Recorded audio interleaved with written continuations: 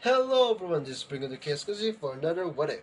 What if Naruto is in the fate and had a harem? Before we start, can you quickly like and subscribe for more What If? And if you want this video, please comment 3 hearts and say the fanfic that you want.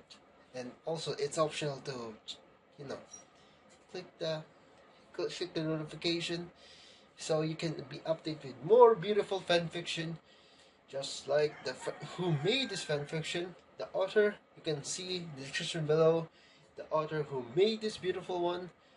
You can go check it out. And also, you can check out in the community post, I post my background, you know, when I use a background and avoid copyright. I made one, so that's pretty cool. So, without further ado, let's just get started. Chapter 6: The Day of Departure. In the modest and small restaurant of Ichiraku Ramen Stand, a council of sorts assembled to do one thing in particular. The topic at hand directed itself to the restaurant's main patron, Naruto Uzumaki himself.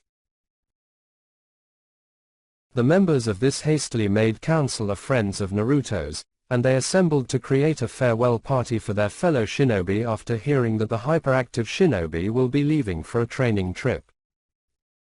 As such, they panicked.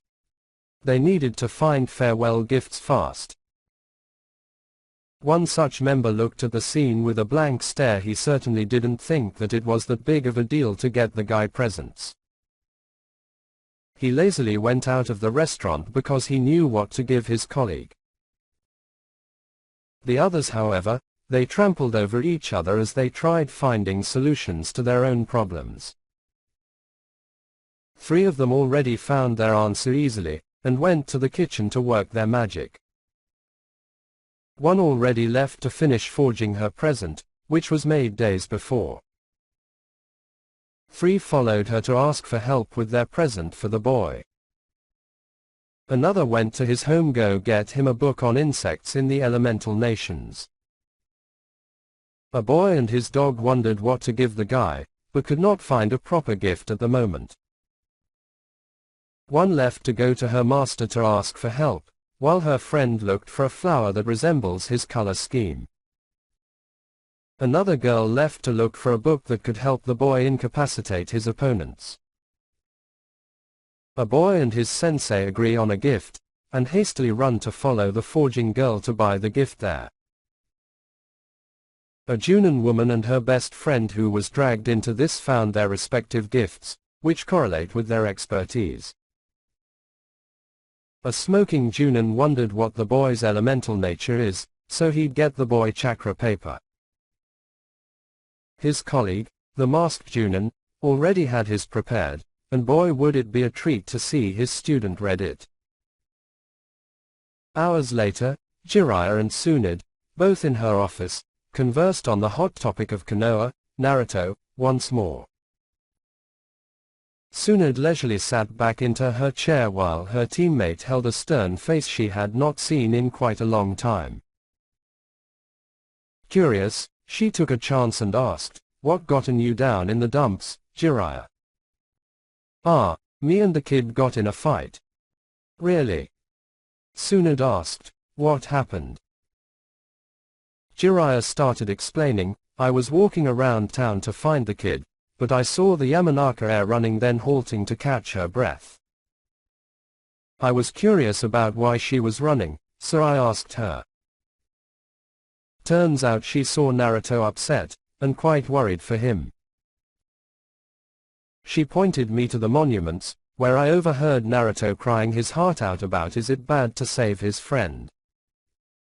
Tsunade obediently listened to this exposition. Moreover, she looked quite surprised that the Yamanaka was worried for the boy. Jiraiya continued, "The reason he was upset was because Saber took the liberty to telling the kid to grow up." "Grow up?" Tsunade repeated, "Really? That's the summary." She actually meant that there is little to no chance that Sasuke will come back, and the kid must face the fact that he might need to kill the Uchiha. If Sasuke does return, I told Naruto that most likely Sasuke'll get a death sentence. Obviously he took it negatively. I told him what happened with Orochimaru and Kakashi, who was with me when I arrived, told his story about how he killed his last teammate to save Konoha. I only got worse when Kakashi told the truth about Doto Kazuhana. You mean the previous, tyrannical ruler of the newly named Spring Country? Yes. Finally Ino, who'd been hiding throughout the conversation, spilled the beans about our training trip. That was the last straw before he left. The Hokage was left silent about the story. True to Jiraiya's summary of Saba's words, Naruto needed to grow up. That childish naivety would get him killed one day. Despite the harsh words, it's quite necessary for him to clearly see the harsh reality they live in. Sighing, she said, "So I'm guessing you're the reason Sakura asked me to find a scroll on medical techniques of all things." What? Never mind. Haven't you heard, Bar-chan? I can even the balance of power. Why are you so afraid of me joining the inevitable bloodshed? When bad becomes the worst. And frankly, I'd like to die in the heat of battle. No. You will go, for your safety. I'll be damned if I let you die to that monster. Be as it may, Hokage-sama. I want to protect this world and its people. So either you knock me out, or... You hear me, Hokage-sama? Naruto woke up with a startle. What was that dream? His voice sounded deeper, and he sounded a lot more confident too. A dream of the future, perhaps. It certainly wasn't nightmarish in origin, but what other type of dream could it be? Looking at his surroundings, the young master recognized he's in his moderately sized apartment. He scratched his head, and his already unkempt, spiky hair looked even more ridiculous with bedhead. "What's wrong, master?" Saber asked from Naruto's mindscape. "I don't know, Saber, what was that dream?" "A vision." Saber guessed. "Probably, but never mind that. I leave today, for that training trip. I think it's better this way, master. With this training trip, you'll see the outside world more, learn things without interference, and adopt some techniques from other foes you meet. I guess, still it's saddening to leave my friends behind." His somber voice sounded like a breeze, quiet as if a whisper. He got out of bed and gathered his necessities such as scrolls, ramen, clothes, and ramen. After that, he stuffed them neatly in a bag before he freshened up with a shower. "I'm sure they understand," Saber said, trying to console her master. "They do know you're trying to get stronger after all." "Hey, what's that smell?" Naruto asked Saber. The young master sniffed the air. The oily aroma snaked around his apartment. Tiny, rapid claps echoed as well. Could someone be frying something? It smelled like chicken. He could also smell that ramen, and something sweet along with it. Having enough, Naruto walked to his kitchen to see Archer in a pink, frilled apron that bore the words, "Real men wear pink," while cooking breakfast. Naruto looked quite surprised Archer had the gall to wear a feminine color on an apron it even has frills. "Morning, master." Archer greeted gleefully while flipping a round, brown, thing in a pan. Naruto looked quite interested at his servant's unique food. It looked edible. The smell supported that thought. Naruto greeted his servant with an equally happy, "Morning." "What's that?" "Oh, this." Archer pointed to the food. This is a pancake. You put maple syrup on it and boom. Instant sweetness invades your flavor. His master looked skeptical, but took a seat at the table, where Archer placed the food on a platter. Before Naruto could take a bite, the food disappeared in a flash of silverware. Archer sighed. He already predicted that happening. He even grabbed that bowl right by his head, and filled the bowl with rice and eggs and chicken because the food on the table disappeared into someone's stomach. Can you not eat all of Master's breakfast? Archer scolded the perpetrator. The perpetrator, Saber, stopped in mid-chew and looked embarrassed at her gluttonous tendency with Archer's cooking. But as that embarrassed look settled in, she eradicated it from her face to replace it with a more stoic expression. I'm terribly sorry, Master. It's just that Archer's cooking is quite divine. Even with that stoic expression on her face, Naruto heard the hint of satisfaction in her voice. He might have even heard her stomach purring at the mere taste of Archer's cooking of all things possible. The master awkwardly nodded and smiled at the night before he looked on his plate. Fried chicken on the top left corner, rice at the bottom, spring rolls at the right side on the plate. On the left side of the plate, a steaming hot ramen bowl simmered, while the platter on the right had 3 stacks of that pancake dripped in maple syrup. Deciding to try the foreign food, he grabbed his chopsticks and grabbed a pancake at its side. Obviously, it led to a mess, a sticky, manageable one. Ah. Master. Don't use chopsticks for that. Archer said to his master. He grabbed a pair of silver utensils. The blonde master eyed the pair of silver suspiciously. They were a 4-pronged utensil. And a deliberately dull knife. Was he supposed to cut a piece and then stab the cut piece and bite that? Of course, Master. That's exactly how you use them. Huh, Naruto croaked out while still looking at the utensils strangely. Judging by the mere shape, this pronged utensil, which Naruto still doesn't understand is a fork, could probably be used as a weapon. However, not a truly deadly weapon. If anything, he could use this thing to just mess with Jiraiya if he's going to just ignore him to ogle at women. If only it would be more aerodynamic. Little did he know that he'd make that desire come true in the future when he learns a very important skill that makes him unique from the rest. But that's a story for a later time. Let the young master eat his breakfast. 10 minutes later. Archer.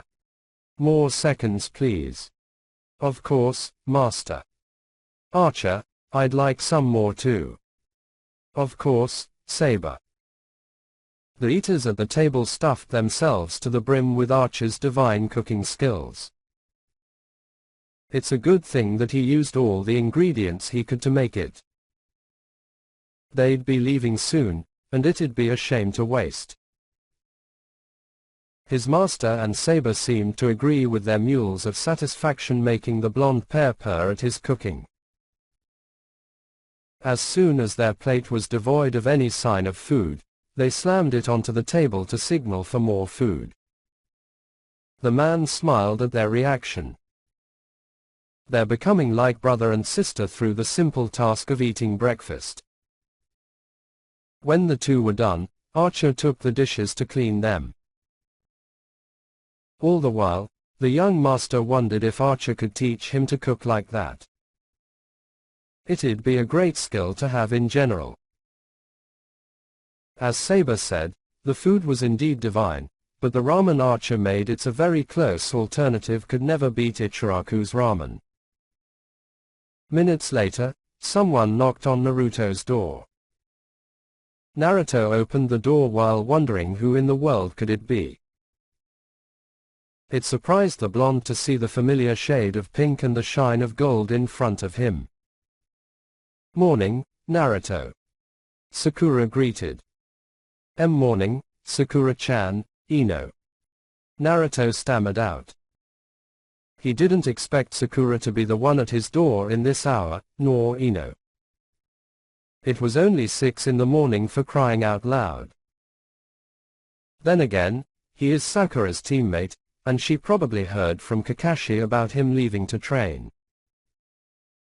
Ino could be here for the sole reason of trying to make amends with him for hiding the secret. He didn't know how to feel about the Yamanaka right now.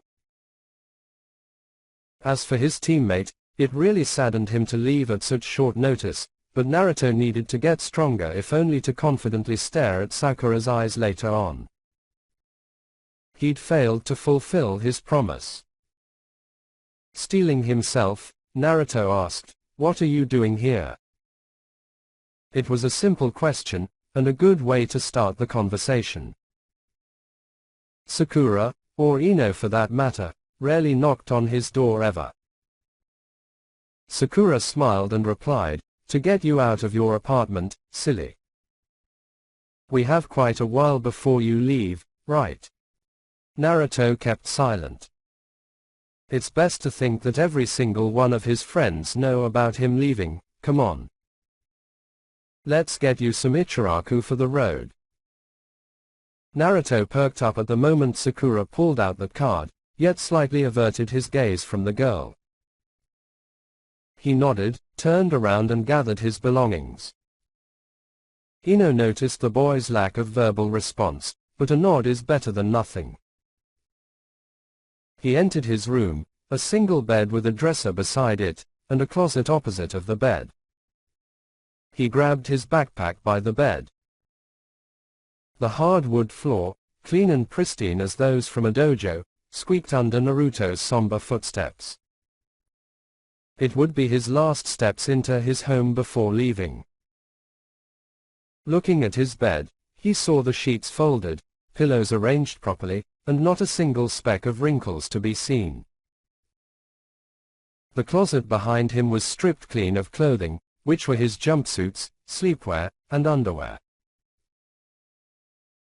The only thing left to inspect was the picture frame holding the naive days of Team 7, when Naruto hated Sasuke for being too good, Sakura fawning over Sasuke, Kakashi being late, and him being reckless. He inspected the photo more, staring at it with reminiscent eyes.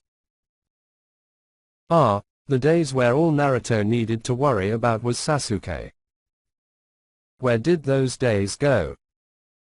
Naruto asked himself while lowering his gaze to the floor. In a sudden spike of anger, he punched his dresser, shaking the picture frame on top of it and the alarm clock beside it. He looked to the photo one last time. Sasuke, he didn't dare finish the thought. It would hinder his resolve right now, and it would be detrimental to his training. He mustn't have these distractions lest he once wield Caliburn again. Speaking of Caliburn, how will he use it if it disappeared? He thought of a possible way by focusing on the weapon's appearance. He outstretched his right hand, and resumed his focus. Summoning Caliburn into his right hand, he noticed the golden glow erupt from his palm, where it took the blade's shape. As soon as it was done materializing, he gripped the royal blade embroidered in gold and royal blue. The weight, still present, did not hinder the boy from gripping it with one hand despite the difficulty. Test my resolve, Caliburn. He thought to himself as he tried to transmit those very same thoughts to the blade. If I can't handle the weight you've placed on me, then it means I was never meant to hold you. He dematerialized the regal blade, disappearing into the same golden glow in which it was created from. He closed the palm that held the sword, and held it like it was still there. He left the room, leaving behind his old self, but kept with him his doubts and wavering resolve.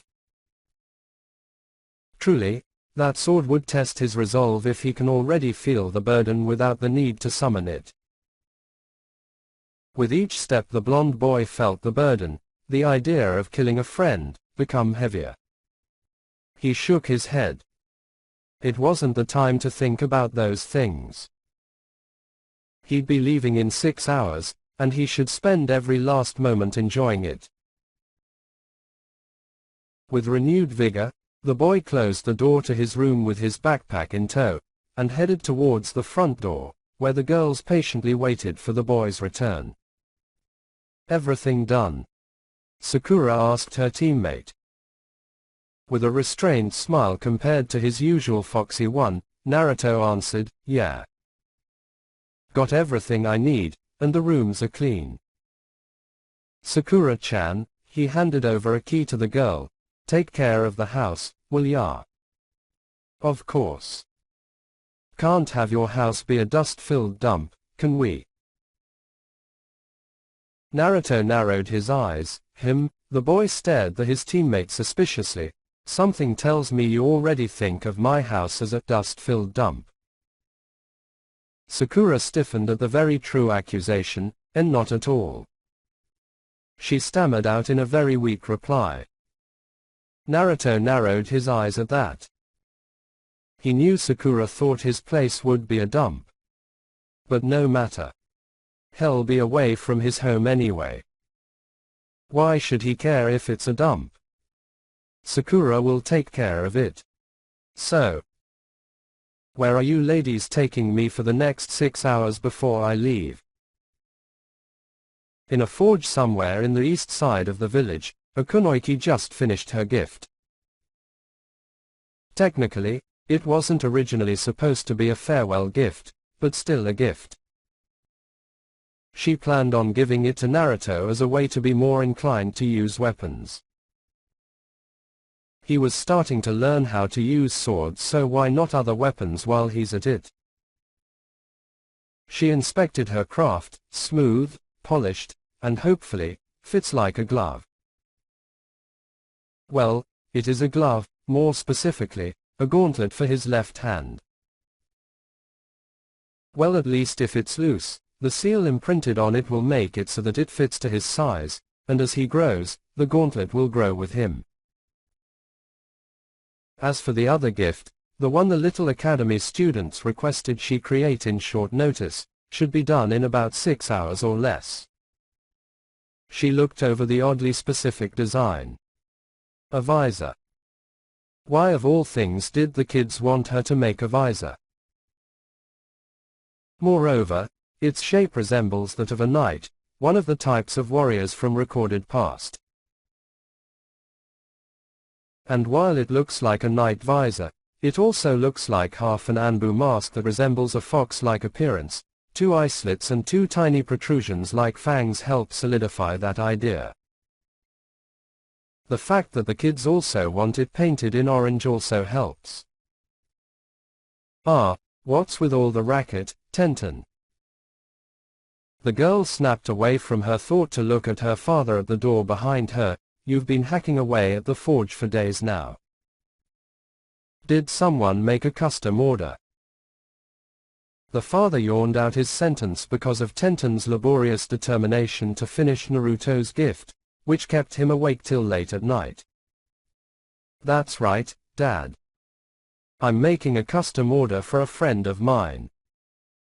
The father scratched the back of his head, messing up his already unkempt brown hair.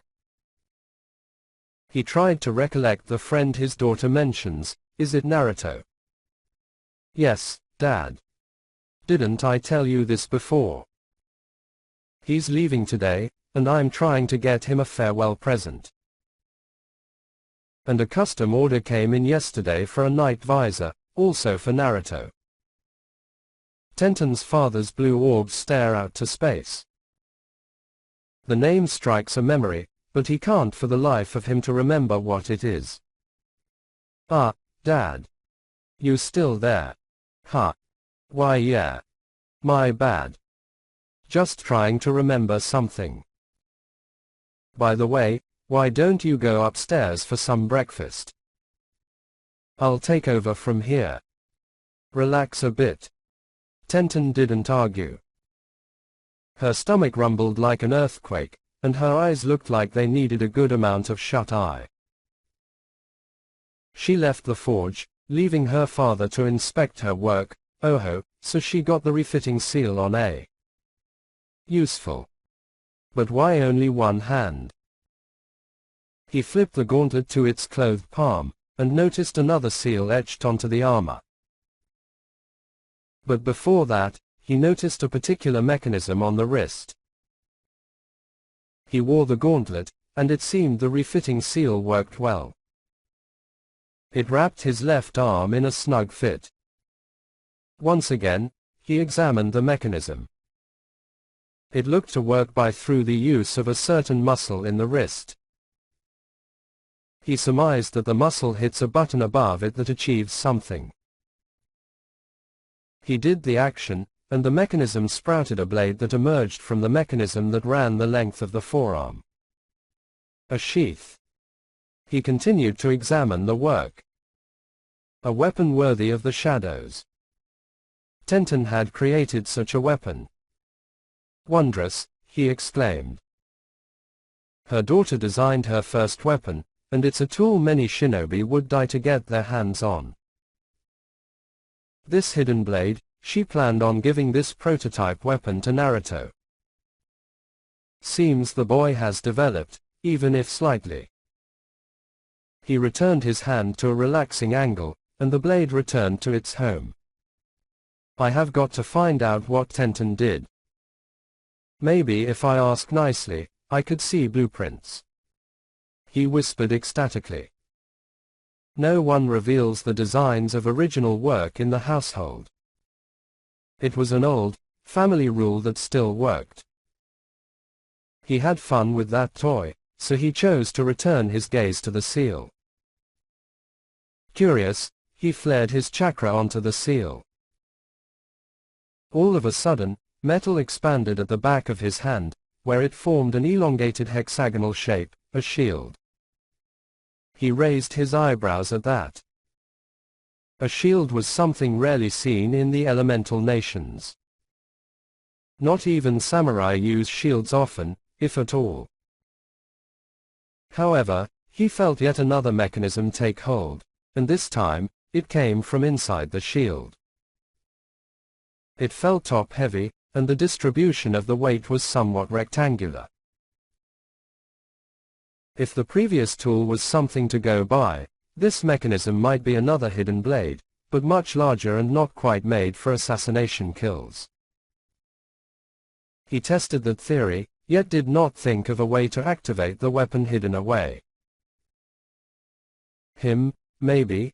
He jerked his left arm forward, then immediately retracted it, letting inertia take its hold on the mechanism. And sure enough, Tenten's father hypothesized correctly. A blade similar in shape of the previous work, but much larger, erupted from the top of the shield. Sheesh. Just pulling out all the stops, huh? Though he can't blame his daughter. She's a born natural. He moved on to the next product, the visor, the blueprint of it, and noticed how oddly specific the shape is. Like his daughter, he too thought the visor is a mix of a knight visor and an Anbu mask of a fox. Fox, he lingered at the thought, before his head snapped at an epiphany, Kushina's Codicus. He ran out of the forge, directing himself to the storage room, where weapons of high value are kept safe. He rushed to the room, ignoring the fact that he toppled some living room decor as he hurried to the room. Tenten, in the middle of eating, stopped to look at what her father was panicking about. He's never one to panic. With a sandwich firmly placed in her mouth, she followed her father to investigate what's wrong. And why was he going to the storage room of all places? As she got closer to the room, she could hear, not there. Maybe, no. It should be here. What? Where is it? She peeked inside, her head only visible if one were to look at her from inside the room. It almost seems comical for a blacksmith kunoiki to keep a sandwich in her mouth and not bother chewing the food. What's wrong, Dad? She asked, taking the sandwich away from her mouth. I'm looking for a pair of kodakis, Tenten. Spiral guards, white leather wrapping a red handle.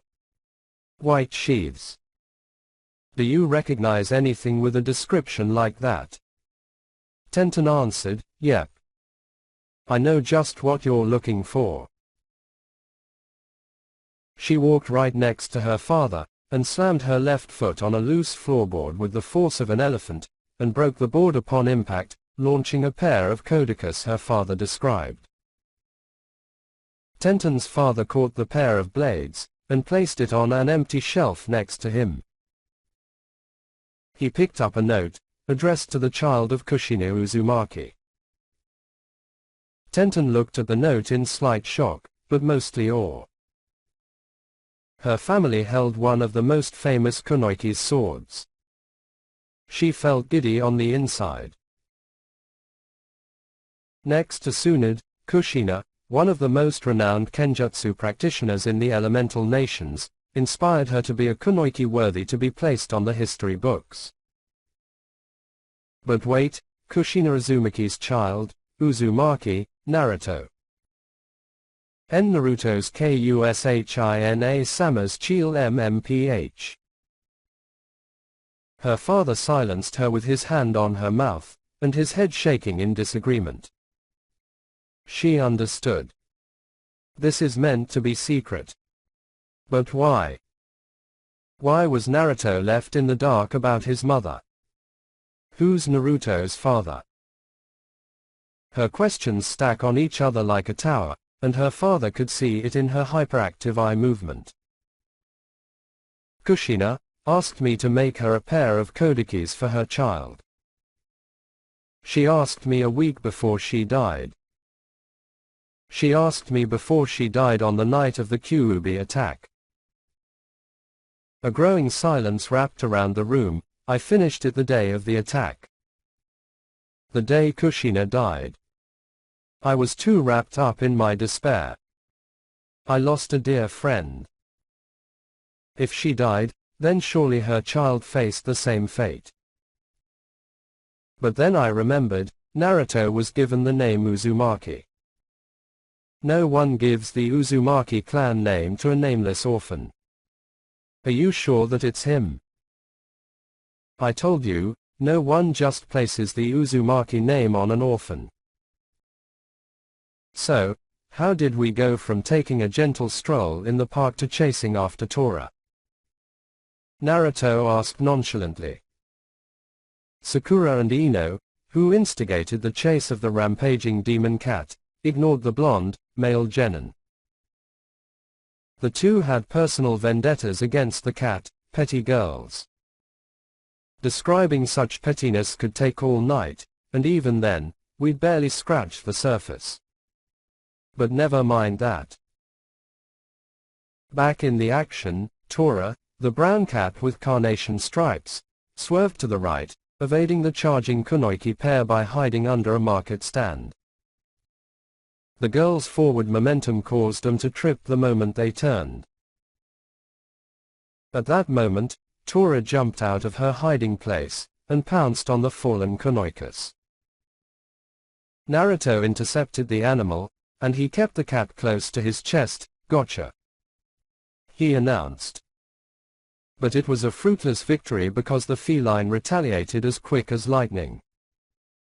She scratched her captor's face, and forced Naruto to release her. Gah!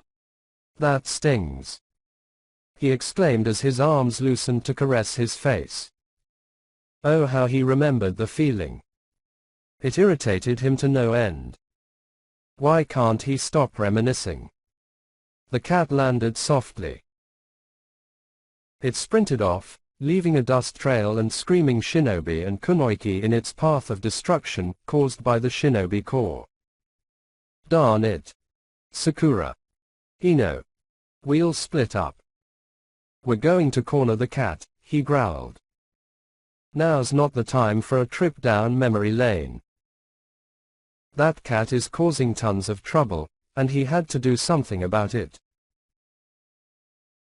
He sprinted in the direction Tora took, and he only got faster as the annoying memories of Sasuke in the early days of Team 7 resurfaced. Get back here, you damn tiger. He yelled at a volume even Sakura's level could not achieve.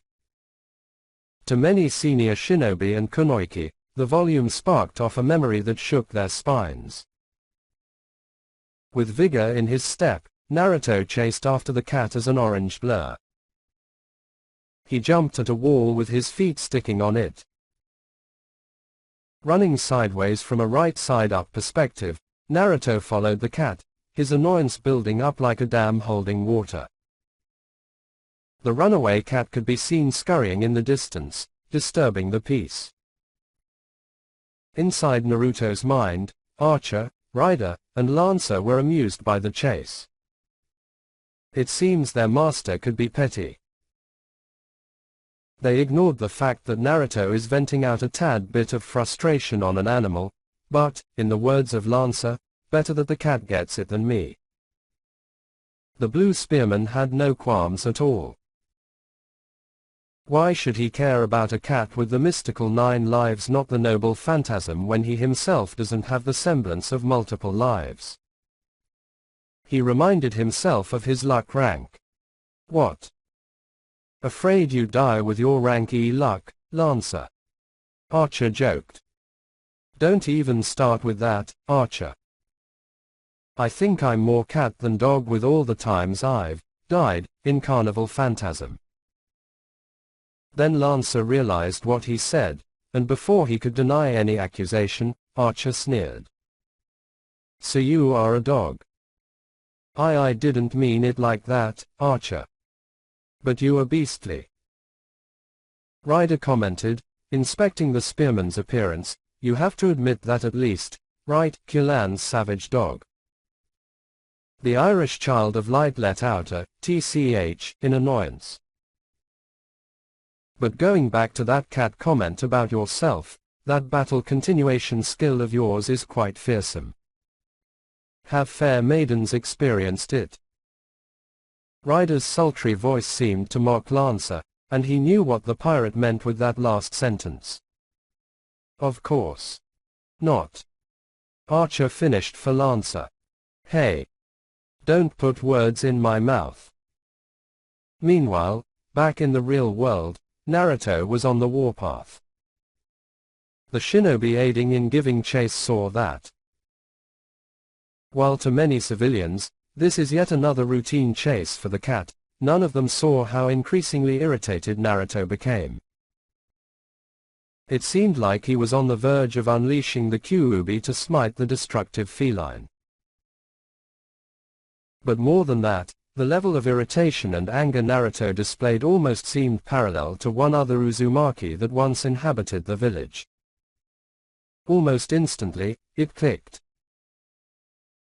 Take out the blonde hair and replace it with red, add in the pranking tendencies, and liveliness of Kushina, many saw the boy's mother in him. It did help the fact that the same deathly aura Kushina used to exude when pissed off radiated the same way when Naruto uses it during the chase. Many swear they saw the signature silhouette of 9 thick strands of hair flowing wildly along with the wild temper Naruto showed as he chased after the cat like the Shinigami wants the animal's soul in its collection. Though there were a few non-believers in the group. To cement the idea that Naruto is Kushina's son, the idiots tempted fate.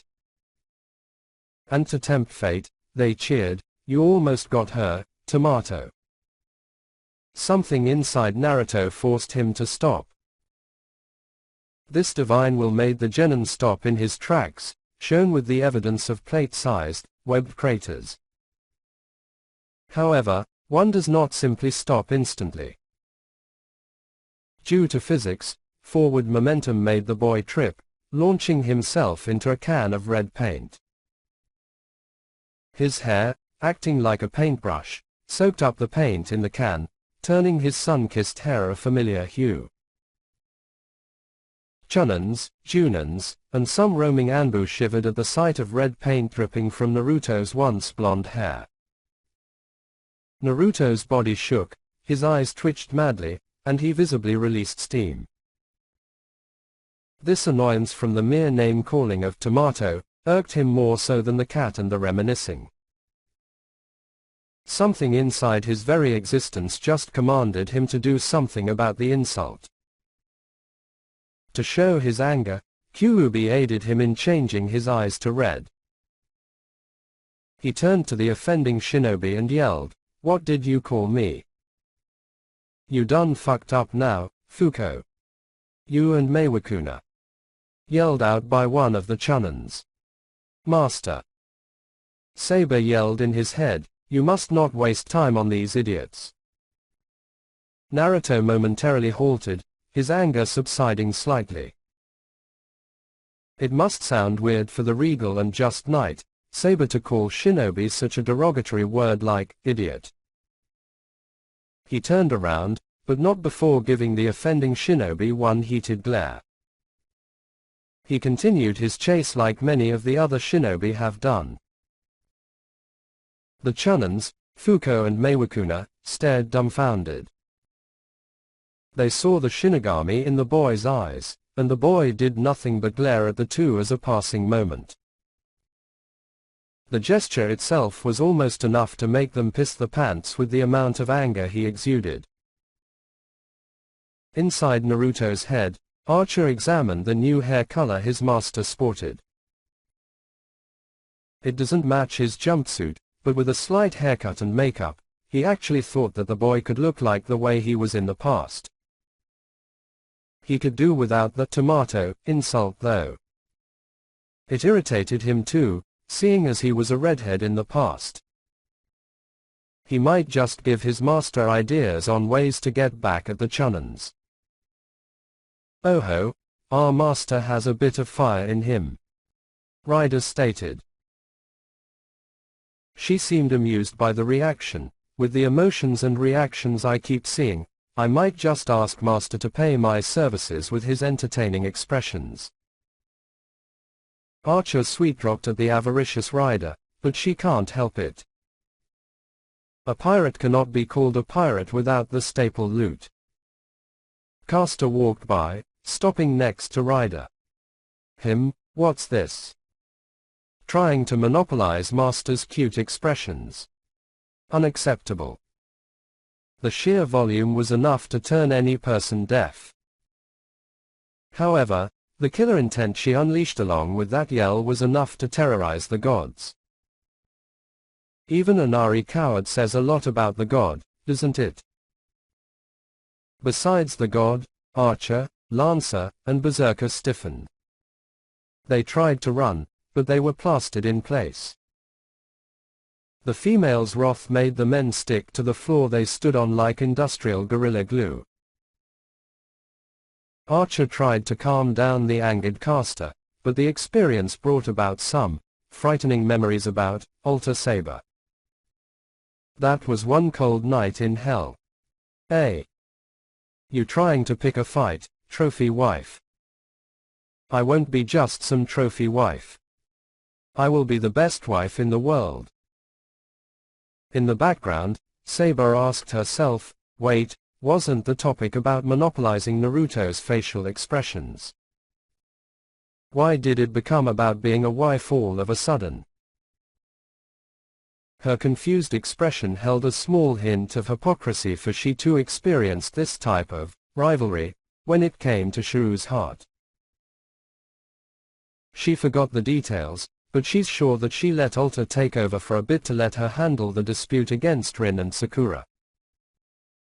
After that, she surmised everything had gone well.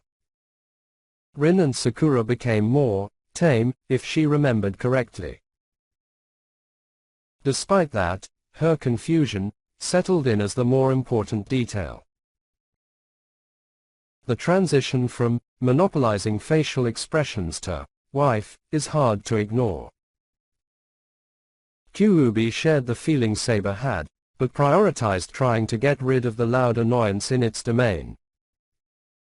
It failed, causing the chakra beast to cry silently and bitterly. Assassin sighed.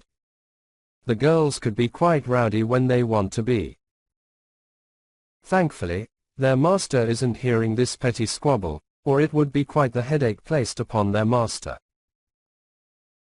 It doesn't take a genius to understand that this argument would not go well if it did reach their master's consciousness. Alter Ego laughed at the childishness Caster displayed.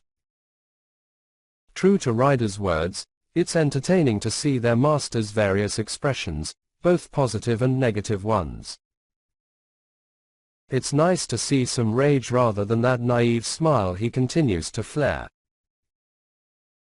It could get quite annoying and overbearing at times, but it did have its innocent charm to it that Alter Ego could not ignore. She's tempted to say that she likes the red hair her master sported. Ruler sighed. What could she express about the scene?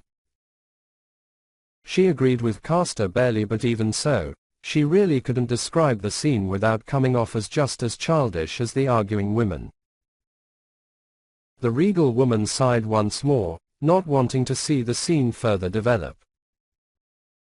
She jumped in saying, "That's enough, ladies.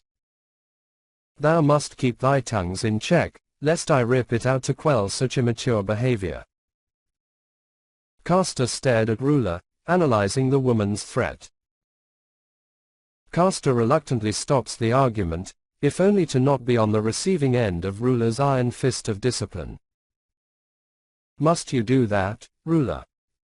The fun was about to start. Alter Ego yelled at the French knight. It was necessary, Alter Ego. We mustn't encourage these acts. We're heroic spirits. What would Master think about us if we're like this? Fair enough. Get back here, ya stupid cat. Naruto yelled. Tora just jumped yet another market stand, causing food to fly all over the place. Some had opted to place traps in front of the cat while the main force led the feline into those traps. However, the animal somehow knew that there would be traps, and she evaded them as if nothing was there. The same can't be said for some of the shinobi chasing after the cat too. They're not mad though. They have an excuse as to why they aren't chasing after the demon cat. And besides, it's kind of spices up life to see themselves springing their own trap for once. Ino and Sakura went ahead, planting traps on the ground. They were furious at the cat, but it seems the animal's owner still hasn't learned to properly pet a cat. Either that, or the owner wants the shinobi core to suffer and experience the deepest of despair. Sakura planted tripwires that fire off 4 kunai into the ground, and on each handle, a rope connecting to the net would capture the terrorizing feline. Are you ready with that trap, Sakura? Ino asked her friend. Giving a thumbs up, Sakura jumped away from the trap. In the distance, the screams of terror signaled Tora's approach. It would be only moments until the troublesome animal would caught. Or so did Sakura thought. The cat simply skipped over the wire. Not once did it acknowledge the fact that there was a trap right there. And to make things worse, Tora jumped towards Sakura's hiding place. Ah! The cat scratched the medical trainee Kunoiki on the face, causing her cover her face and to stumble forwards from a loose foothold. As consequence, she lands on top of her trap instead. The mechanism springs, sending 4 kunai at Sakura's sides with her caught in the net. If it was any other day, Ino would have laughed at the sight of her best friend captured in her own trap. That wasn't today. The cat didn't hurt you too bad, right forehead? Inta said as she jumped and landed next to her friend. She removed the throwable weapons and grabbed her friend's hands to pull her up. Sakura would have retaliated with a snarky remark of her own, however, her fury for the cat was more important than the snide insult her friend usually gave. "Sakura-chan, Ino, did the cat pass by here?" Naruto asked the two kunoichi. The girls nodded, and Ino pointed behind her as she said, "The cat went that way." The blonde master nodded and sprinted off once more. She turned to Sakura, "Come on, forehead, we can't have Naruto have all the fun."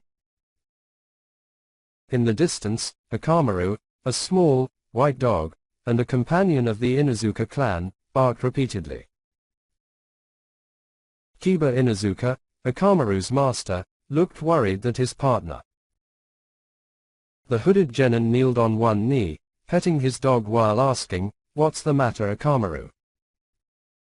The dog barked some more, not showing signs of stopping. Hinata kept her hands together, keeping them close to her chin. She looked afraid to say something, yet she suggested a possible reason why Akamaru kept barking. Maybe he senses a threat. That would be a logical explanation for it. Shino answered, "Judging by the ruckus going on in the village, it must be that kind of threat." Kiba stared at his teammate, wondering what threat he's talking about. If it's big enough to warrant the mobilization of most of the shinobi corps, then it must be quite the fearsome foe. Said, fearsome foe, dashed past the group as a brown blur. Akamaru snapped his head towards the blur to bark at it, and chase after it. Kiba looked shocked. "Whoa. Akamaru. Wait up." He saw his partner in crime follow the speedy object before they disappeared into the crowd. Seeing as he couldn't be an irresponsible partner, Kiba chased after Akamaru with the intent to know what that blur was. Hinata followed suit, as did Shino, to keep the Inuzuka team together and out of trouble. Minutes later, Chuji, who was Shikamaru to run an errand for Asuma, ate snacks while brining a bucket of ice and 2 bags of popcorn. Chuji, being the hungry one in the group, wondered why Asuma wanted him to buy something so party-related. "Oh wait, it's for Naruto's farewell party. But why popcorn?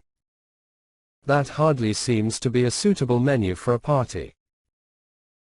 Other than that, people kept giving the Akamaiki strange looks ever since they got the stuff they needed. He turned to Shikamaru, and asked, "What's with people giving me strange looks today?" "Well, for starters, you have a bucket of ice firmly planted on your head.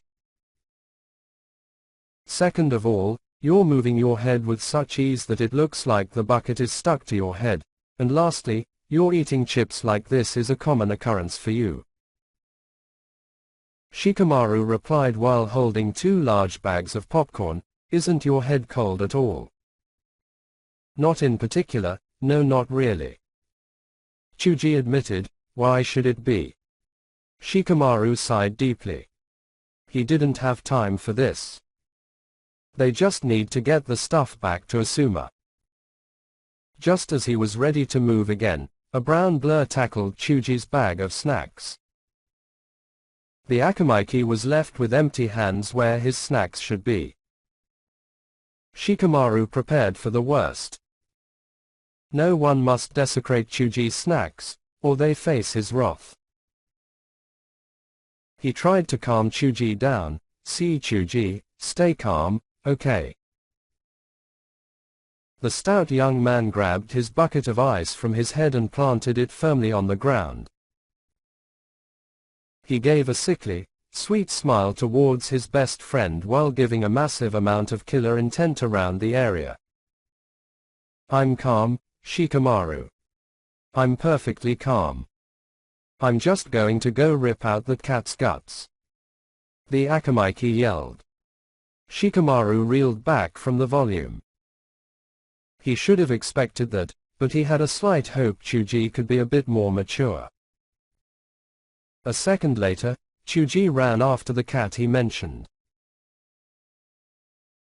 Shikamaru contemplated whether or not he should follow Chuji, but he made up his mind when Akamaru, followed by Kiba, Hinata, Shino, Naruto, Sakura, Ino, and many more shinobi chase after a cat.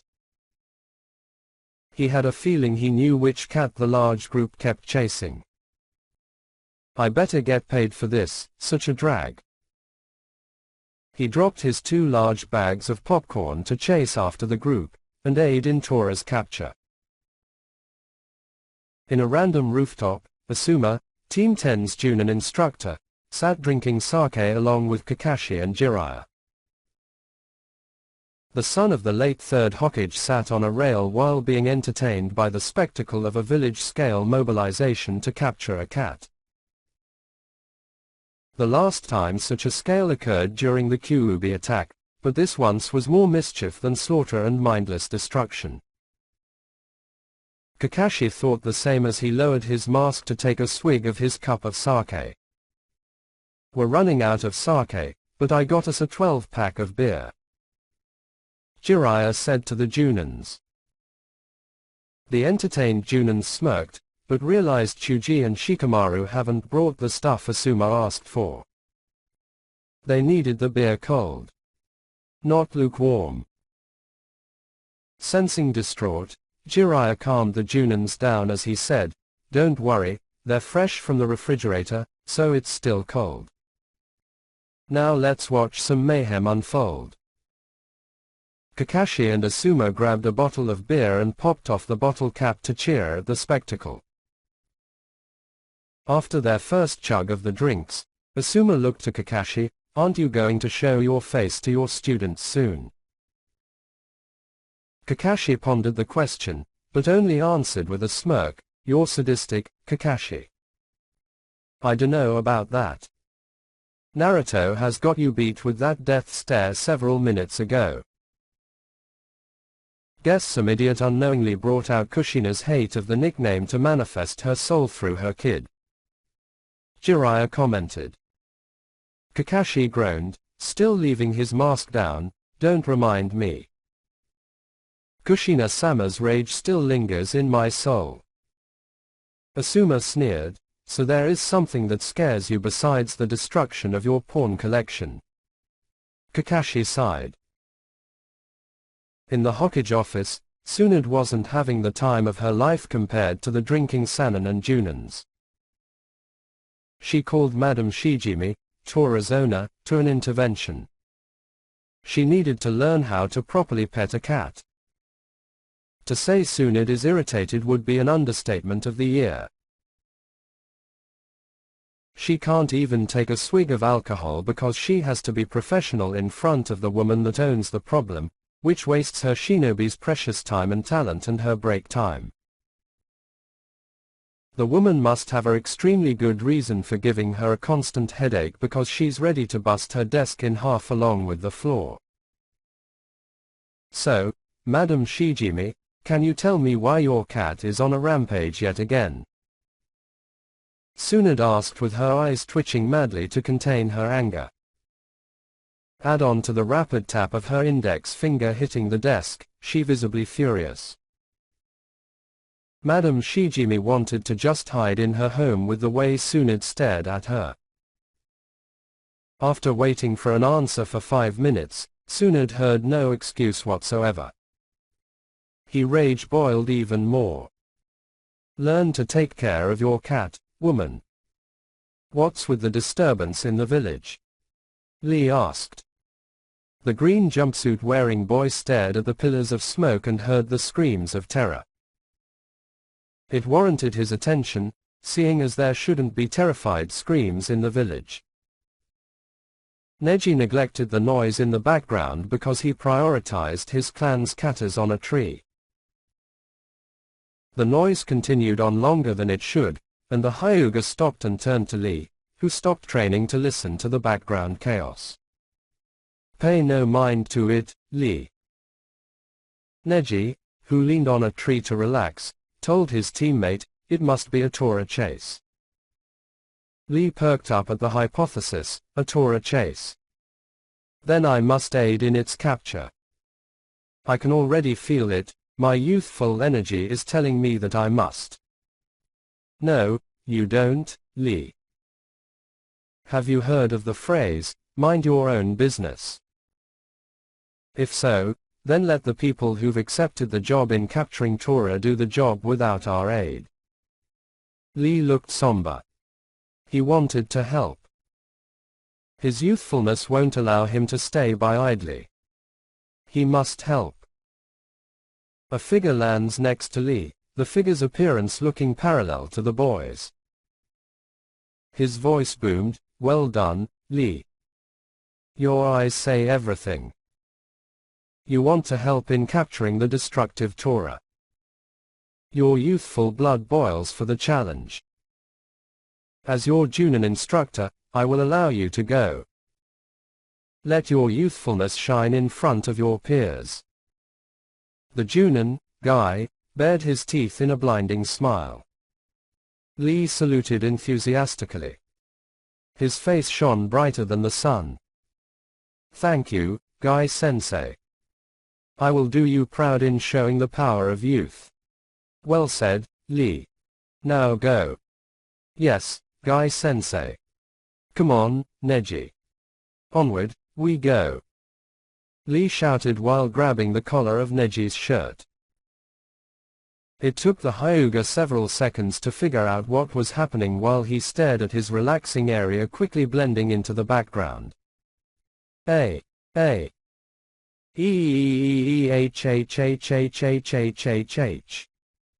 Lee. Put me down. Hey, Tora. Get back here. Naruto yelled with his hair still covered in red paint. He furiously chased the cat on every nook and cranny, every road and alley, and every room and hallway without remorse for the destruction left in his path. Many civilians saw his red hair, thinking Kushina had returned. His rage certainly seemed to befit that level. Word had already spread that the hair-trigger personality of Kushina was certainly there when it came to being called Tomato. The redhead summoned his clones, 20 of them to keep the cat cornered. He unconsciously strategized his clones' positions, preventing the feline's multiple possible escape routes. He was leading the cat to the Hokage mansion. It looked successful in the eyes of Naruto's servants. Archer smiled at Naruto's use of the environment to lure his prey to the area he wants, and Archer, who already memorized the layout of the village during his roaming around at night, already had plans to teach his mastery archery to maximize his master's observation skills. Kiba and Akamaru literally drilled past Naruto. Kiba sneered, "Nice hair, Tomato," while he and his dog used their clan's juts to chase after the cat. Again, Naruto snapped, and again, Archer sighed. He needed to do something to those shinobi insulting the hair. Seriously, what is wrong with red hair? It's not like they're, oh, right. Back in his timeline, there was that particularly false claim about redheads. Archer guessed this is how people here prefer to call redheads here. Though he wouldn't mind shooting an arrow at them. Naruto's clones paid attention to Kiba. Instantly, the doppelganger's dog piled on the dog lover. Though the moment before that, Lee, still dragging Neji around, sprinted at the dog piling Naruto's, and couldn't stop at all. In turn, Lee scored a strike, sending all the Naruto clones airborne as well as Kiba and Akamaru. Chuji's rollout didn't make things any better. Naruto, Lee, Kiba, Akamaru, and Neji couldn't even scream, "Aaaahhhhhh." When Chuji bulldozed on them. The Konoha rookies were stunned. While they've been trained for this, none of them actually expected chaos like this to happen on home turf. The more experienced Chunin and Junin were wiser in that regard, and it became more prevalent when they remembered the infamous Uzumaki temper that many who bear or are related to the Uzumaki name have. Tsunade is a living testament to that. Might as well add Naruto to the list too. Anyways, the mentioned victims of Chuji's rampage laid rather comfortably in the personalized body imprints in the concrete. They didn't move at all. Not a single twitch rattled their battle-trained bodies. Hinata, Ino, Sakura, and several recent additions like Iruka and the Konohamaru Corps stared blankly at the defeated bodies of the male rookies. Konohamaru and his friends, however, paid more attention to the brightly-haired individual that once had blonde hair. Mogi, the girl of the group, found it fascinating to see hair just as bright as hers, if not more vibrant than hers in the intensity of the color.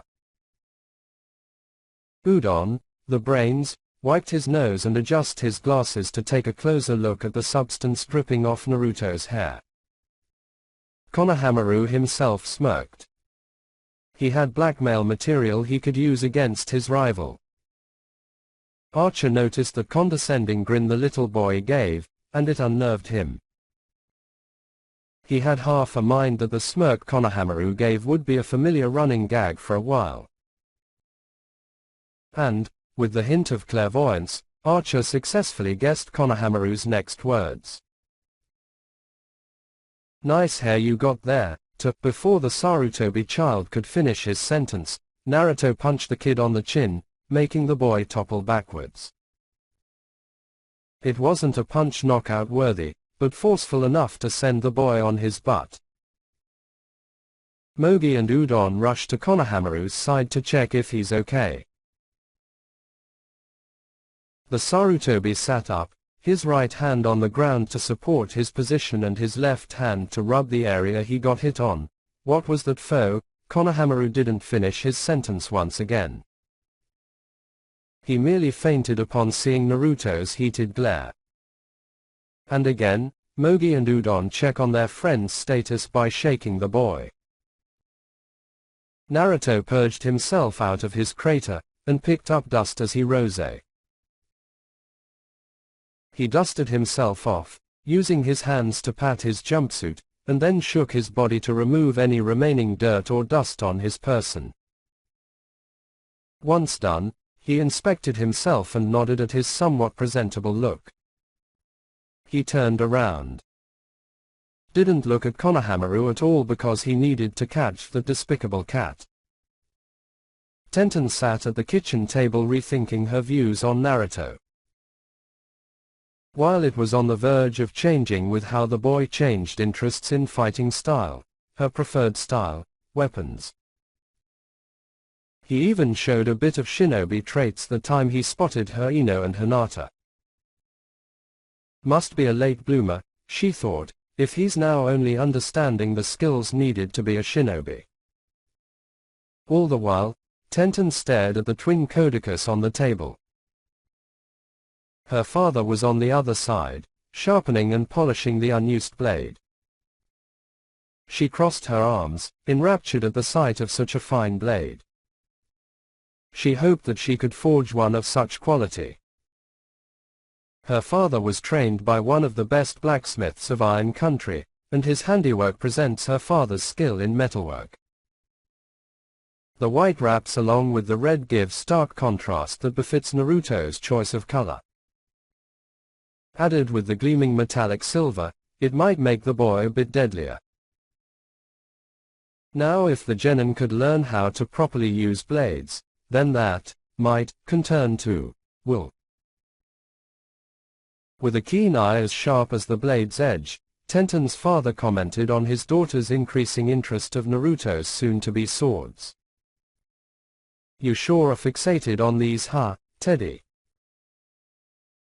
Caught in the act, Tenten slightly blushed for being too interested in the Kodokus and for being called Teddy by her father. She silently fumed, whereas her father lightly chuckled at his angered daughter. "How many times have I told you to not call me that?" Tenten asked in restrained anger. "Him, about for the 538th time, Teddy." Tenten's father could not hide his smirk, causing much more ire from his daughter. Though Tenten had to admit, her father was right on the money with the number of times she's given the exact same sentence. Suddenly, the father and daughter heard footsteps coming down. When the person arrived, she rubbed her eyes. "Oh, what's with all the ruckus this morning?" she muttered exhaustedly. The woman had short, brown hair that stopped just at her neck. Her bangs, situated at the sides of her face, stopped slightly lower than her chin.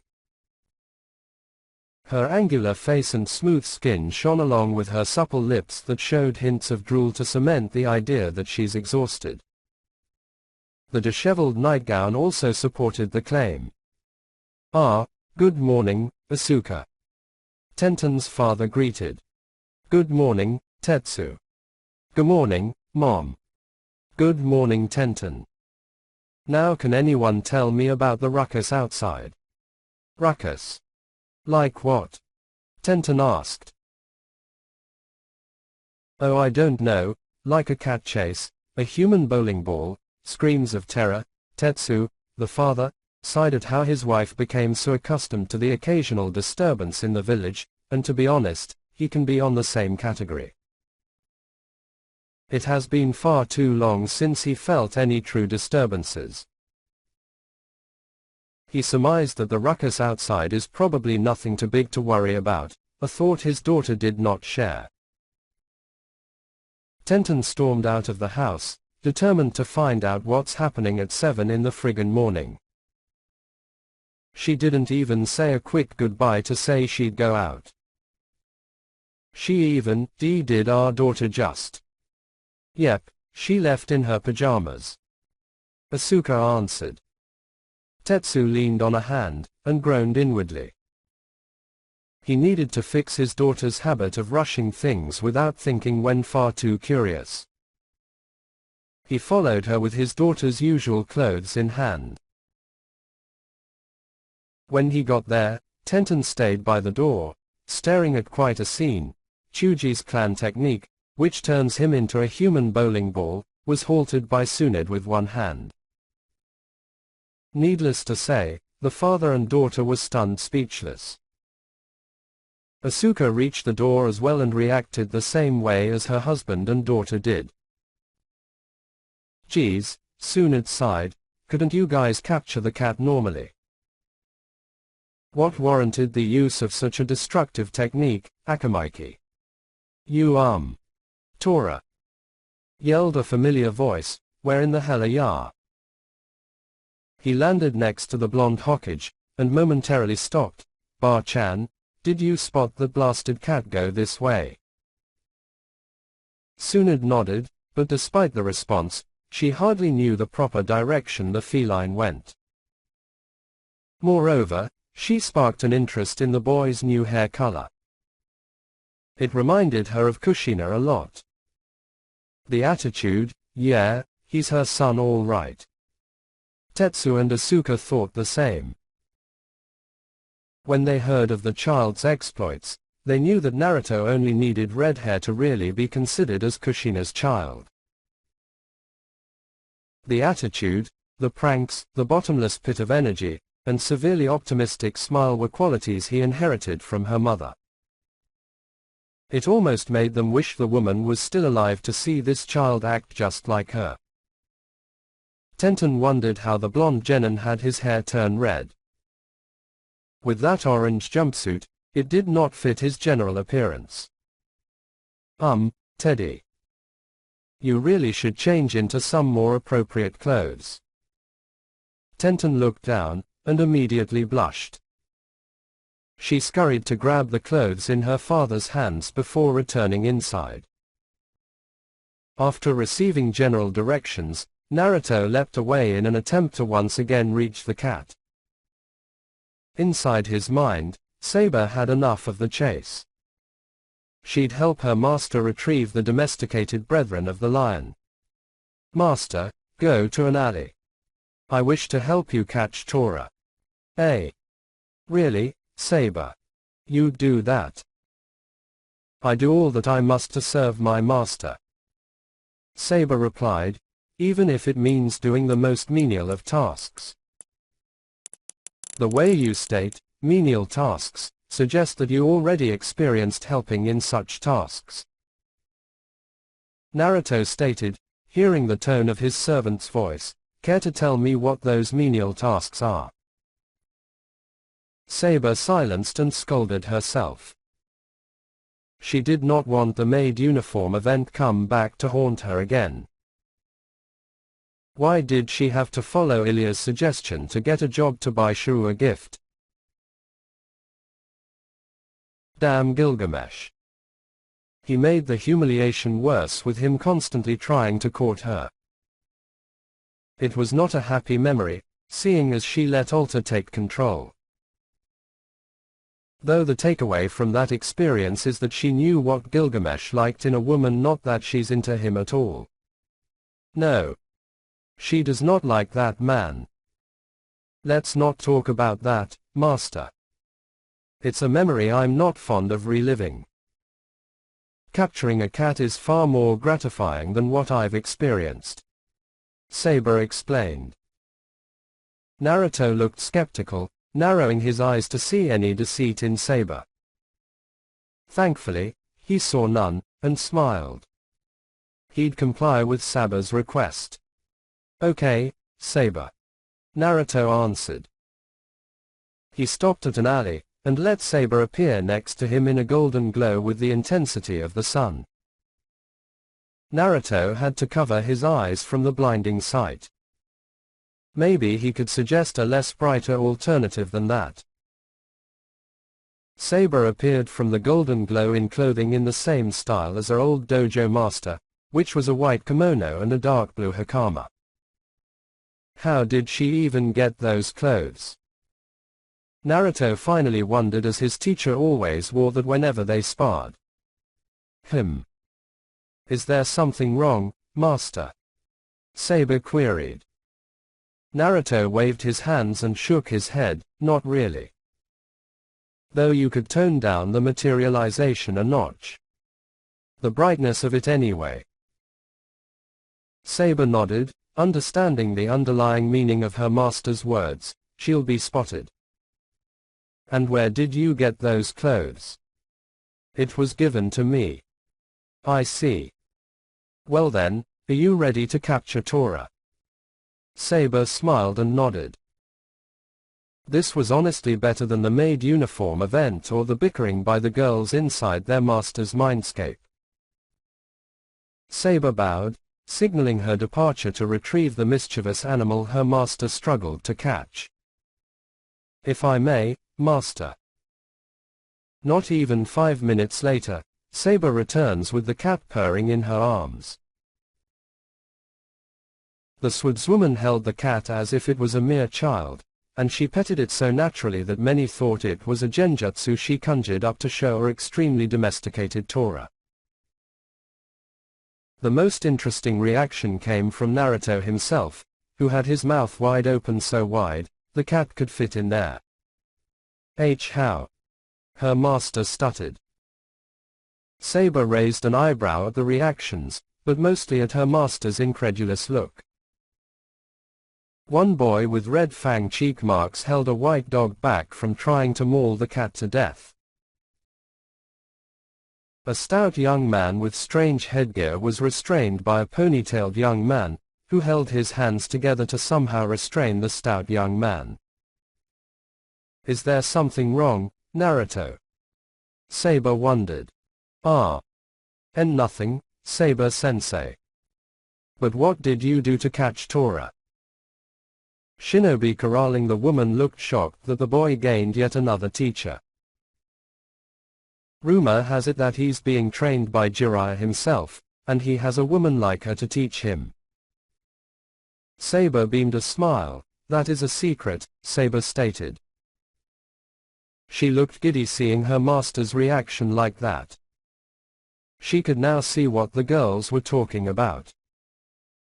To add ire in her master's face, she continued by ending the sentence by addressing her master as Tomato.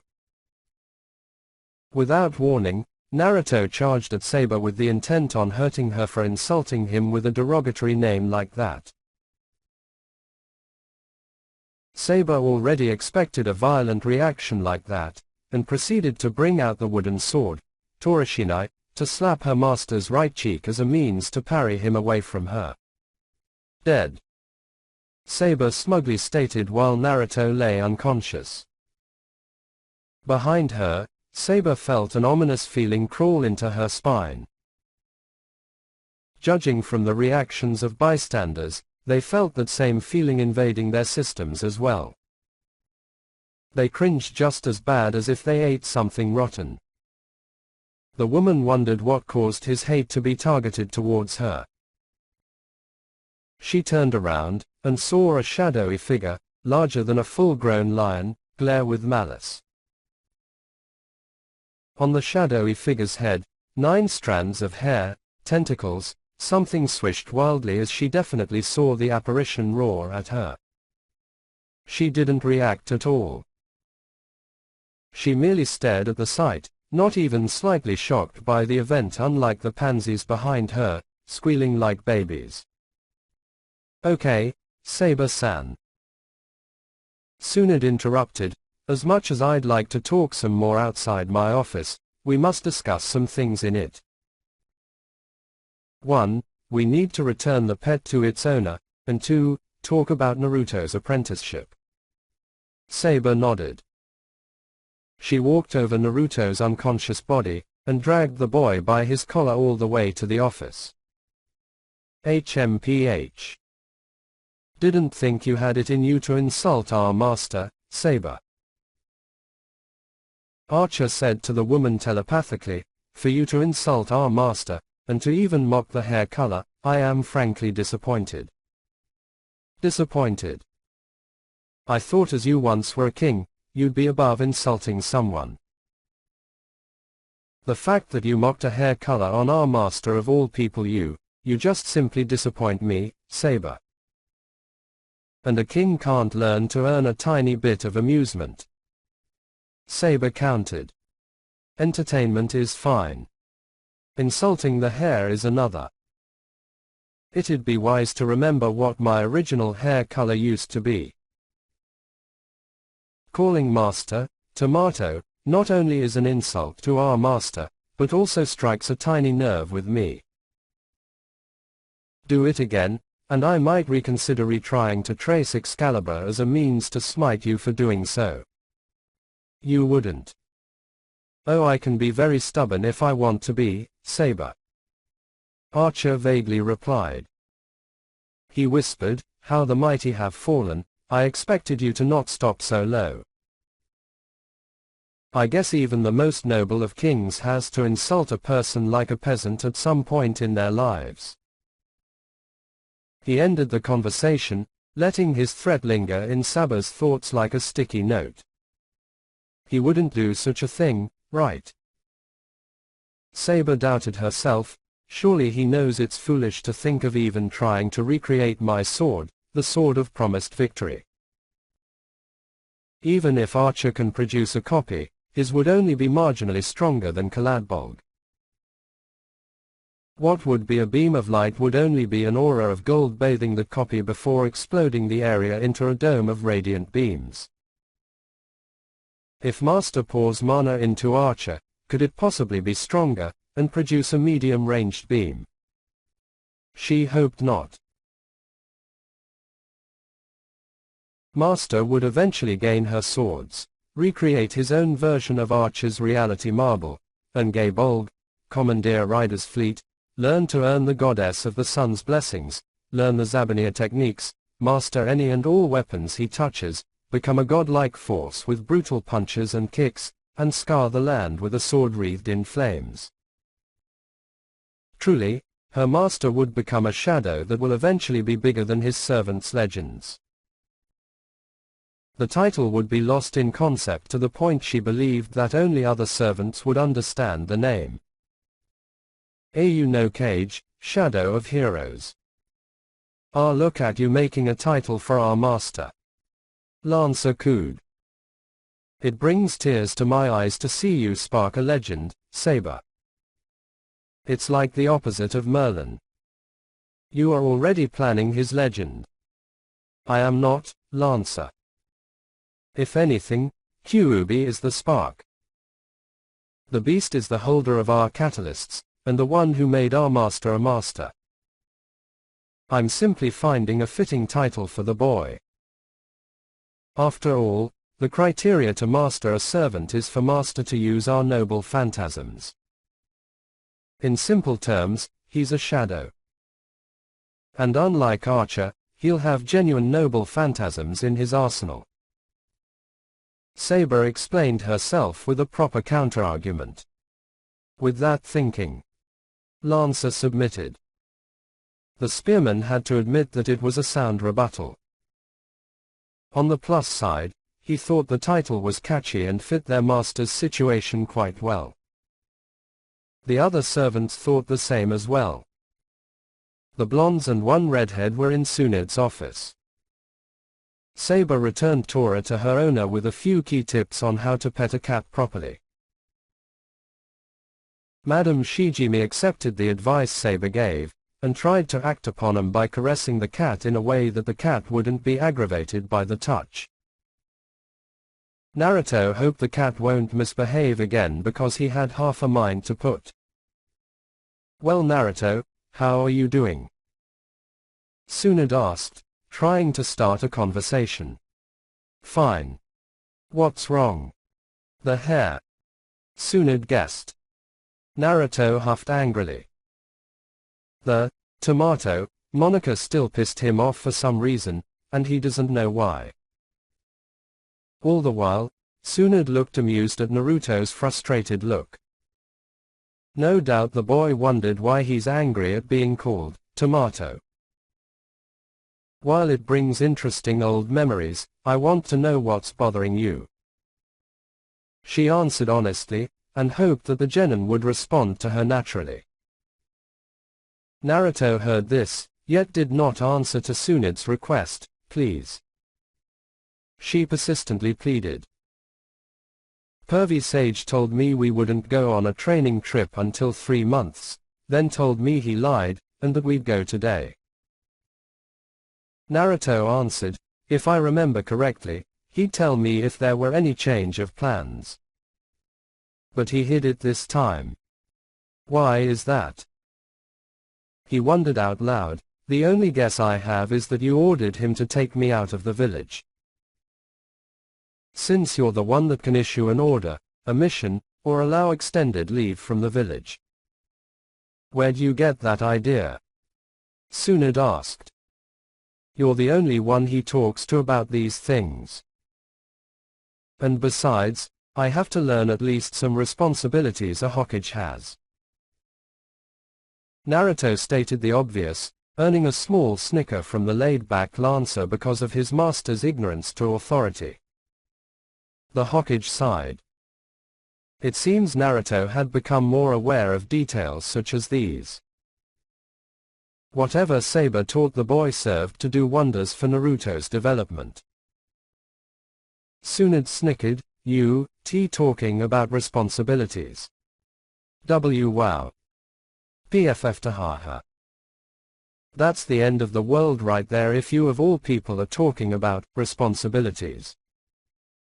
Ha ha ha ha. The Senju woman obviously thought Naruto's statement was a joke. She was slamming her desk quite loud. Her voice, laugh, echoed in the room, and the people not Tsunade, covered their ears to protect them. Saber didn't think the same as the Senju, but that's because she didn't know her master unlike these people. She at least knew that her master is quite immature severely so upon summoning but even he showed a tiny bit of maturity during the event. Caster took a major offense from the laughing Senju. Her master could be responsible anytime he wants to be. She continued to brag false accusations about how he can handle the politics, the economics, and so on, and so forth until Assassin, the soft-spoken servant out of the group, pleaded for her incessant and aggravating bragging to cease all actions. Really now, she could be quite the handful sometimes, but she's too much today. Oh, you remind me so much of your mother. Tsunade croaked out. Naruto certainly took interest in that because he's supposedly an orphan with no known parents as told by Gigi. Does this mean that the third Hokage lied to him? Why? What's the reason to hide his parents' identity? The woman seemed to catch what she said, and looked absolutely shocked. She wasn't supposed to do that. Who's my mom, Ba-chan? I was told that my parents weren't important. But if you knew them, then they must be somewhat important. Caught red-handed, Tsunade sighed, and revealed the identity of Naruto's mother. Your mother is Kushina Uzumaki. Huh, so I have my mother's last name. Go figure. She was a Junin-ranked kunoichi that was feared as one of the most terrifying kunoichi of her generation. She had a nasty temper that only amplified her skills in a fight if she's called tomato. Naruto sat on that thought, getting the picture about why he reacted so negatively at the name. It seems he did have his mother's DNA in him. Tsunade continued, she was a master at fuinjutsu, or sealing techniques, and kenjutsu. Other than that, she was nicknamed as the red-hot-blooded habanero, for her red hair and temper. She snickered slightly as she still thought the name was absolutely ridiculous. Naruto imagined his mother, and somehow gained an image that showed her appearance: long, red, flowing hair, an angular face and dazzling purple eyes that contrasted her hair. He didn't know how he got that image, but Kyuubi wasn't going to tell him. What was she like? Naruto asked. You act like her. The pranks, the happy-go-lucky attitude, the smile. You are really your mother's son. If I am, then why couldn't anyone recognize my mannerisms? Why keep this away from me? I wanted to know who my parents were, but I was kept out of the dark for 13 years. 13. Why hide this from me? I had a right to know from the start.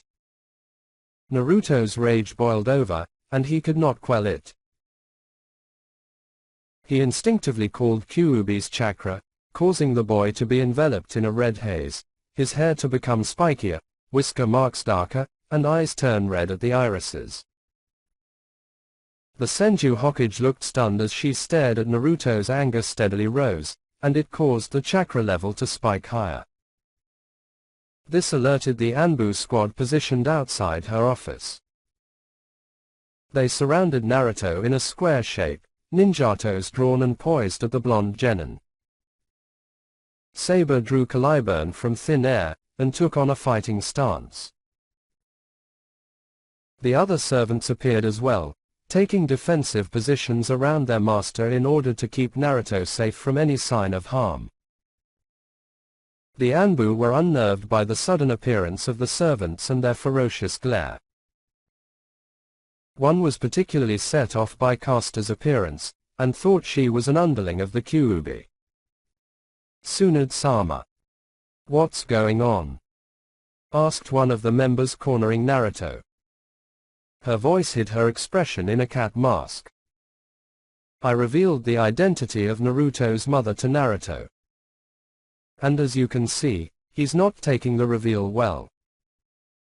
That's quite the understatement, Haim. Jiraiya commented while he sat at the window behind her. He examined his disciple eagerly. Naruto somehow still maintained control over his rage. It's quite amazing. He's become a bit analytic. Naruto knows that he can't just harm Tsunade because she knows something about his mother. Kid. Jiraiya called to the genin, if you want to know why you weren't told about your parents is because you couldn't handle a secret. You're young, and the young tend to spout secrets unknowingly. Other than that, revealing your mother's identity alone could have spelled dire consequences like assassinations, kidnappings, or the worst alternative, invasion just to eliminate you from existence. We waited until you'd mature and understand the reasons we hid this from you. Naruto listened to the explanation very clearly. He waited a minute or so because he analyzed what he was told. After that, he nodded slowly.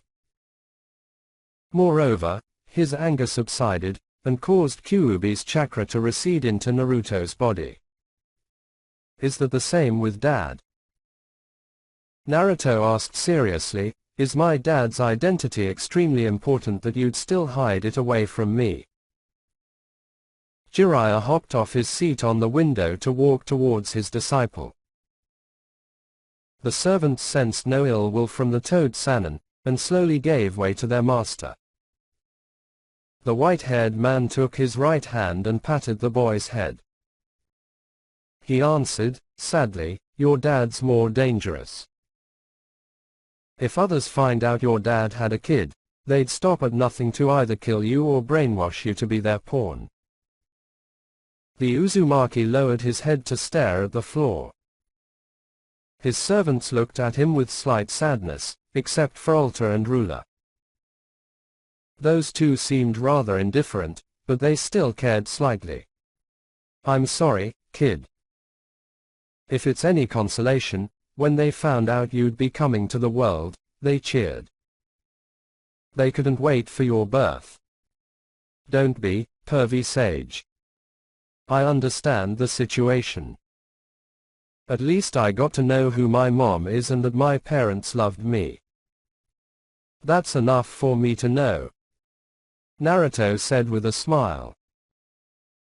Though deep inside, he still wanted to know who his dad was just for the sake of knowing who he was. Deep inside, he still wanted to know what family felt like. He still wanted to know if he can find that feeling of family somewhere. The longer he thought about it, the more empty he felt, and Kyuubi sensed it. It can't do anything about that. If I may. Too shocked at Naruto's suppressed action, Tsunade said, you are dismissed, Naruto. The boy nodded, and all his servants except Saber disappeared. He turned around, leaving Tsunade's office without a word. Looking at the two, the Anbu and Sannin honestly thought that the exiting blondes, one still with red hair, could pass off as brother and sister. Though the Anbu wondered who those random strangers were, and how they got past their radar. Naruto sat on a bench in the park for an hour. Why? He didn't know. He sat on the bench while staring at the pond, where the ducks would land and just swim on the clear water's surface. The sun shone brightly, making that water reflect like a white sheet of paper flowing on top. He still thought about his parents. How did he even conjure up that image of his mother? Did he subconsciously know what his mother looked like? He sighed, aggravated by today's events. And to end the day, he'd leave the village to train. Sure, that hardly sounds bad, but he has to leave days after he woke up from his coma. He at least wanted 2 weeks before leaving. He grumbled to himself. He didn't like his situation. He didn't like it also when he gets smacked on the head with a force all too familiar to the blonde. OWW. We were looking for you for an hour. Why didn't you say you were here? Sakura yelled from behind. Naruto grimaced from the hit and the volume.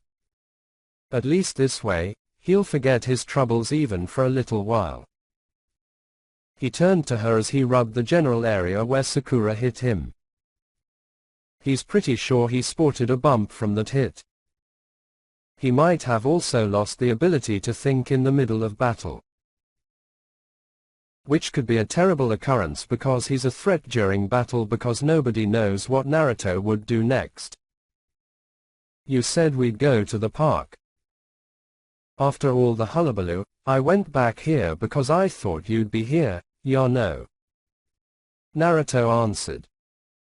He turned around to see his friends just standing behind Sakura. Oh.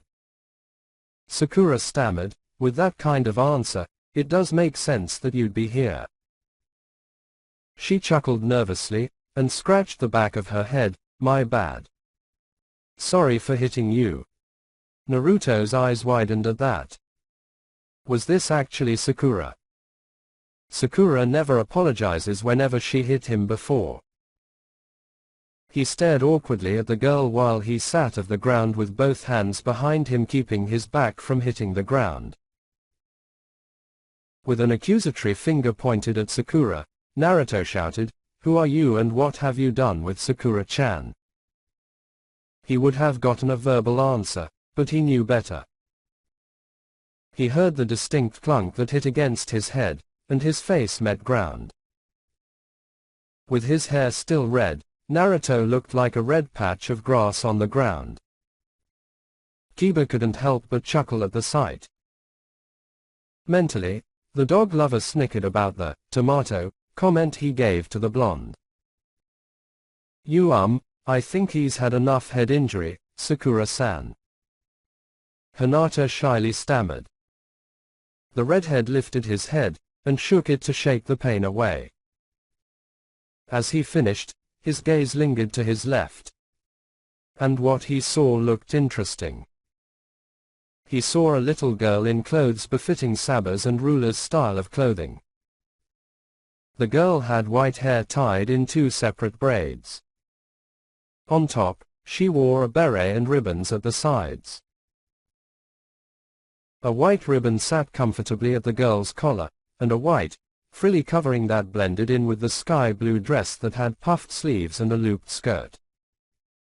Naruto seemed unnerved by her sudden appearance. She looked like a doll with that porcelain-toned skin.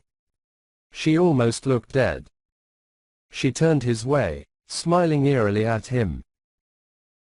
She spoke, but with the distance the girl placed herself in, she mouthed it.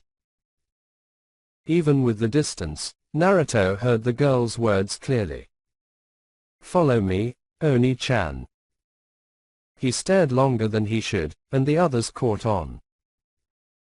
They looked in the general direction the redhead looked and saw nothing.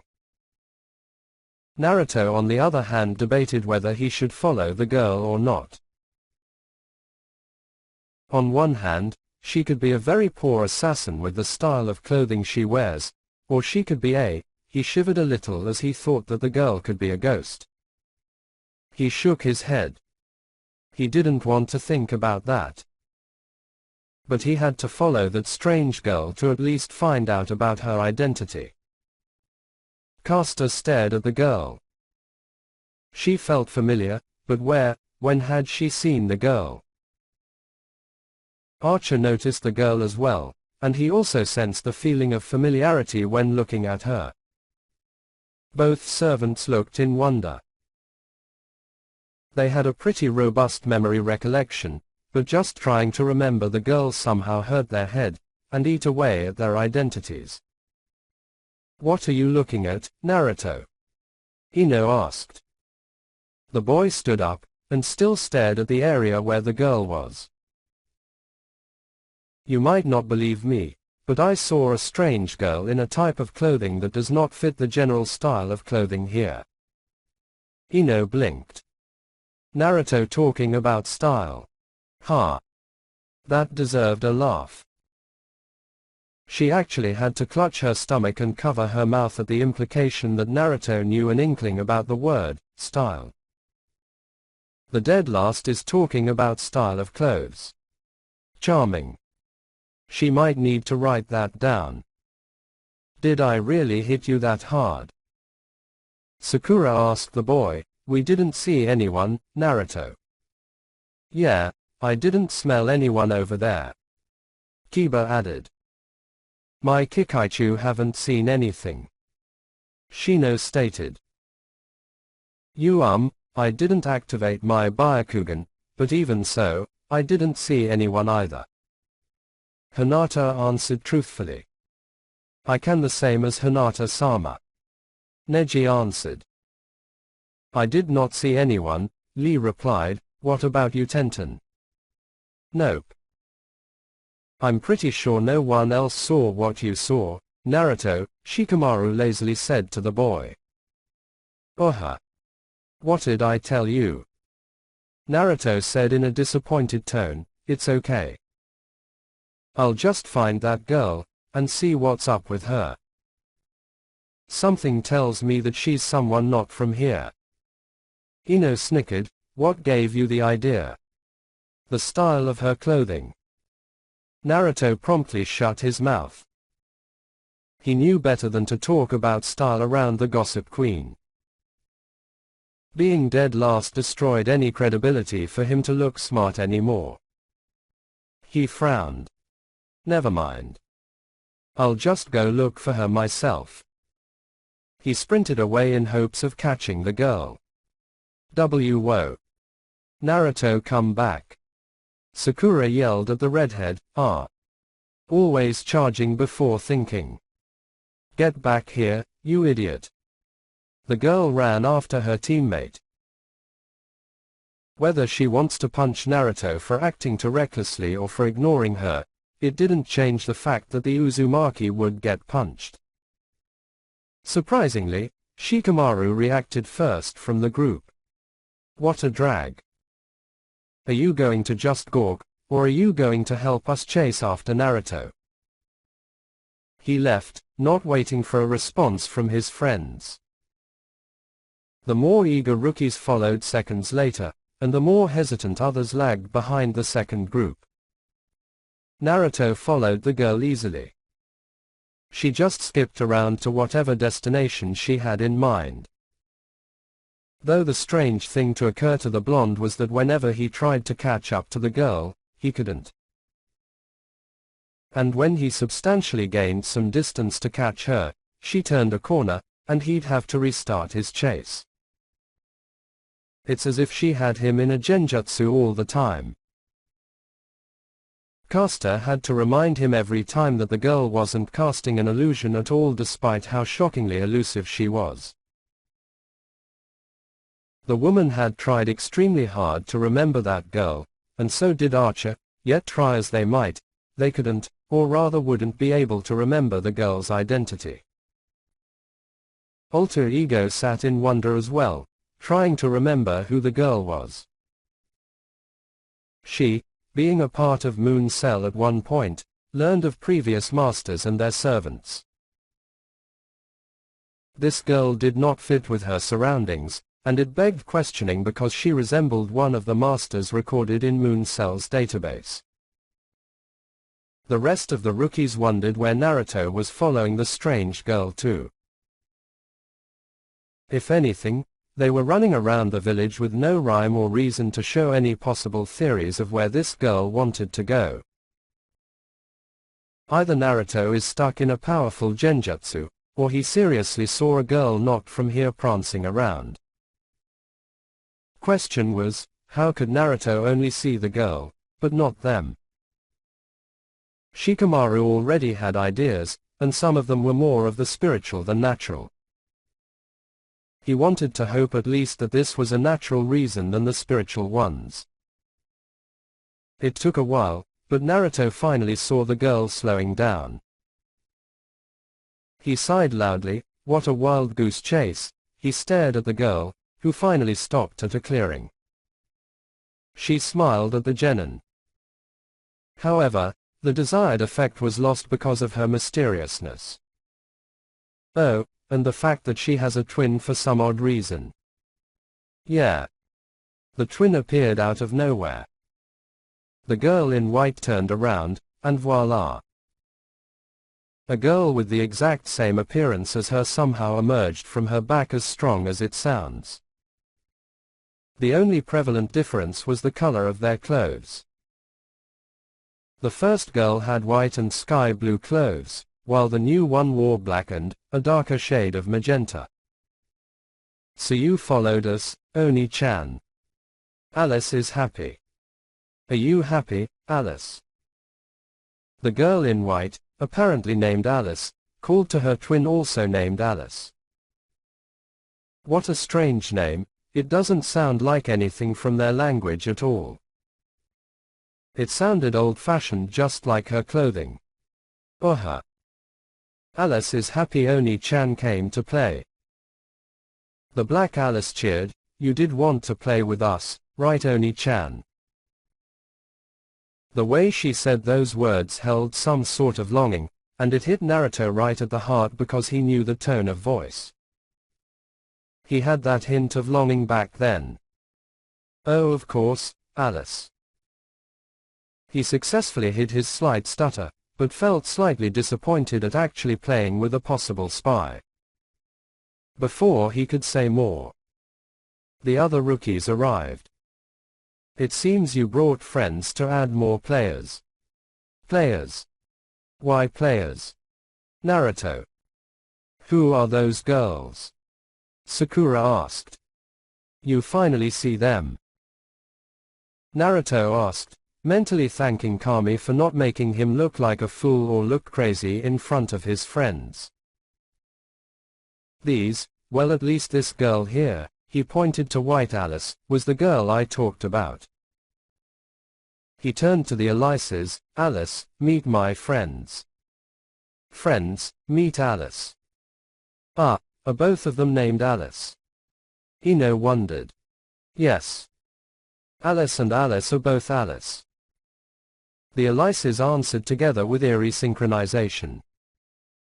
The third-person usage didn't add to the charm these girls were releasing like mad. No, they weren't trying to seduce the boys of the group, their kids, but rather their unconscious childish charms activating to try and get what they want. Being shinobi, the rookies didn't buy the cutesy act the two girls played. Either these spies were dutifully determined to finish their mission, or these are actually little girls. Many hoped the latter than the former because they really needed to talk to the Hokage about revamping security if these two obviously foreign girls are actually spies, and yet they haven't been apprehended out of suspicion. Okay, Alice. Calm down. Naruto said to the girls. He lowered himself to get on eye level with the girls, so you wanted to play. Then why did you go to this place? We could have played in the park. In the rookie's eyes, the question made a lot of sense. The park had a lot of room to play, but here, the forest surrounded them. This was no place to play a game of tag. Or it could be an ambush. Nah, there's no way that'd happen, right? Unknown to the rookies except Naruto, their memories were slowly being wiped. However, this did not just limit to just the rookies, everyone was slowly losing their identities. The Hokage, while under the influence, had no idea that she had no idea what contract she was signing. 3 words, Aika Aika movie, were the key words that were on top of the contract. Many male spouses had lost the ability to remember their loves' names, while their significant others smacked them, and forgot the reason why. As for Naruto himself hadn't been affected as of yet. His servants were slowly losing their identities because this strange phenomena attacked the mind, where the servants resided. Kyuubi was also affected as well, but it dissembled its lack of memories by not talking. Well, this place holds a lot of importance to Alice, Oni-chan. And playing here makes me feel safe, Alice answered somberly. She felt a pat on the head, and she looked up to see Naruto smiling at her. Well, that's understandable then. If this place hold meaning to you, then we'll at least acknowledge it. Are you happy with that, Alice? Both White and Black Alice nodded happily, their smiles beaming brighter than Naruto's grins. What would you like to play first? The girls stared at their mirrored other and contemplated what wondrous game they'd play. With a glint in their eyes, they happily cheered the name of the game they would play. Tag. The two Alices cheered. Suddenly, the forest clearing turns into a plaza with a tall castle in the background. Around them, hedges several head taller than the group, surrounded them. Shikamaru guessed that the place might be a maze. But other than that, he and the rest of the others looked in awe at the important change in scenery. No doubt it was the work of her extremely strong genjutsu, though they couldn't escape from it for some strange reason. Just as they tried to wonder more about this strange place, the Alices yelled, "You're all it! Catch Alice if you can!" The two retreated into the maze, and they disappeared from view. "Oh great," a voice muttered, "the kiddies brought another batch." The voice came from a teenager a couple of years older than the rookies. She had long, black hair flowing down. Her green eyes scanned over the victims as she walked closer to the group. Her blue dress with a white front and blue trim and puffy, cuffed short sleeves looked somewhat similar to the style the other Alices had. Behind her dress, a white tie with a bow fluttered in the wind. Underneath, she wore striped stockings and a pair of black boots with 5 straps and buckles on each boot. She stopped once she came in full view. My name is Alice," she said. "Yes, I know what you're thinking, another one. And I too feel the same way. I come with a warning. Finish this game, or you will lose your identity." Alice warned, "You are all under a spell that slowly eats away at your memories. So the faster you end this, the quicker your memories shall return. If you don't finish in time, you might as well be reduced to babies." The rookies were wary about the older teen, but her tone made the story believable. Skeptical, Ino wanted to ask, "Is there? No. There's no way to remedy this. Unless. Unless what?" Ino questioned. "Do you know your names?" Alice asked, not bothering to beat around the bush when it came to protecting the rookies' memories. "You must know your names, right?" "Oh, of course. My name is, it's. Ino struggled to say her name. It was at the tip of her tongue, but it won't come out. The rookies were shocked, the Mind Walker lost her memories. Even worse, they don't even know her name anymore. Wait a sec, they don't even know their own names. Well, all of them except Alice and Naruto. Alice stared at Naruto. More specifically, she looked at his left hand. Either in shock or surprise, she asked, "Are you a master?" The servant's eye widened. How did she know that term? Master. Naruto asked, wondering which definition she's asking for. The rookies were wondering what that meant as well, though the thought was erased not a moment too soon. The existence of servants must be kept hidden. Alice's servant willingly erased that memory to keep that secret safe. That mark, Alice has that mark. She called herself a master because she had a mark. You. Or the other Alices. The Alice in white is a master. Though her marks are faded, sometimes gone, anyways, the other Alice is a servant, but also disappears sometimes. Inside Naruto's head, Archer and Caster's eyes widened. Alice, They remembered. How? How does she still have control of her caster?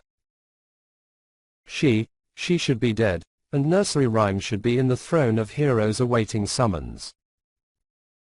Could there be such a thing as a ghost summoning a servant? In the virtual Grail War it's possible, but in real life, she should not be able to summon a servant.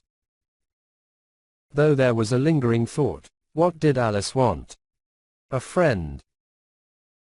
Could it be possible that as a master, her desire for a friend reached out for a remnant power of a Grail to summon her servant? Other than that particular bit of info, they needed to warn their master. But the problem was, Alice's servant's noble phantasm is preventing them from speaking about it by erasing the thought. Archer and caster struggled. They needed to get the information that would save his friends from total memory loss. Anyways, you have no time to waste, you must finish the game, or you could fight her and forcefully end the game then and there. Why are waiting? You have to hurry. Naruto nodded, and ran after Alice.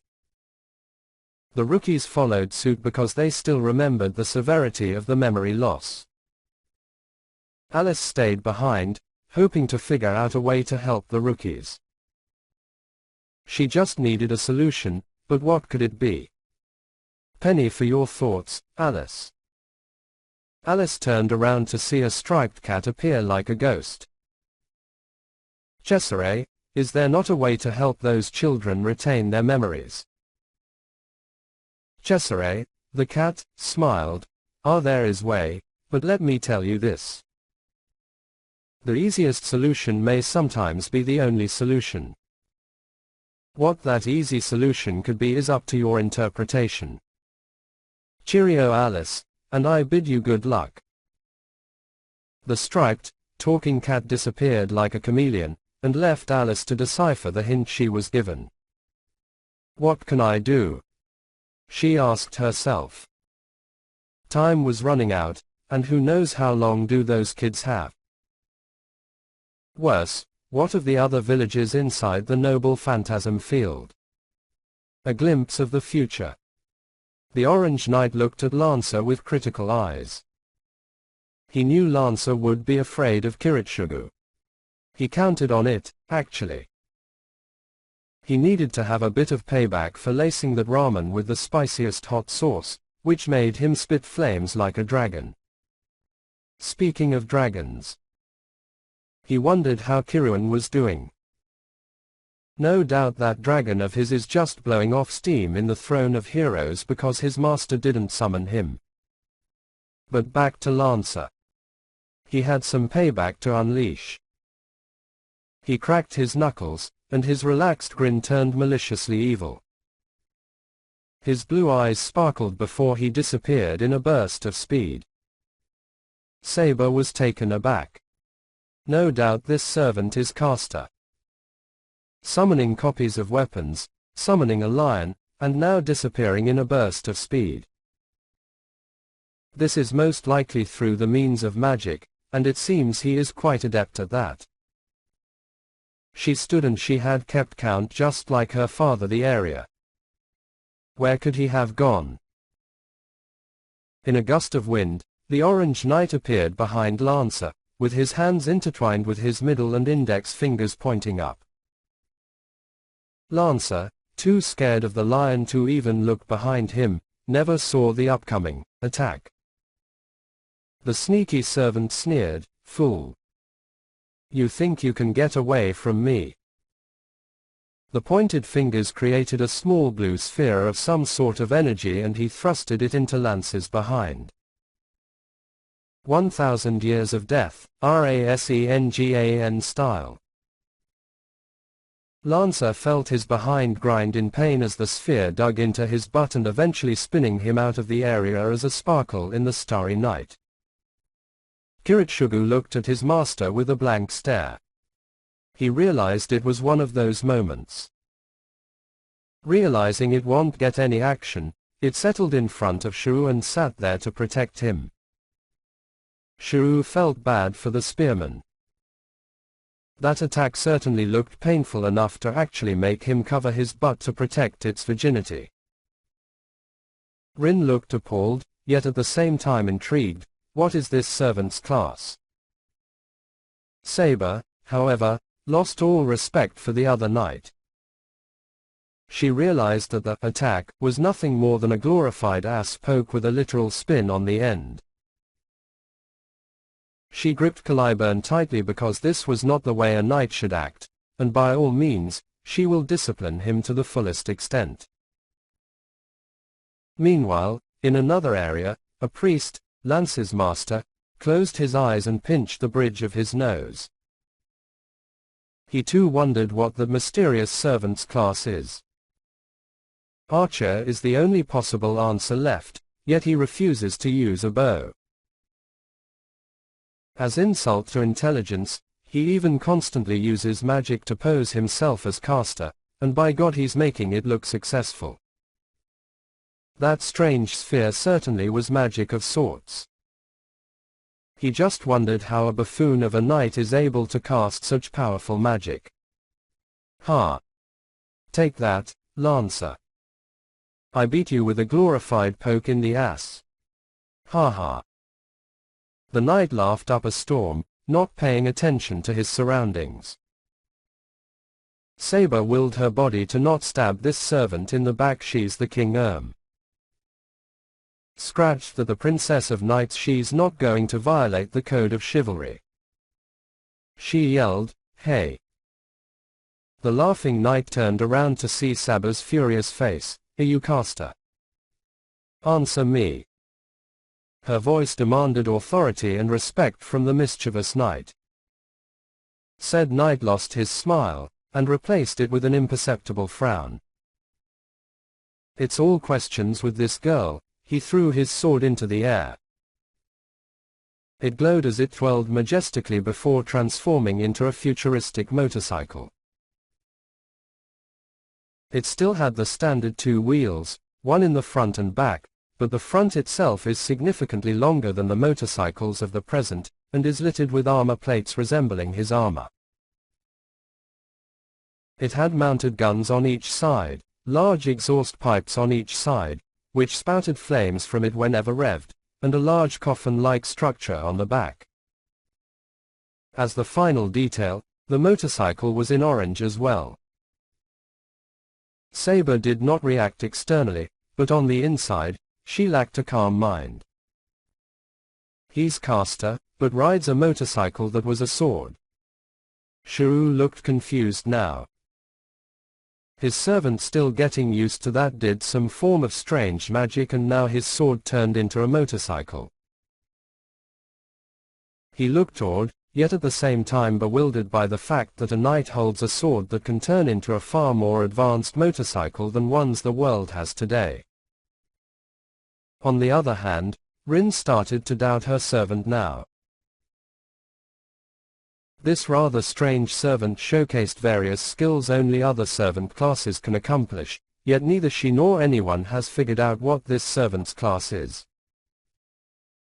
Just looking at that motorcycle gives her a bit of a strange tingle down her spine. That coffin didn't help the situation. The orange knight revved the motorcycle, and charged at Saber. On the right handle, the knight's right thumb pressed a button, which caused the mounted guns to fire. Saber readied her sword. She slashed at the bullets, rendering the ranged attack useless. As the vehicle approached Saber, the orange knight opened the coffin-like compartment at the back. A sword, a simple, double-edged sword, launched itself forward and landed into his hand. Out of the coffin, two cannons emerged as well. In a burst of light, the motorcycle and its rider vanished. Saber became irritated. This knight did not follow the swordsman oath. He and his knightly likeliness refused to follow the unwritten law of swordplay. If he isn't a knight, then what is he? The brightly colored knight would be someone noticeable in history, yet she does not recognize him as one of her knights, nor has she ever heard of a magic-inclined knight. It irritated her even more that this servant showcased the skills of an assassin now, and with a loud motorcycle, he hid his presence so professionally. Suddenly, she felt a slight breeze originate from her right. Narrowing her eyes at the floor in the knight's approach, Saber exploited it as she anticipated where the next breeze would come from. Her smooth skin felt the slight tinge of air pass her by, and suddenly, she dashed in the general direction the breeze came from. She slashed at the general area, and immediately she felt the familiar resistance and clang of sword meeting sword. She expected a snarky remark from her opponent. She didn't hear one. All she received were a multitude of slashes she was near ill-prepared for. Both swords men clashed, and despite the orange knight riding on a vehicle, he was forced to dismount his motorcycle due to Saber thrusting her sword right at the servant's breastplate. The mysterious servant rolled on the ground, and the motorcycle reverted to its original form. He disappeared into wind and appeared immediately in front of Saber.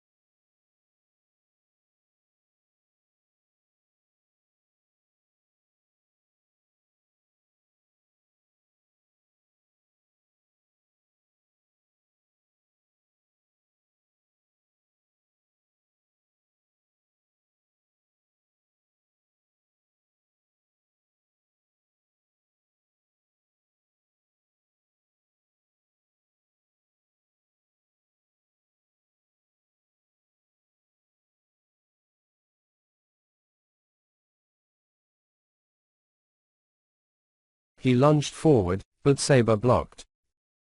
He swung the sword diagonally from the right. Saber parried, and started a counterattack of her own. She aimed her slash at his open midsection, yet she was far enough that she only slashed cloth. Saber lowered her sword, and asked, "How do you know the length of my blade?" "My gosh, Saber-san. Enough with the questions. I've had it up to here with my identity." The servant emphasized, "Here, with his hand well above his hooded head, look back to the abilities I've shown." "Which of the classes did I not show?" He didn't let her answer because he started to go on the offensive. He raised his sword for an overhead slash. Blocked. Crouching down, he positioned his blade at his side, and slashed for her legs. The white-clad king stabbed her sword just to her right to stop the attack, but the force of her opponent's slash dislodged the sword from its position.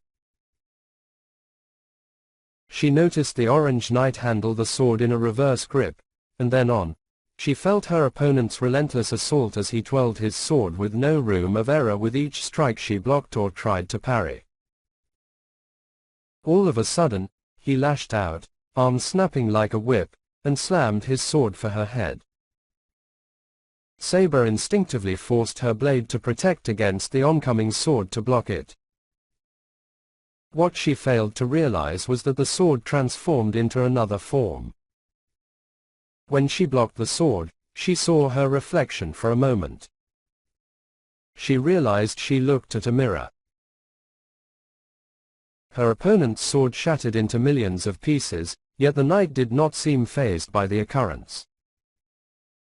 Her vision was blinded by morning light burning her retinas even with her eyes closed.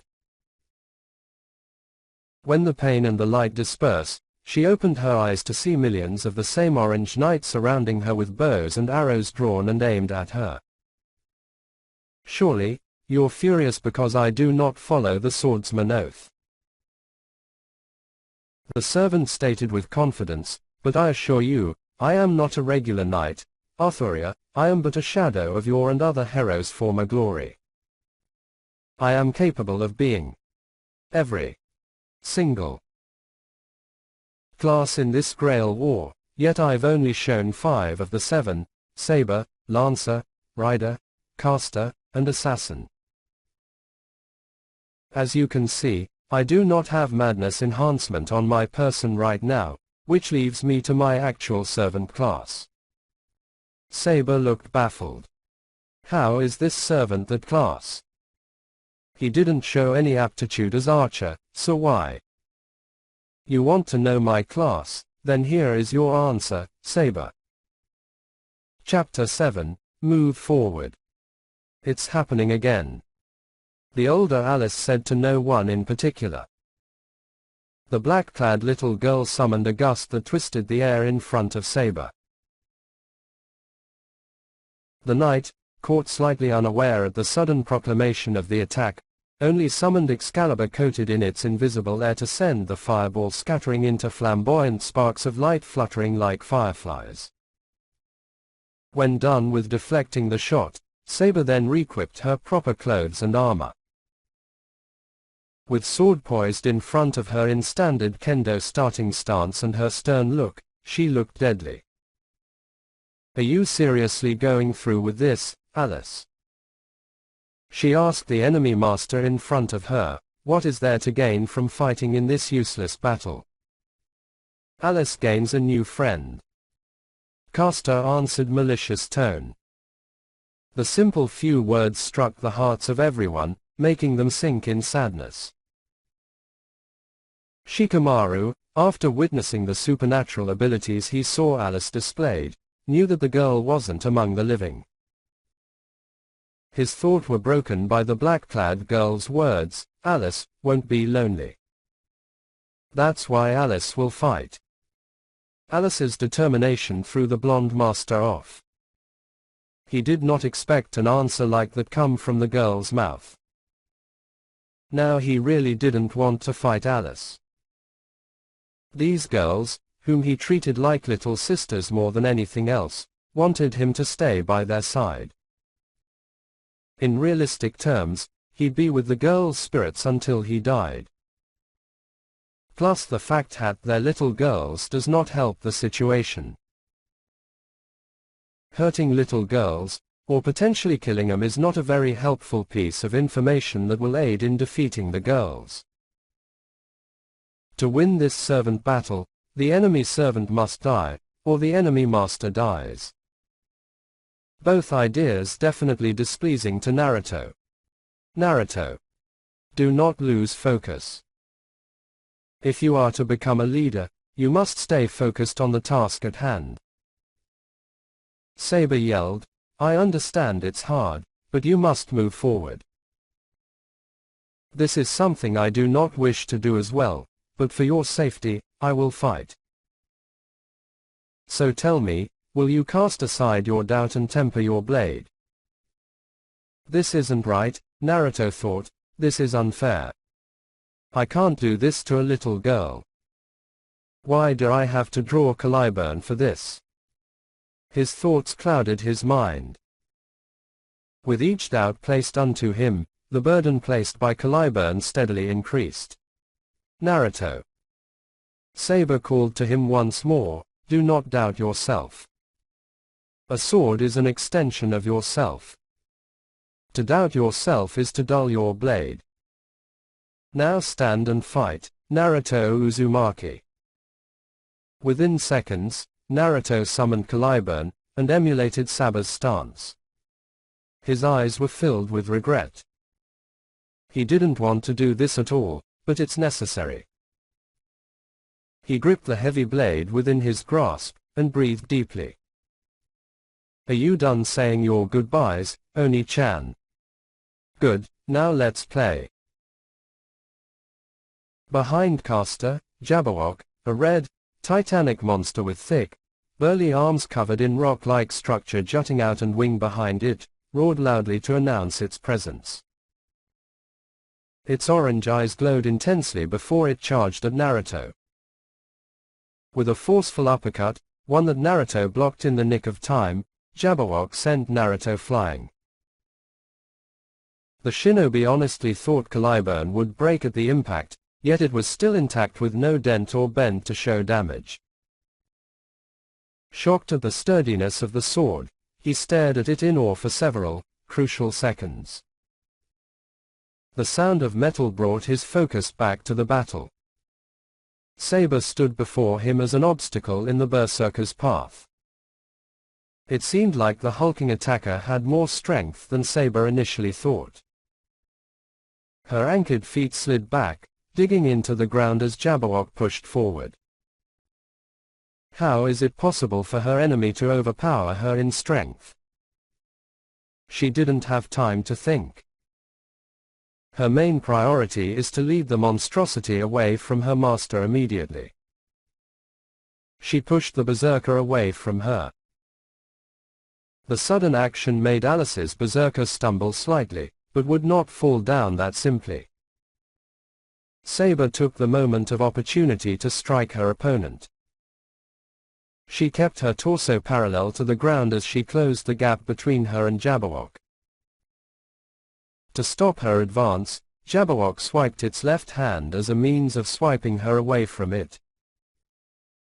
Saber gracefully evaded the attack by spinning the direction of the attack, and stopping herself as she did the maneuver.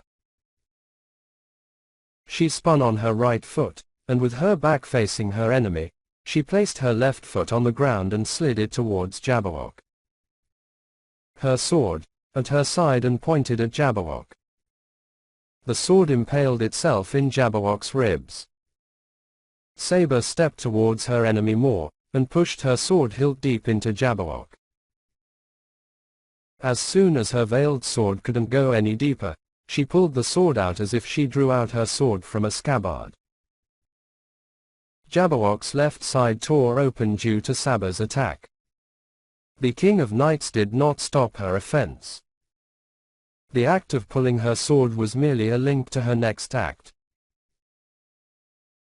With her sword drawn, she turned to her right to face Jabberwock, and raised her concealed blade right before cutting deep into Jabberwock's chest.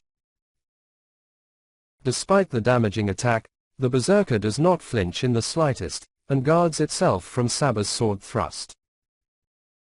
Jabberwock backhanded the woman as a counter to her strike. It continued its advance, making its fist come down like a hammer onto Saber's guard. The hammering force destroyed Saber's guard, and it forced her sword to almost dislodge from her hands. Jabberwock chose to do the same motion again, but Saber was prepared this time. She swung her sword upwards with enough force to neutralize the attack. Meanwhile, Naruto dodged the various magical attacks aimed at him. He did the opposite of beating Alice and Caster. The moment he gets close, he stops himself from hurting the girls. His thoughts lingered back to Kakashi's words. He killed before. He killed a man with his own bare hands, and he would do the same to a little girl possibly no older than 10 years old. Gah! Naruto yelped in pain.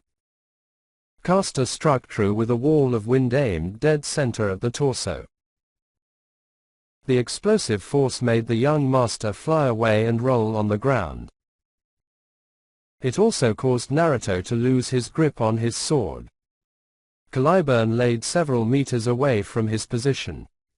He stared at the sword in disgust. It is a tool of death. A sword is meant to end a life. No, he won't kill Alice, both of them. He reached into his weapons pouch, and grabbed smoke bombs to throw in front of Caster's line of sight. The black-clad girl scanned the open area, and waited for the inevitable attack that would come sooner or later. The ground cracked in front of her. She stared at the spectacle, wondering what might pop out of the crack. She did not expect a fist to emerge from it, and did not guard herself from the upward punch. The punch lifted Caster off the ground, and gave her an airtime of about 5 seconds before landing on the ground again. She cupped her chin to try and numb the pain, but Naruto didn't stop yet. He punched her in the gut and her sides to force her to kneel in pain, and force her to surrender. He aimed to knock out Caster with a punch to the head, yet he only felt a heavy body push him away from his opponent. Naruto and the object crashed together by a tree. The object, Saber, was on top of him with her armor slightly dented, but steadily repairing the damage. She quickly stood up to return to the fight with a vengeance. She got manhandled by that thing. Oh, she would make it pay dearly. As for Naruto, he reverted to jumping away from fireballs, gusts of wind, and ice like a maniac. One such attack blasted him across the area, and landed him right next to Caliburn. Naruto. You must use your blade. It is the only way to resolve a servant battle. No, no. He refused to do it. Grab her, Jabberwock. Alice ordered the red mass of muscle. The berserker complied, reaching for Saber's leg, and threw her across the battlefield, away from Naruto. Saber. Naruto yelled in concern. He tried going to her side, but the towering enemy backhanded him away, making the boy tear through several trees by using his body before he stopped under the rubble. The pain paralyzed the boy, groaning in the agony of the beating.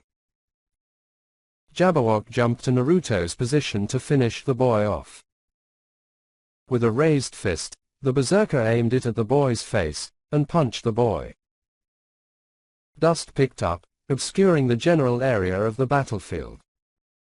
Saber, who was already on the move to retaliate, couldn't reach in time. She thought the worst possible scenario, yet her speculation was cut short because Jabberwock was thrown out of the dust cloud. Upon closer inspection, Berserker interfered, catching Jabberwock's fist before throwing the red mass of muscle away. Berserker disappeared soon after, his black shroud was replaced by a red hazy fog. Naruto's red eyes pierced the dust cloud, giving him a demonic look none of the rookies could see from their viewpoint. He bellowed, and charged blindly at Jabberwock with a fist ready to cave in the berserker's face. Empowered Fist met a giant one, and made a fist bump worthy of an explosion of outward force. Unfortunately, Jabberwock was stronger, allowing him to win the struggle. His punch overpowered Naruto, who floated in the air for an instant, then was pummeled repeatedly, then eventually landed back into the pile of broken trees. Jabberwock followed with the intent to keep Naruto in there. As soon as he got there, Naruto erupted from the debris, but slammed back down by Jabberwock's large hands. Jabberwock hammered his hands down on the young master, almost flattening into the ground. Naruto! The rookies cried, the girls showing the most concern for him whereas the boys cringed. The barrier placed between them muddled noises and visions so that none could assess the situation. Caster's barrier prevented them from coming to Naruto's rescue. As such, Saber came to her master's aid, stabbing Jabberwock at his side, the blade piercing through his thick body. The knight twisted her blade at the handle like one would do to open a door. The squelching sound was followed by a bestial roar. Jabberwock had enough pain tolerance to swipe back at Saber, who was forced to move out of its warpath to avoid the attack. Need any help, Saber? Lancer asked. I could eliminate the girl right now while you handle the monster. Saber denied the aid. She couldn't risk the discovery of the existence of servants. Only those select few who Naruto allowed would know of this, not anyone else, even the friends he would leave behind, excluding Sakura, who was already present to hear the truth. Plus, her pride as a knight had been damaged. She allowed her master to get hurt. As such, she had to strike back, retaliate with all of her might. Thus, her sword glowed golden as her sword becomes unveiled from its concealed state. Whoa! What sword is that? A genjutsu. She hid it under a genjutsu. Tenten asked out loud. Her question certainly sparked interest from the others, who stared at it in awe. So Alice gets to meet a king. Oni-chan is so cool to have a king as a friend. The white Alice recognized the knight's identity immediately, yet Saber could care less. This had to end quickly for her master's sake. Can I be the princess, king? The eager, cheery voice of Alice was displaced by Saber's dejected response. Sadly no, I am no king anymore. I am but a teacher to Naruto.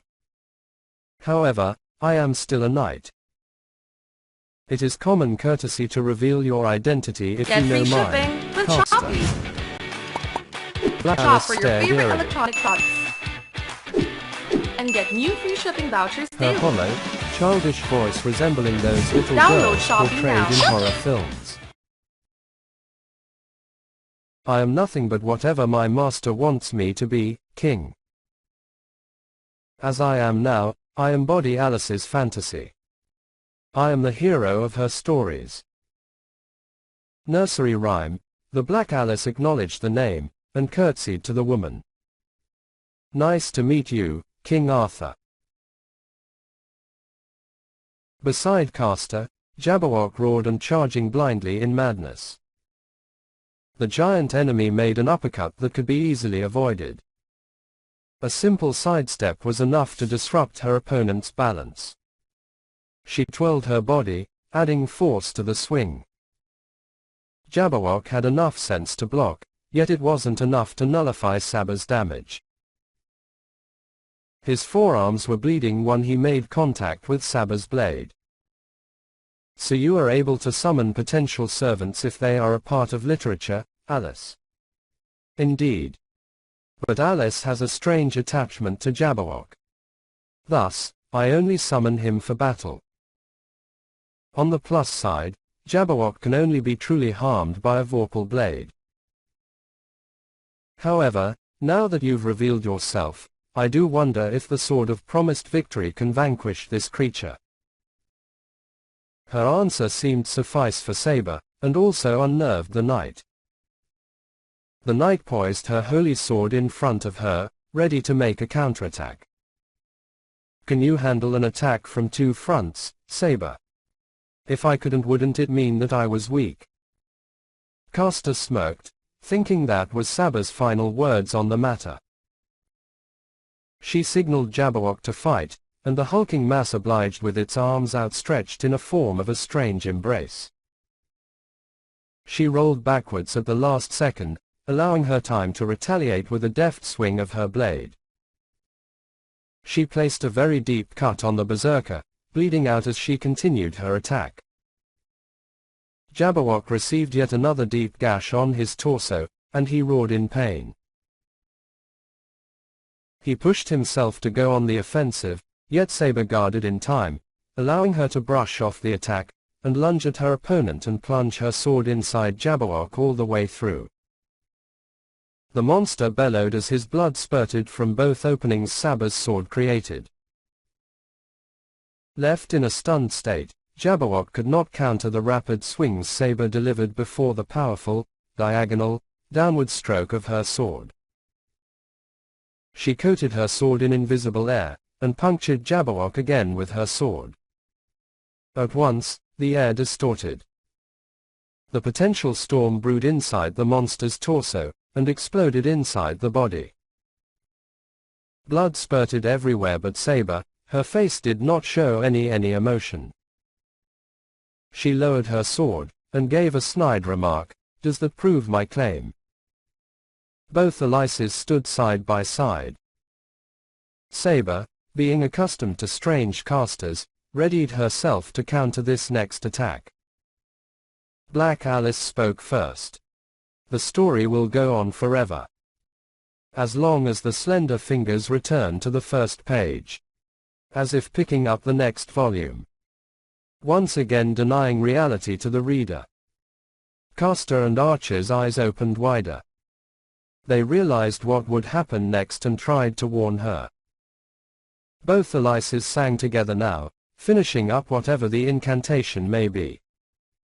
Beyond the rainbow plains. Black and white squares, the king of games. Run, run, the maze of mirrors.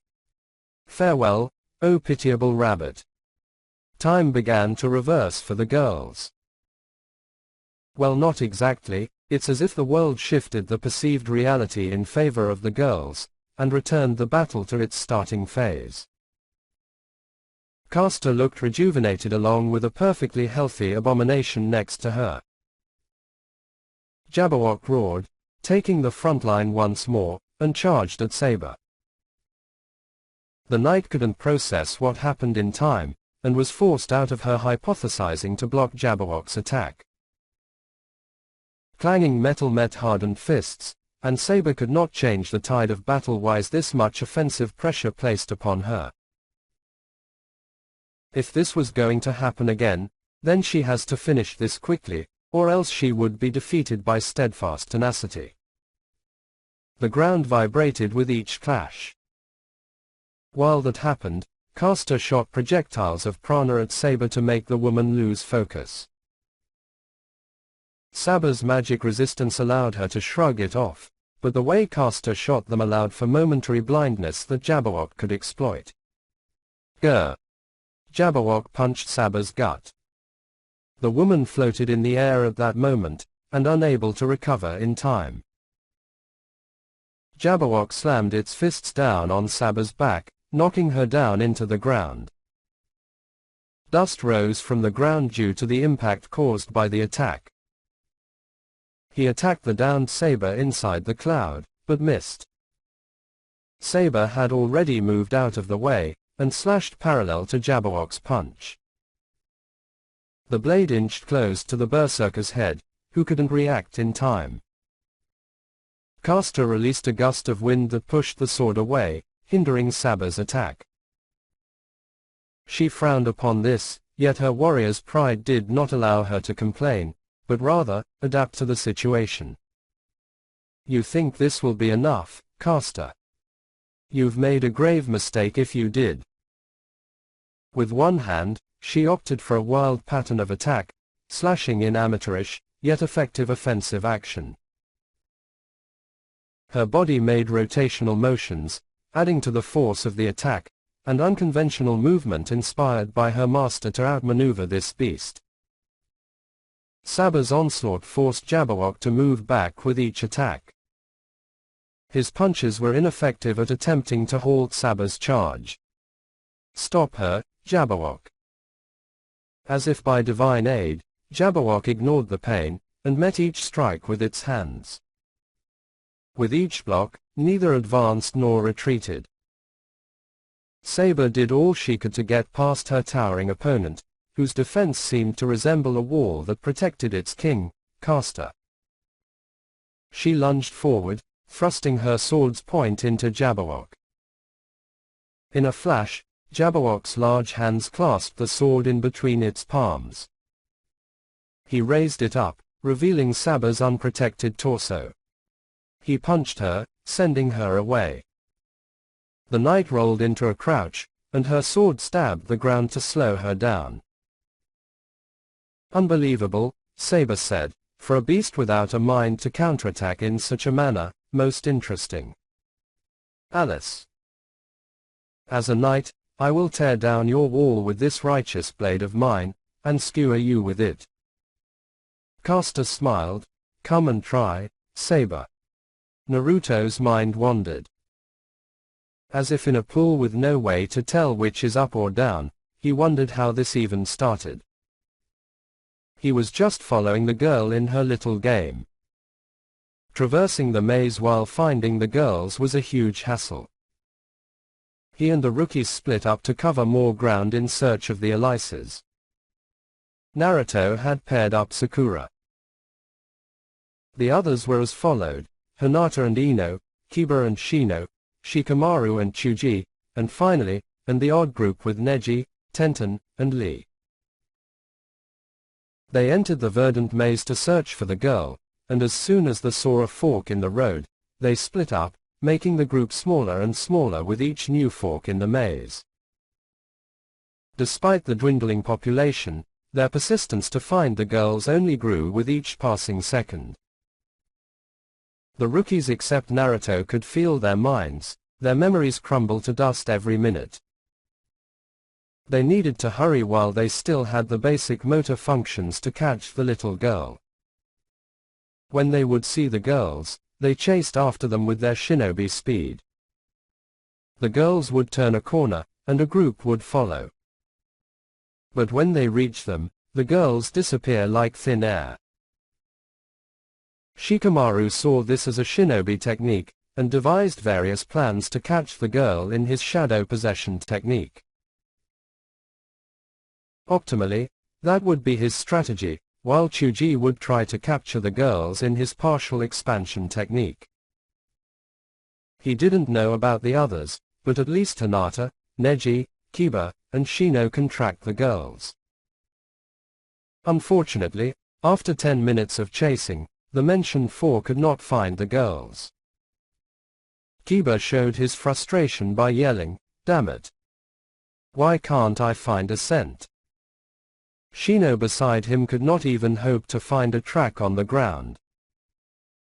A little girl like her shouldn't be this light on her feet.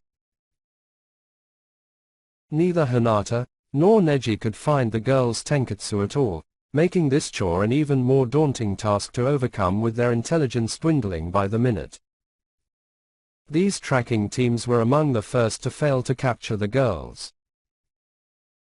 The girls of Victorian era stood in front of each of the tracking teams mentioned before. The Alice in white smiled eerily, telling all but Naruto, Sakura, Chuji, and Shikamaru these words, "Oh. You found Alice. It seems you won this game. Do you want to play another one? Let's try this. What's your name?" None of the rookies barring the four non-tracking oriented teams mentioned would be able to answer because their vision turned to black after feeling something hit the backs of their heads. The black-haired Alice could not help but stand as an observer to this event.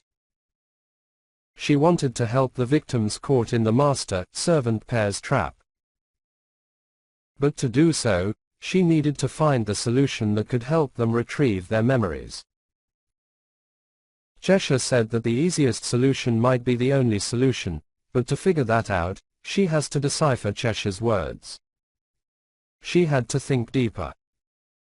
The young Alice's servant erases the existence of a person. And what would be the easiest way to solidify a person's existence? She kept on looking for answers that might answer her plight, and the most simple one she could find was a name. That had to be the answer. A baby is born nameless. To solidify the infant's existence, one must place a name to designate it by. From the child's name will be its foundation. All the good and bad done in the future will be linked to its name. All the memories accumulated under that name, if deleted, would in turn delete the person. She had no time to waste. This information was vital to helping the shinobi. She jumped into the maze in search of any of the remaining shinobi. Sakura-chan, which way do you think we should go? We've been at a dead end several times, but we have to at least have an idea of where we've gone, right? Sakura couldn't say much in the matter. She too lost her memory to recollect her name. All she knew was to follow the boy in front of her to find the strangely dressed girls. He keeps on saying, Sakura-chan, to her. Was that her name? She can't confirm. I've been meaning to ask this, but, who's Sakura? The question baffled Naruto. He didn't expect his teammate to succumb to the effect so quickly. He underestimated the power of this this noble phantasm. If his friends were being affected, then what about him? Why isn't he being affected? His thoughts on the matter were left aside for the moment to focus on his teammate. He placed a comforting hand on Sakura's shoulder and asked, what do you mean, Sakura-chan? That's your name. You're part of Team 7, whose members are as follows: Karachi Hatake, Naruto Uzumaki, me, you, Sakura Haruno, and Sasuke Uchiha. Sakura noticed the boy's change in mood, and wondered why. Is it because of this Sasuke person? Naruto continued to speak, Sakura Haruno. You try it. Repeat after me, okay? Sakura Haruno. Sakura reluctantly agreed, and repeated her name. She honestly thought that there's no possible way this would do anything, but memories flooded in, her childhood, her academy days, the start of Team 7, all of the things leading up to this moment overloaded her brain with the intake of information. Yet, strangely enough, there is no pain. The slightly empty void of her memories were filled to its proper capacity, never harming her for the memories filling that void. I remember. She grabbed her teammate's shoulders and shook him. I remember, Naruto-ke. She silenced herself right there. She did not know what compelled her to say that. Thankfully Naruto hadn't heard that. Unfortunately, the servants heard that. Caster fumed. Her pouting face said it all. Everyone sighed deeply. That's great, Sakura-chan. Naruto exclaimed. How did you get back your memories? The servants palmed their faces. Of course their master's rank luck would help him figure out the dispelling key, but not actually be able to explain how he helped his teammate dispel the noble phantasm. Sakura grumbled, disappointed that Naruto couldn't figure out how he did it. The two heard rustling sounds behind them and prepared their kunai to retaliate if there was an enemy behind the foliage. Thankfully, the older Alice appeared, slightly fumbling her footsteps as she escaped the hedge. There you are. She shocked the two young shinobi. I've great news. I have a method that may let your friends regain their lost memories. Out of her stupor, Sakura bounced back to reply to the strangely dressed teen. Well, that's great, Alice-san. Naruto here managed to get my memories back, but he doesn't know how he did it. If you would kindly explain the method of fixing this mess. The person affected must remember his or her name. I can't really explain how or why in a manner that won't confuse, but the victim must know his or her name. Hey! That's what I did! Naruto exclaimed. I told her her name and to repeat it after me. Then she had this strange look, and bam! She got her memories back. Alice narrowed her eyes. Her hypothesis was correct. If she found Cheshire later, she would have to thank the phantasmal feline. But the way you did it seems rather off with Alice's method, Naruto. Sakura said to her teammate. If the victim needs to know his or her name, then why didn't it work the times you've called me by my name? Naruto closed his eyes to think. A sight that looked strange in Sakura's eyes. When he got his answer, he made a fist and hit his other hand's open palm. An imaginary light bulb lit up as he said, "It didn't work before because me saying your name has no meaning until you say it." That was a possibility that Sakura had to admit was at least believable. She couldn't even fathom how Naruto even got the idea. The situation was too quick to assess in her opinion. Look at it this way, Sakura-chan. Until you said your own name, you had no idea who you were. That does make sense. As loathsome it is to admit, you might be right on this one. The Uzumaki grinned, his still red hair framing his head like fire. But don't count this as one of your many rare things to happen to you. You may have gotten this one right, but it doesn't necessarily mean you got smart. I'm not trying to be. Naruto answered, it was just observation and common sense. If you only reacted after you said your name, then what does that say? Sakura groaned at the evidence. Really now, I may be dumb in studies, but I am at least observant to my surroundings. Sakura lightly snickered. If he's so observant, then why doesn't he see that Hinata is head over heels for him? She had sympathy for the Hyuga, for she had experienced the same thing with the man she loved. At least this one would be kind to the Hyuga if he would reciprocate the girl's feelings. But on to serious matters.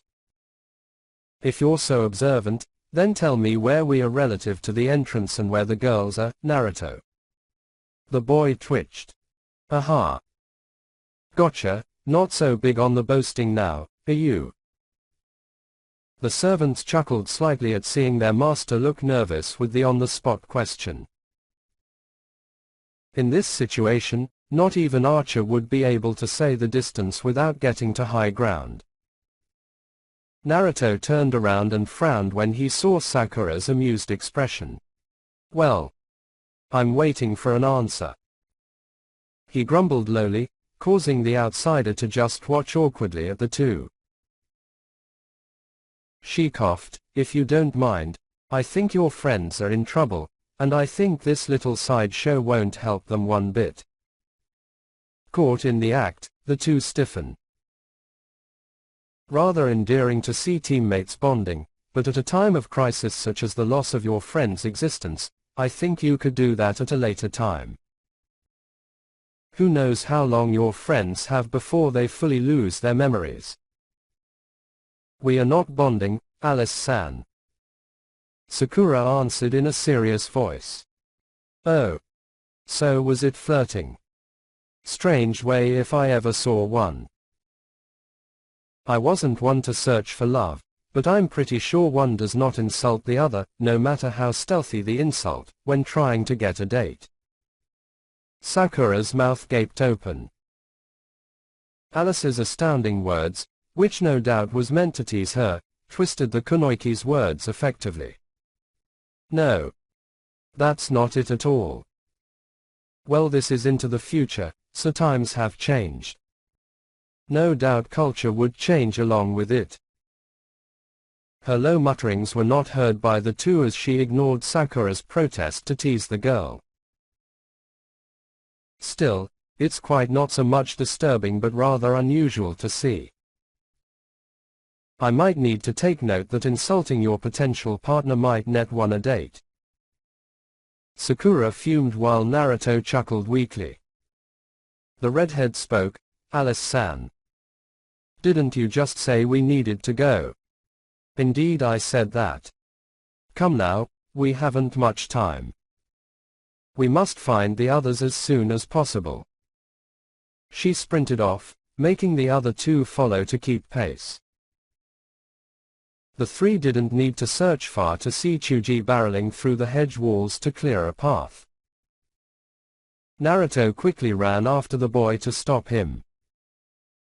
Sakura looked for Shikamaru, who followed the trail of destruction behind his teammate. Hey, Shikamaru, why is Chuji using his clan jutsu? Who? The lazy boy asked. No time to explain. Just repeat after me. Shikamaru Nara. I don't know why I'm trusting you, but I'll play along. Shikamaru Nara. Sakura saw the shadow manipulator's facial expression change. The tiny cringe the boy gave answered it all. So the guess was actually correct. Shikamaru shook off the pain and looked to the bubblegum-haired girl. Gah, that stings a bit. Thanks for the save, Sakura. Sakura waved it off, and pointed her thumb to the redhead once blonde. That's the guy you need to thank. Shikamaru looked to see Chuji's expression change to glee as the boy regained his lost memories. The stout boy slapped the redhead's back. He's the one that unknowingly figured it out how to get my memories back. Eh, how troublesome. The idiot's getting smarter. Is that so bad? Sakura asked. Not necessarily, but it could mean he's going to be craftier with his pranks. The girl lowered her head. A craftier Naruto is a dangerous Naruto.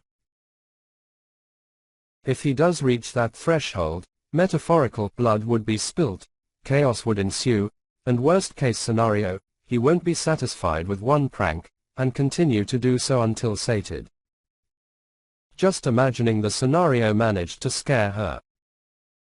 Naruto walked into view, making Sakura discontinue her thoughts on the topic lest she gets a headache. Hey, Shikamaru. You got your memories back. The boy smirked and knocked his cranium. I got it memorized right here. Well, that's great to hear. Naruto said with a grin on his face. Now let's go find those girls and catch them. What'd I say? I wouldn't be here if I didn't want to help get her. Shikamaru answered. Eesh. The maze is ruined. The high-pitched voice of Alice the little girl said. That's cheating, mister.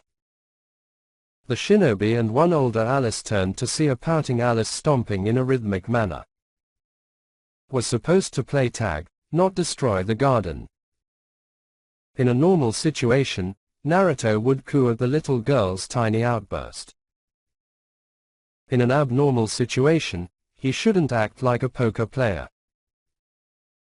His blank face hid everything he thought about the current circumstances.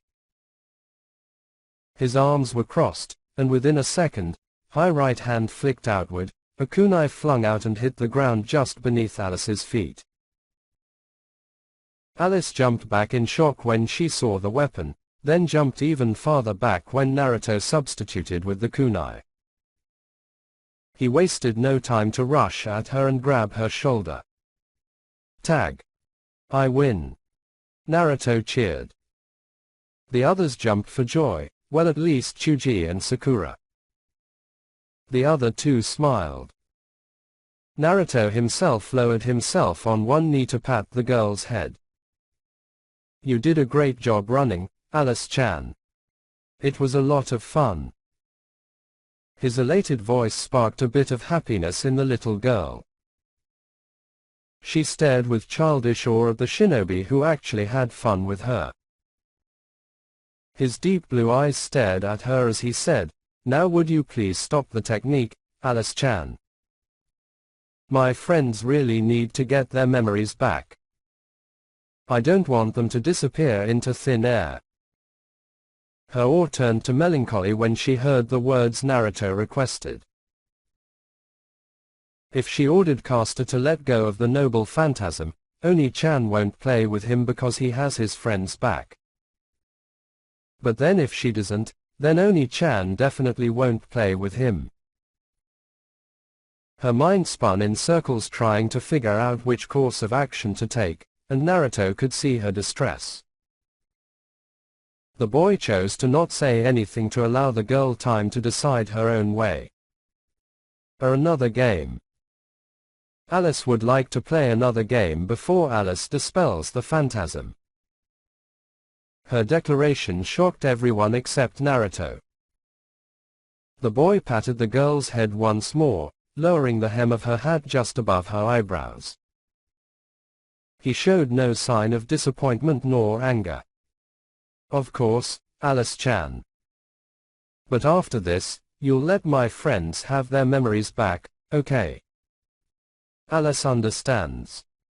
Do you promise to keep your word? I don't play nice with people who don't keep their promises, you know." Alice promises to let Oni-chan's friends have their memories back. She holds out her right pinky finger to Naruto's face. "I pinky promise."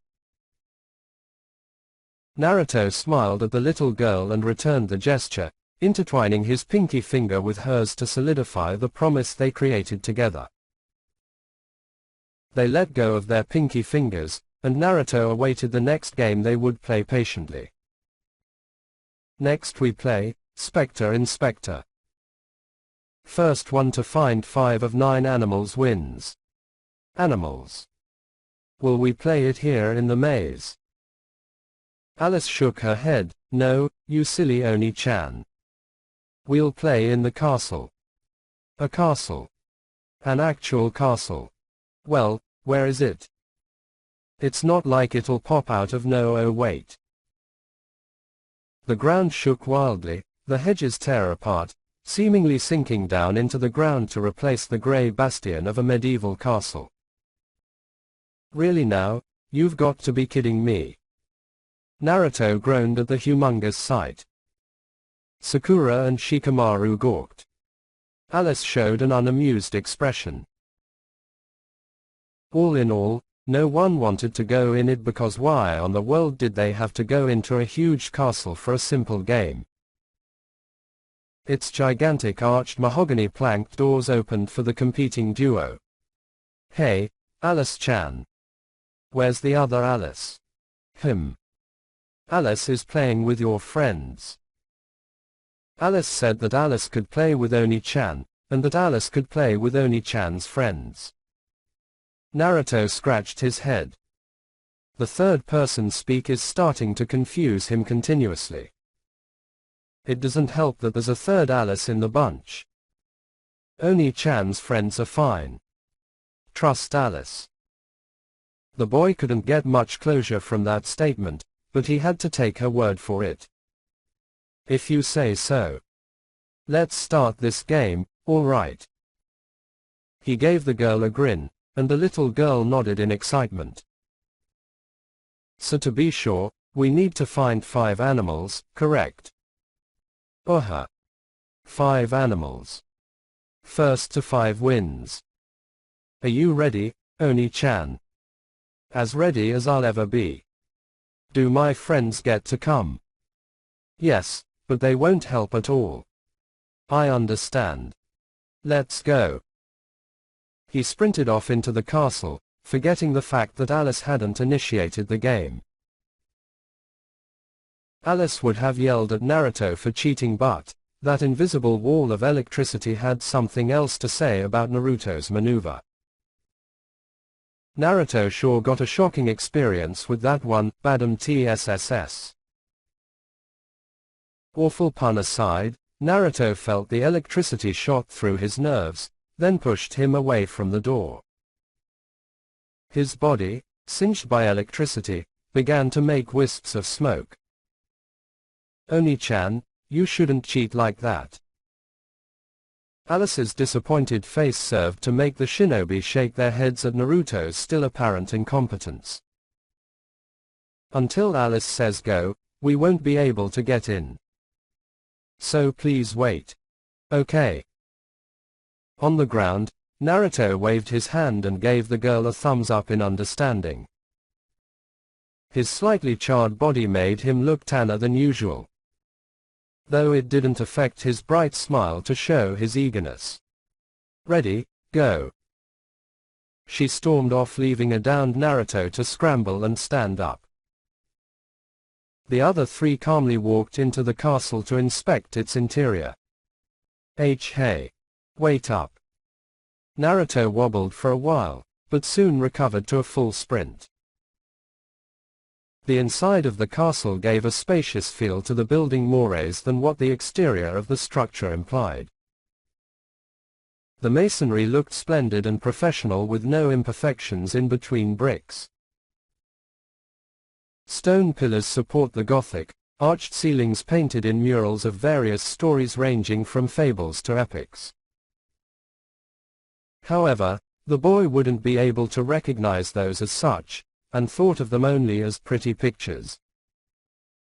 Wait, I have to find 5 animals in this huge place. Sakura snickered at Naruto's misfortune, and turned to look at the structure of the building once more to admire the work. Alice already ran into the deeper corridors of the castle.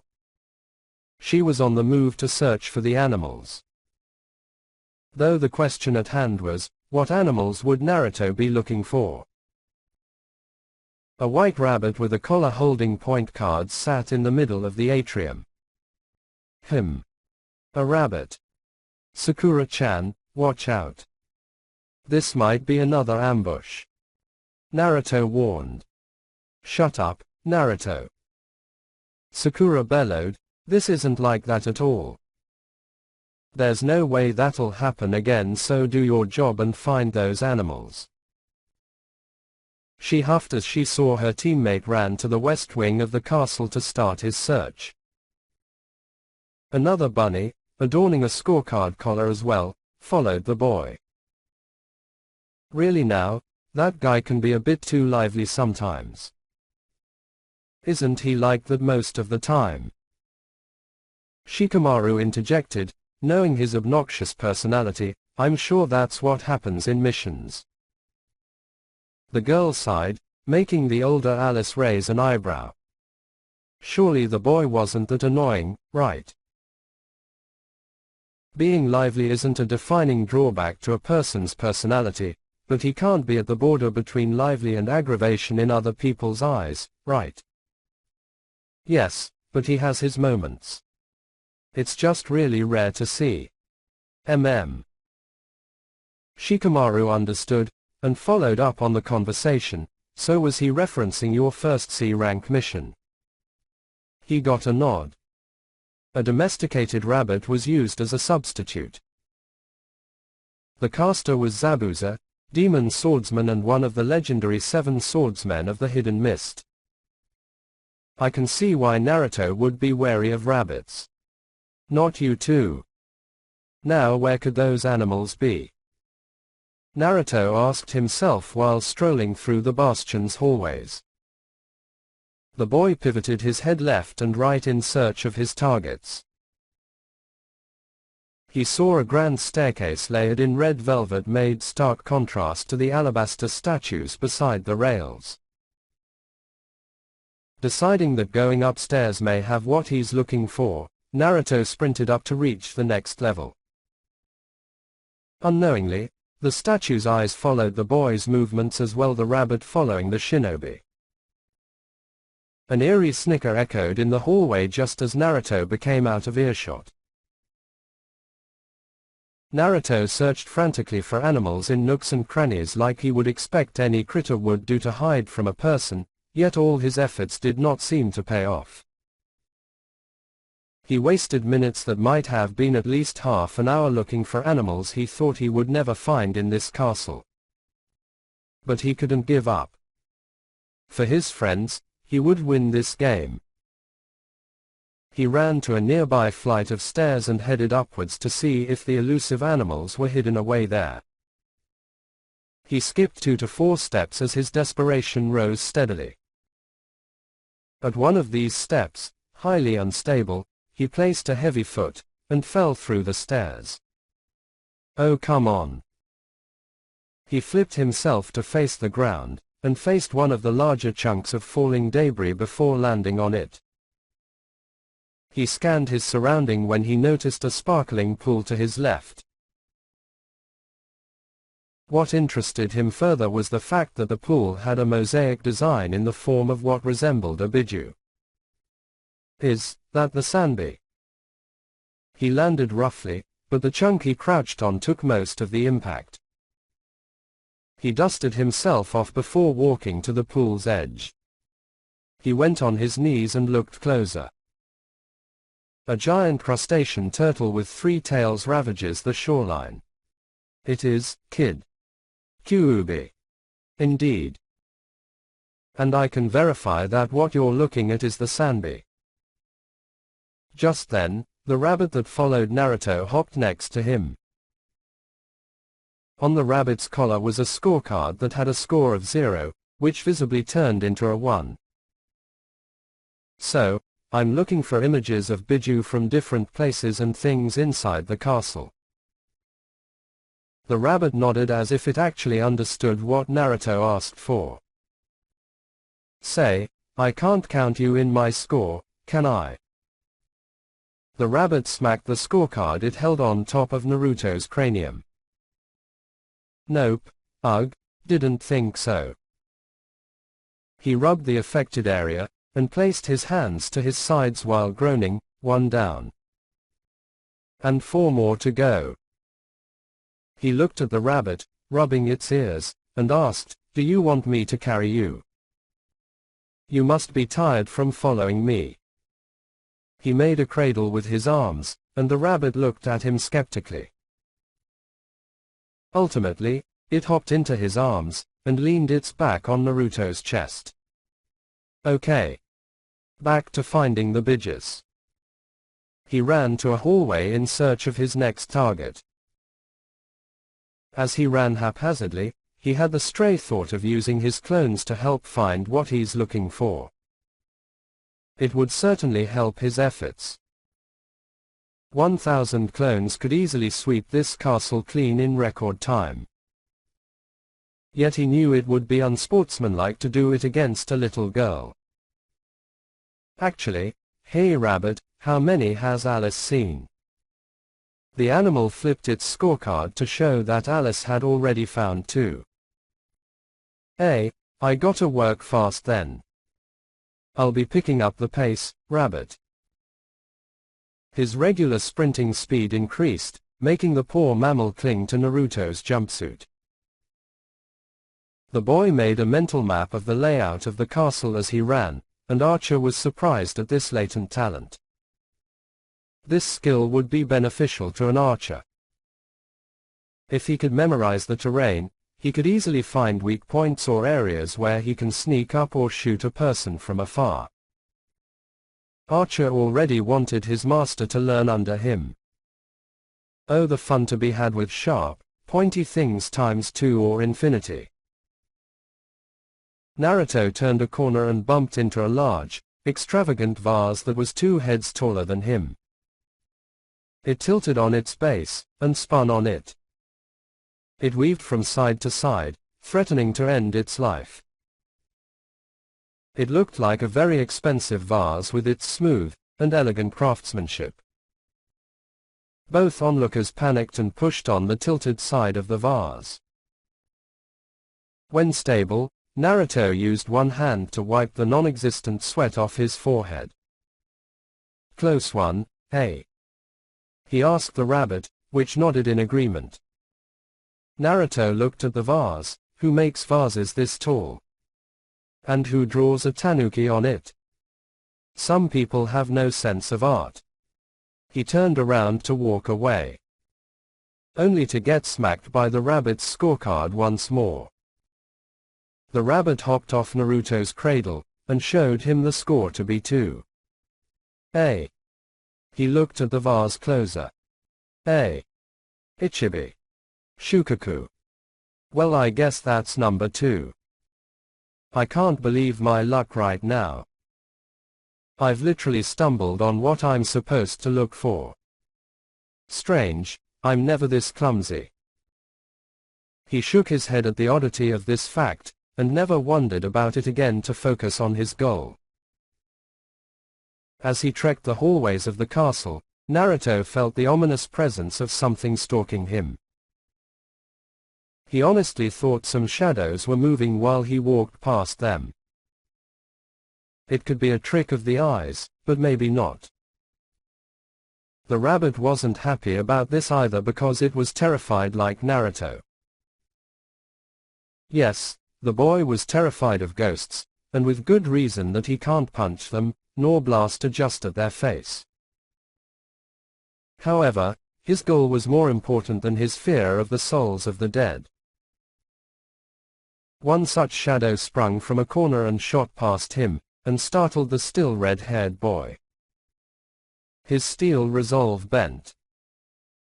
He screamed at the top of his lungs, and hugged the rabbit choking force. With the rabbit in tow, he made a run for it. Screw this corner of the castle, he yelled with tears welling up in his eyes. During his run, he managed to spot the Nanami and Hachibi.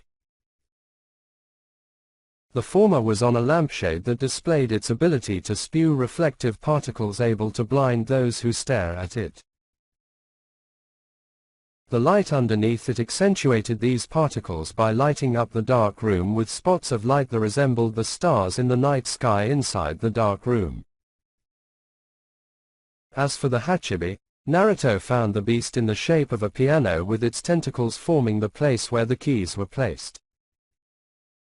With 4 down, Naruto only needed to find one more. Hey, Shiro. How's Alice doing? The newly named Shiro, incredibly original, no. Showed the scorecard to be 4 as well. So she's got 4 too. We have to step it up then. It was obvious that they vied for the last biju. He ran for the last unexplored place left in the castle, the garden. The garden, encased in a dome of glass, was supported by a central pillar with the image of the sun surrounding it at the base. There were 9 subordinate arches that supported the shape of the dome, and it led to a separate section of the garden with its batch of flowers. The transparent and glistening surfaces reflected the setting sun's rays to the flora inside. The garden itself was a rainbow of both colors and types. From roses, to lilies, to tulips, and much more, Naruto was enthralled by it all. Maybe Ino too, he wondered. He kept walking into the garden with his mind and eyes taking in the scenery. He stopped when he saw a painting. Kyuubi. Indeed. So you can take a Hanyu form. Cool. I can take on many forms, brat. Foxes are naturals at illusions after all. Yet I suck at them. You have the transformation technique down to an art. I guess. But it would be cool to know that your true form was a girl. I'd give you my full respect if you were, because the strongest biju as a girl sounds hilarious. He laughed a bit. Imagine the Kyuubi on a rampage because it's that time of the month. It would make sense, if I had a gender to speak of. Plus, if it did work like that, I'm pretty sure the elemental nations as a whole would be a giant smoking hole in the ground. Yeah, that would make sense. He looked down to Shiro. Is that the 5th one? Shirt flipped the scorecard, and received a "You win" message. He jumped for joy. Yes. I did it. Ah, Oni-chan won. Alice-chan. Naruto asked while turning back to the source of the sound. Congratulations, Oni-chan. Thanks. He replied back. It was a fun game. Say, what did you see? He asked the little girl. Alice saw a blue cat with two tails while on fire. Alice exclaimed with her arms outstretched. Alice also saw a four-tailed monkey in a volcano, a weird horsey thing with 5 tails leaping over mountains, and a white slug with 6 tails. Wow, that sounds cool. You think we'd be able to meet some of them? Alice doesn't know, but Oni-chan, did you really think it was fun playing with Alice? Naruto nodded. Yeah, it was. Me and Shiro here were through some awesome stuff. Like this one time, we ran away from what I think was a ghost. We didn't check because we were too chicken to do it anyway. He grinned despite admitting his fear. Alice looked elated to hear Naruto's story. That sounds so cool. Not really. Running away is never cool. Naruto said to the little girl. Say, can you let go of the noble phantasm and my friends? Okay. Alice complied, and soon all of Naruto's friends were transported next to him. Everyone. You're safe. Naruto. They shouted in glee. Naruto turned to the little girl, now accompanied by her servant. Thank you, Alice-chan. Thank you very much. I don't know what I would do if I lost my friends. Alice's servant frowned. She narrowed her eyes, fury slowly building underneath. It was amazing to see how a person changed within a second when they got what they wanted. And Naruto now looked far more happy to be with his friends than with her master. The servant clenched her hands. For her master, she would curtail to her every need. And to do so, she would disobey her master's order just this once. Then let's find out what would happen then, the servant ominously told. Naruto's friends disappear, and were transported outside the dome of the garden. Trees and vines grew, surrounding the arches and dome like a cage. Hey, Alice. What's the meaning of this? You're all the same. The servant yelled. When you're done playing with Alice, you want to leave. Every time, I'm left to console Alice, and every time, it always ends like this. Not anymore, you, Naruto Uzumaki, will be my Alice's friend forever. Caster placed a bounded field over the dome, not letting anyone in or out of it. Alice. Stop it. No. This is one order I won't obey. Alice. Naruto looked downcast.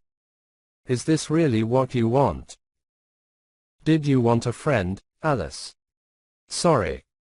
Alice is sorry. The little girl stifled her cries. Alice is sorry, Oni-chan. Alice is sorry for tricking Oni-chan. Alice really wanted a friend, but they wanted to leave after we're done. Alice doesn't want that. Alice doesn't want to be alone. It's scary. The little girl leaked tears that ran like waterfalls. She trembled at the fear of losing Naruto. Oni-chan, Alice is scared. It's so lonely, it's dark, and Alice can't be the only friend Alice has. It was there that Naruto knew what Alice was. A ghost with a will to search for a friend. All he did was for her to have fun. To have a friend. He clenched his fists tightly. To leave her would be an injustice to the girl. A dead soul had no place with the living, and as sad as it was, Naruto understood that it would be impossible to stay with the girl. I will let your friends go, but only if you stay with Alice. Caster bargained. I'm sorry. Naruto spoke solemnly. His face looked to the ground. He was ashamed to make this girl cry. Master. Saber spoke. It's dangerous here. We must leave at once. Impossible. Caster answered. We're bounded inside this place. Then what am I supposed to do? We'll have to fight her. What? Master. On guard. Saber yelled. She materialized before him, shocking the rookies easily with her entrance. It's happening again. Ah, that's how I got in this mess. He answered to himself. Gah. Saber screamed as she careened towards the tree next to Naruto. The impact tilted the tree, and made the swordswoman slide down its bark. I'm surprised that sword of yours can actually defeat Jabberwock 7 times. No, many last after the 3rd time. Such a fine blade crafted by the Fae, wouldn't you say, Saber? A sword that can cleave Jabberwock even without the need for a vorpal blade. Ah, but I'm sure there is one servant in your little group that can copy it. Caster remarked cryptically. A red man with white hair. Saber and Naruto widened their eyes at that. Caster knew Archer. The man in question stayed silent for a time until, Caster. Prevent anyone outside the dome to see or hear this. Caster quickly made a seal by mixing his fire and ice seals to make a mist thick enough to block the sight of Archer appearing out of nowhere. The Hanyu then made a sound-blocking seal to prevent the rookies from hearing this now. Long time, no see, Alice, Caster. How does the afterlife fare? Archer, Naruto stared silently. Still uncouth as ever, Archer. Caster snapped back. Alice, do you remember Archer? It took a bit of time, but the little girl managed to remember the servant, one of her previous opponents she lost to during the Grail War. Ah, Archer Oni-san. Let my master go, Alice. There doesn't need to be a fight, and there certainly doesn't need to be an encore. Alice lowered her gaze, ashamed by her actions. Her servant stood in front of her, defending her actions. It was only natural to protect her master's dignity. You've no room to talk, Archer. Last time I checked, you were weak to not be able to handle me in a fight, which almost ended in your loss.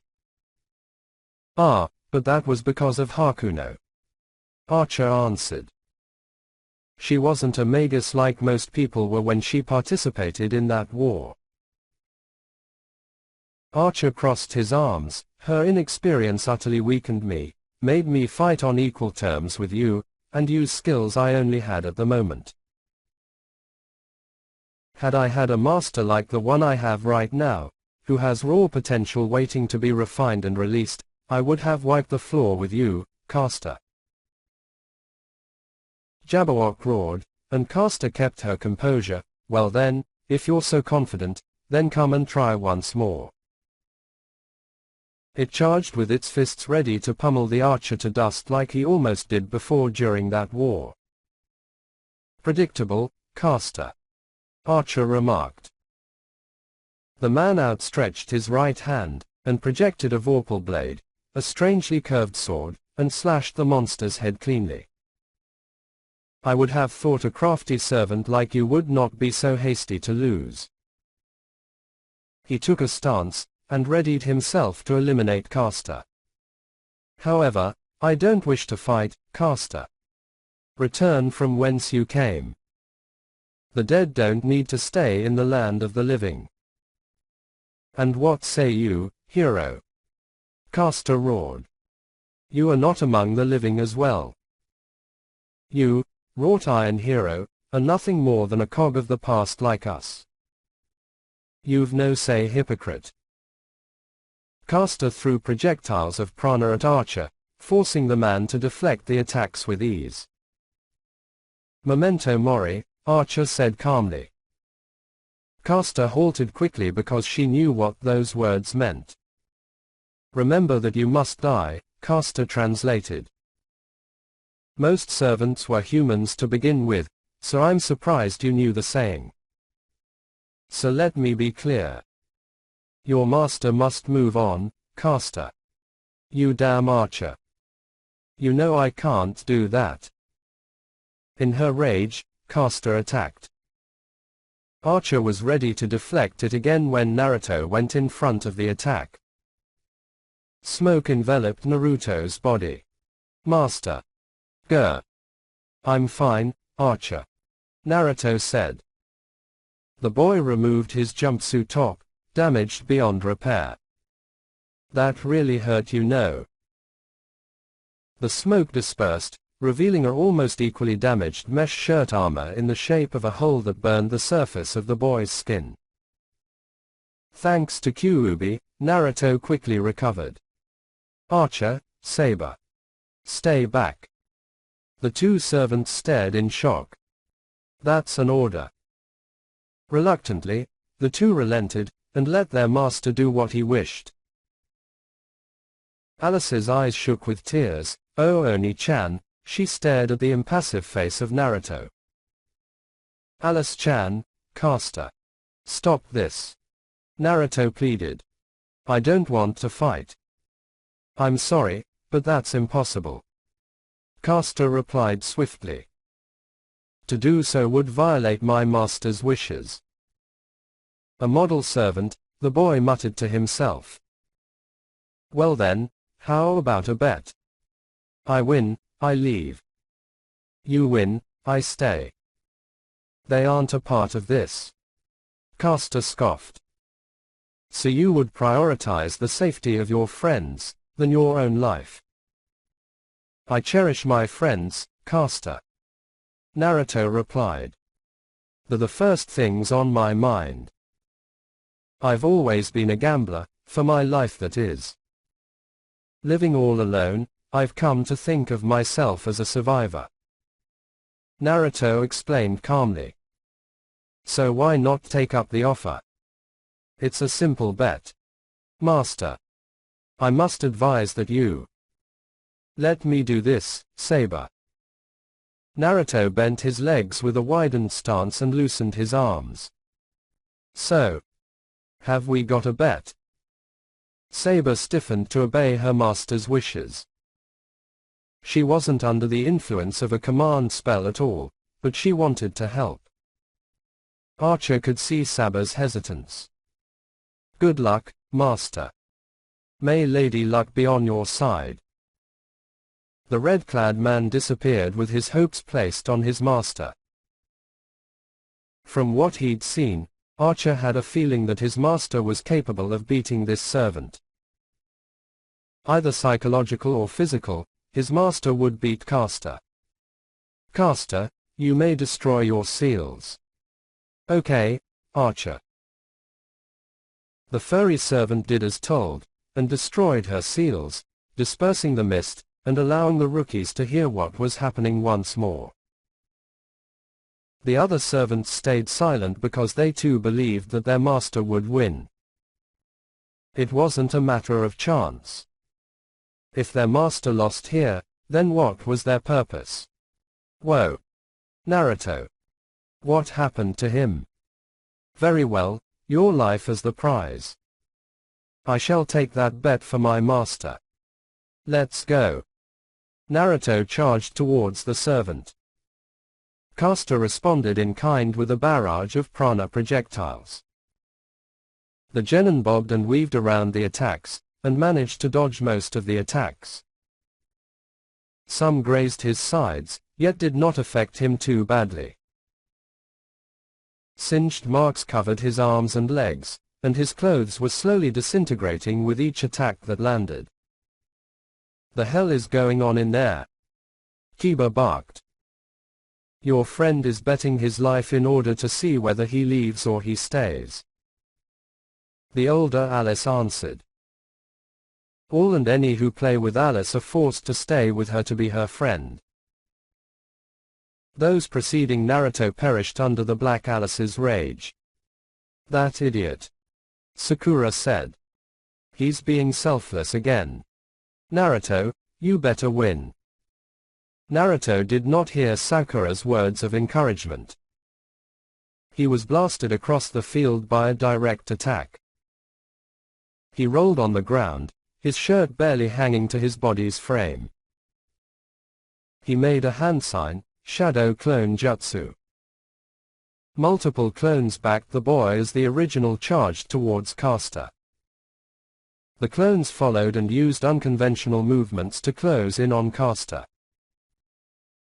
Going zigzag, Naruto and his clones were quickly closing the gap. They used shuriken cover and smoke bombs to hide their approach in the area between the two. The servant easily blocked incoming projectiles with a wave of her hand before returning fire. With more targets, Naruto had more leeway to not get struck by the oncoming projectiles. His clones disappeared with each decent hit, and soon, the small army he amassed dwindled in numbers. Though that didn't matter. He was close enough. He was already in front of her with a fist ready to sock the servant in the face. Alice. Let's see you grit those teeth. Not if I can help it. Caster swiped her hand in front of her to launch an attack of her own. The burst of light pierced Naruto's chest. The boy's face contorted in pain. Eyebrows furrowed, mouth open, and blood spurting out of his mouth, Naruto shocked all spectators. The shock was dismissed quickly when that Naruto poofed into a cloud. To your left. Caster reacted and shot a clone. To the right. The servant attacked again. Up above then down below. Two clones appeared as announced, and both landed a glancing blow to Caster's chin before dispersing from the servant's retaliatory attack. Then she realized that the attacks were a ruse to give Naruto cover. She scanned what she could, yet the visibility was so low that she could only see a meter in front of her. Naruto's right foot swung itself right at Caster's face. The servant couldn't dodge, and was forced to change her perspective. Her line of sight now showed a fist rising towards her in an uppercut motion that lifted her off the ground. Caster then reflexively used Magecraft to burn the clone.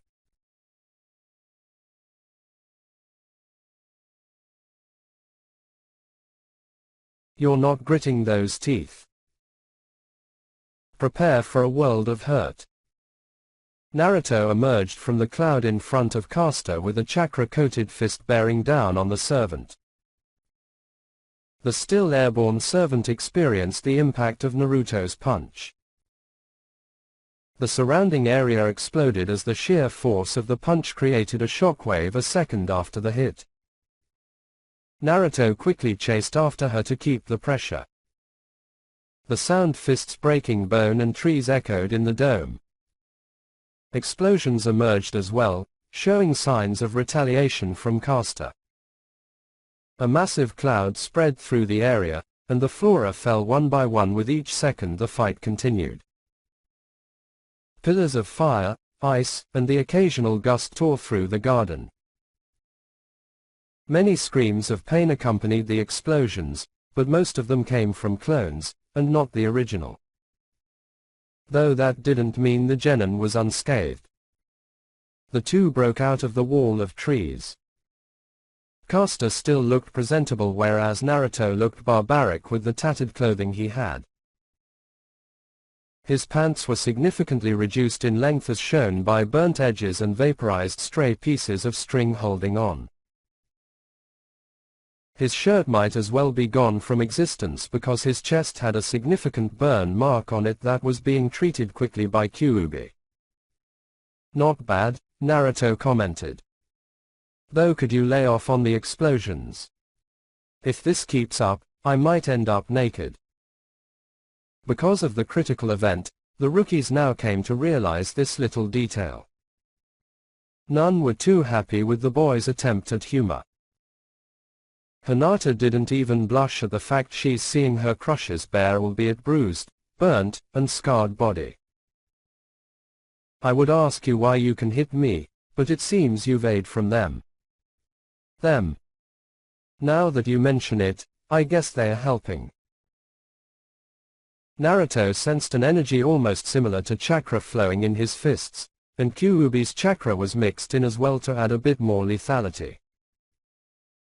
In the end, I'll be beating you into submission. Naruto grabbed some shuriken from his pouch as he kept on charging. He swiped his hands as fast as he could to make his attack nigh invisible to the naked eye.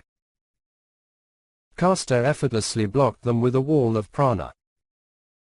The star-shaped weapons detonated into clouds, and revealed something the servant did not expect. Oni-chan! Cried several, sailor uniform-wearing boys and girls. All who watched were stunned by this unexpected development only Naruto could produce. Master, you are by far the strangest one I've ever made a pact with. Saber muttered silently with a smile. And it's quite the refreshing sight. Oh my goodness. Caster squealed. Look at those cuties. I want all of them. Hey. Why want illusions when? By the gods you're a genius, Rider. Caster interrupted. I can make Master produce some of those cuties himself. Assassin groaned, and Ruler followed suit. Alter studied the children, and wondered what to do with them. Berserker wordlessly analyzed his master's tactic, unorthodox if he ever saw one, and approved of his determination to end this fight peacefully. What a heartbreaker you are, Master. Archer snickered. I can totally see that, Archer. Lancer nodded. Say, when do you think a rather volatile femme fatale would steal his heart? Oh, I'm pretty sure the femme fatale's heart would be stolen first. Agreed. Plus, to make it so, I'll teach him the ways to charm a woman. Cheesy lines that equate to amateurish romantic prose. Archer guessed. Yep. Archer fumbled. His perfect posture became askew by Lance's admittance. Lancer was even smiling like an idiot. I'm rather surprised you'd actually admit that. It seems you're a dog in that regard. It works. Lancer defended. Especially on the maidens. And I'll let that insult slide, this time. Alright, no need to get your spear at the ready. The children wore white sailor uniforms with black accents on the seams and collars and cuffs of their outfit. They wore pearl white berets that revealed a pair of animal ears, and tails poking out of their pants or skirts. The children tackled the servant to the ground with the glomping, and kept the personification of children's stories planted firmly on the floor. The children giggled and squirmed above the servant, who could not, or rather would not move. As the servant that appealed to children, she wouldn't lay a hand on 'em if it meant harming 'em, illusion or not. Haha, we got you. Cheered one of the children, who almost looked like Naruto without the marks on his cheeks. Oni-chan, no fighting. Fighting is bad. Said another child, a blonde little girl who almost looked like Saber. Let's play instead. After that, she continued to hug the servant tighter than ever. The pile of white uniformed children mounted the servant rather well if one were to look closely at their interlocked legs and arms. Okay, Alice Oni-chan will stop. Yay, the children chorused. Well, that's something you don't see every day. The black-haired Alice commented offhandedly. What? That easy? Kiba asked for everyone's sake. Only Naruto would be that stupid to use it that it actually works. Shikamaru explained to the feral boy. Akamaru barked in accordance to Shikamaru's comment. Chuji, Lee, Shino, and Neji agreed on this idea. Tenten and Ino were in a much different place. Ah, what cuties they are. And moving on. Sakura and Hinata sighed.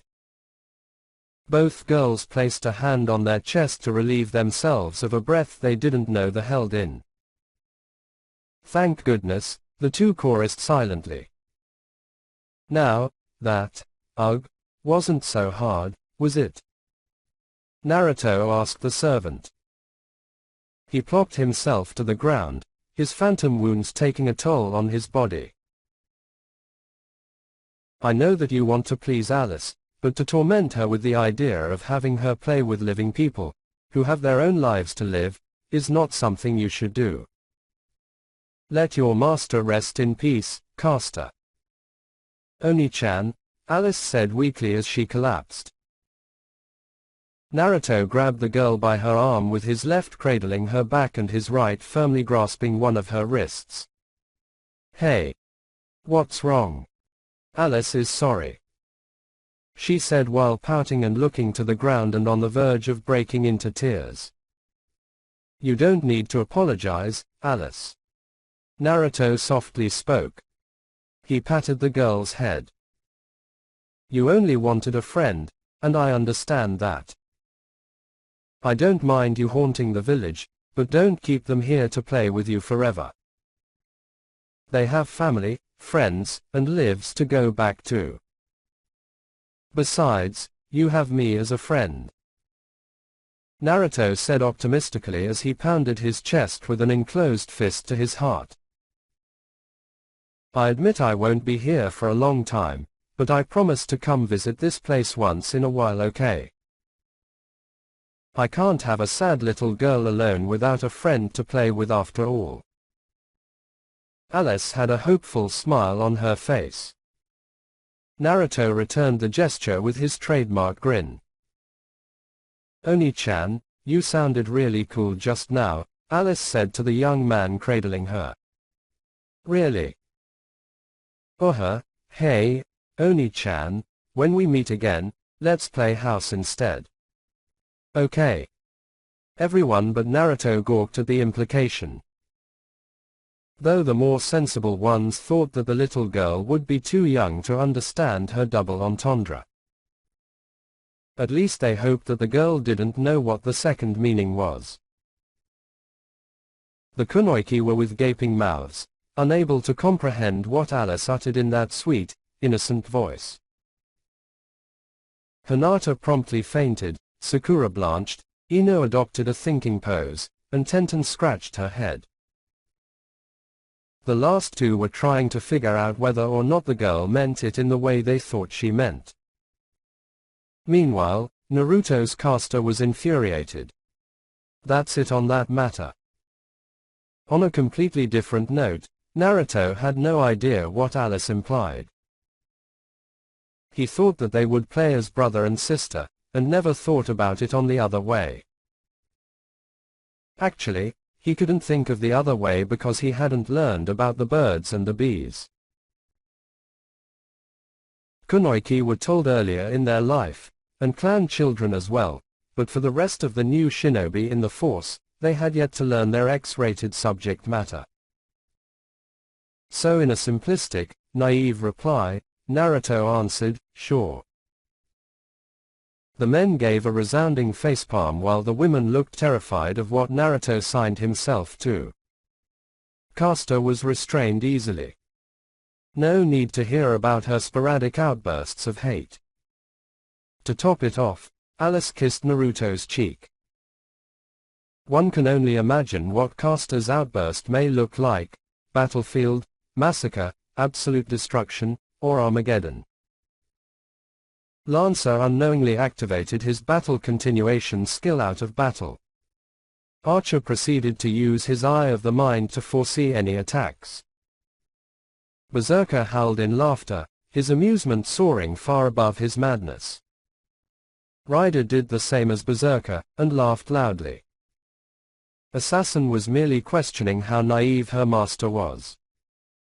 Alter Ego smirked, finding all of this to be a fresh sight. Ruler sighed.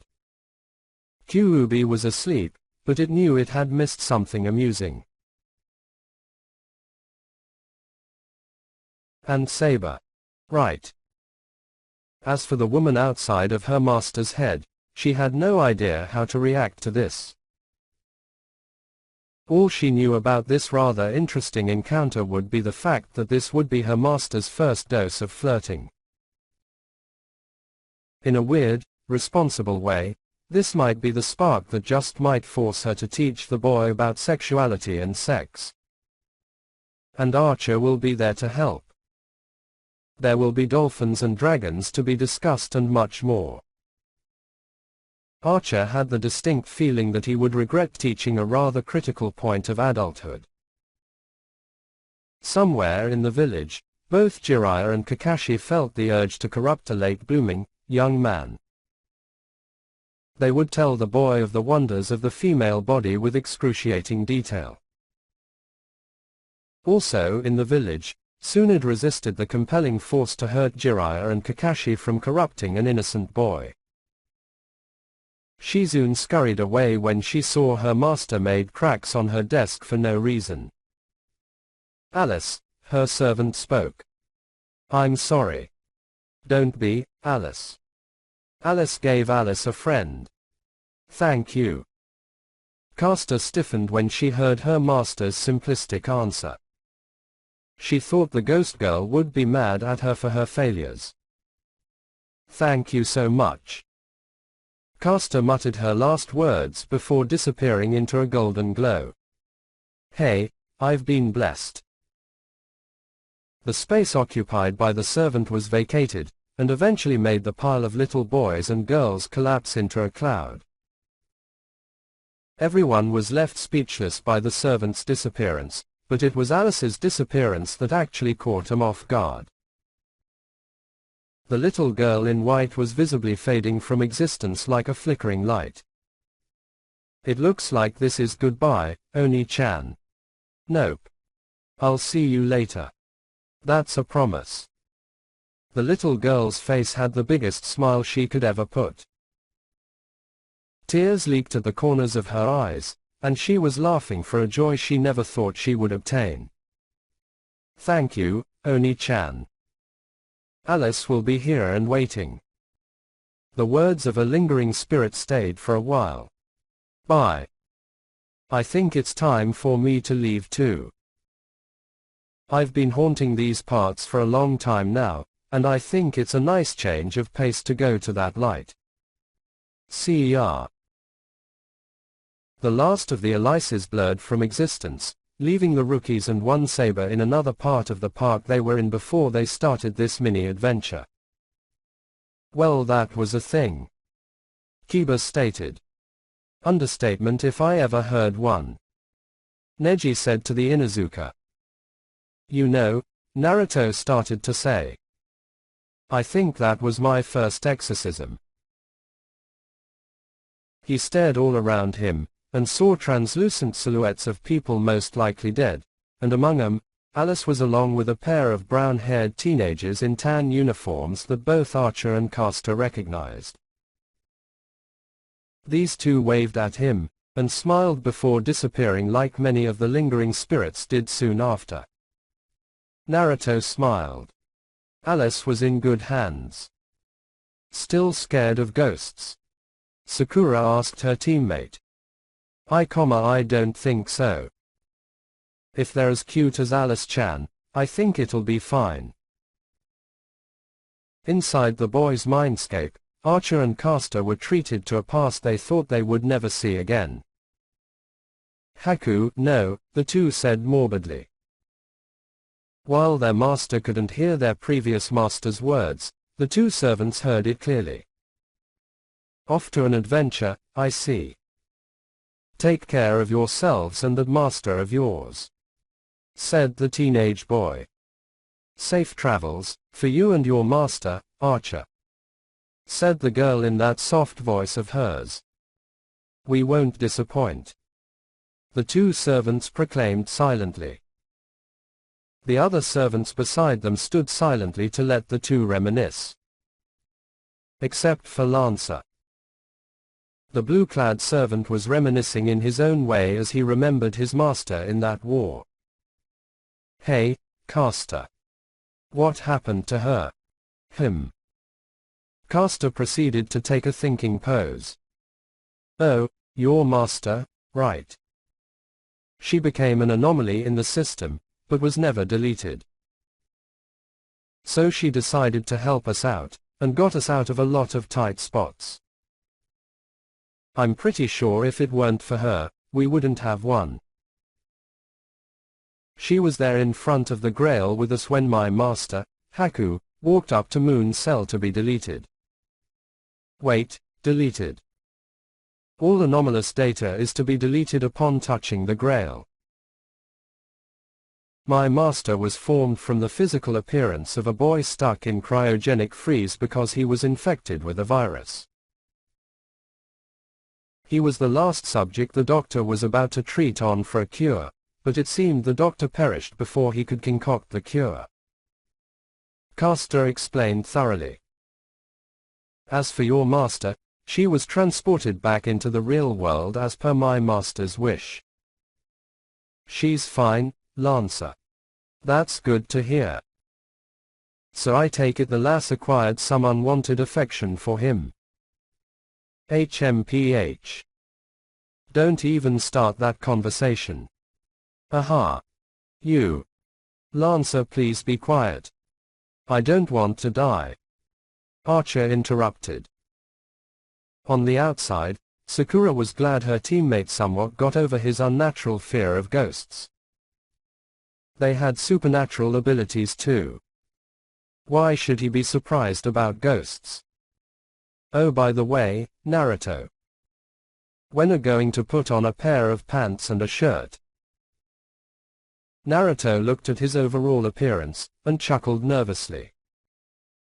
From all that battling, his jumpsuit was nothing more than a pair of raggedy shorts and arm bands and a choker. The former almost revealed the boy's blue boxes while the arm bands and choker were the collar and cuffs of his mesh shirt. Oh. My bad. Let me look for. The boy flew backwards as his backpack hits his face. Here's your bag, Naruto. Thanks, Saber-sensei. While he was in the middle of changing, he was interrupted by the girls screaming, "Get a room, idiot. It's not like I'm going to get naked." Naruto deadpanned. Sheesh. I have boxes on, ya no. The males of the group sighed with a palm to their faces. Naruto grumbled something about never understanding girls as he put on his pants. When you're done, why don't we go to Ichiraku's? Why the nice act after yelling at me, Sakura-chan? The boy griped. The fact that you have no sense of shame bothered us. The Haruno girl replied. Naruto scoffed before finally putting on his shirt and zip up his jacket. Seriously, no one just goes and strips in their underwear in front of their friends. Right, Naruto droned. Okay, sure, you're paying for my ramen, right? That's the idea of a treat, isn't it? Shikamaru yawned. Come on. The more time we waste, the closer it is to when you leave.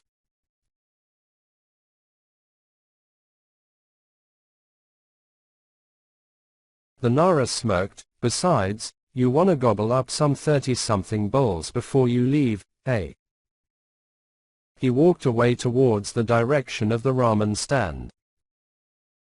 The guys followed with grins on their faces, and soon the girls were giggling as they walked away as well to leave a stunned Naruto beside Saber. Master. Saber asked the stunned boy with the slightest hint of worry. Hey. Since when have you been a joker, Shikamaru? The boy rubbed his nose with an index finger, and chased after them. Hey, wait up. Wow. Naruto exclaimed. Thanks for the free meals, Chuki Gigi. I can't have my best customer get homesick, can I? With all the ramen you inhaled, I'm pretty sure you'll remember my ramen for a long time. Naruto chuckled, admitting that he wouldn't forget the taste because of the amount of ramen inside his stomach. Oh, and before I forget, Ayami, could you please get it? Sure, Dad. Answered the daughter of the restaurant owner. She returned with a scroll inscribed with the words, "Emergency food supply." She presented it to the boy, and said, "Here you go. It's a food supply that'll last at least 2 years or half a year depending on how much you eat it. So, it's every ramen on the menu times 100. Ayami's no-holds-barred explanation silenced everyone but her father, who was laughing at everyone's expressions including Saber, who stopped at mid-chew when she heard what the gift contained. Saber glanced at the menu, and counted off the numerous ramen flavors starting from miso. 1, 2, 7, 9, Saber dropped her chopsticks, causing everyone to snap out of the daze. 15. You two made 1,500 bowls of ramen. The restaurant owner and his daughter cowered under Saber's scrutinizing glare. How very generous of you. She complimented softly. The father-daughter duo sighed. Your ramen is amazing. The flavor. The texture. The crisp ingredients. The presentation. Glorious. All the while as she praised, she made random poses that glorify her bowl of ramen. Shikamaru sighed, Great Naruto, you made your Kenjutsu-sensei addicted to Ichiraku ramen. Next thing you know, she becomes a prankster. What a drag. Hey! Naruto shouted indignantly. Don't diss the almighty ramen and its followers. The lazy boy exasperatingly wiped his face at his friend's blatant worship of food. He had to admit Ichiraku ramen was something to behold because of its tantalizing quality, but never should it come to the point of worship. He never thought Naruto's master would come out praising the bowl as if it were God in her hands. Enough of that, Naruto. Sakura chided. We don't have much time, so let's skip pleasantries. Hey! What do you have in mind?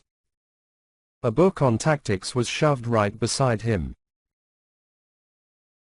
You may be unpredictable, but at least use this as a template to work on your combat skills or teamwork with your clones to make them last longer. Naruto smiled at the gift. Thanks, Shikamaru. Hold off on the thanking spree, Naruto. You got more incoming. The Nara warned. Like Kibbers for example.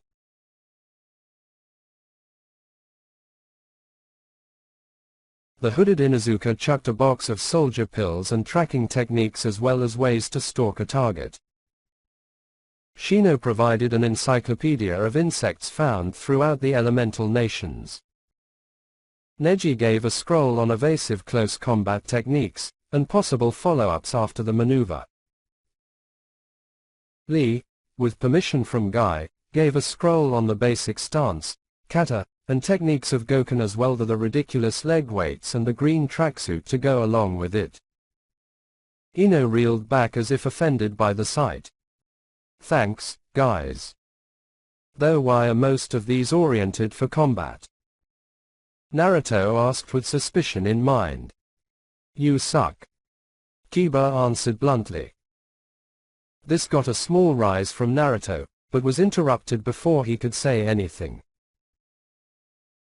If this little sacrifice is worth you improving in the future, then by all means let's help you out. Come on, you have to admit you're getting ridiculous with those clones and Rasengan of yours. The Uzumaki's painted red hair shadowed his eyes. Many could see the building fury from his body language, and they silently scolded Kiba's brash answer. Naruto-kun. Here's my gift, stuttered a flustered Hinata.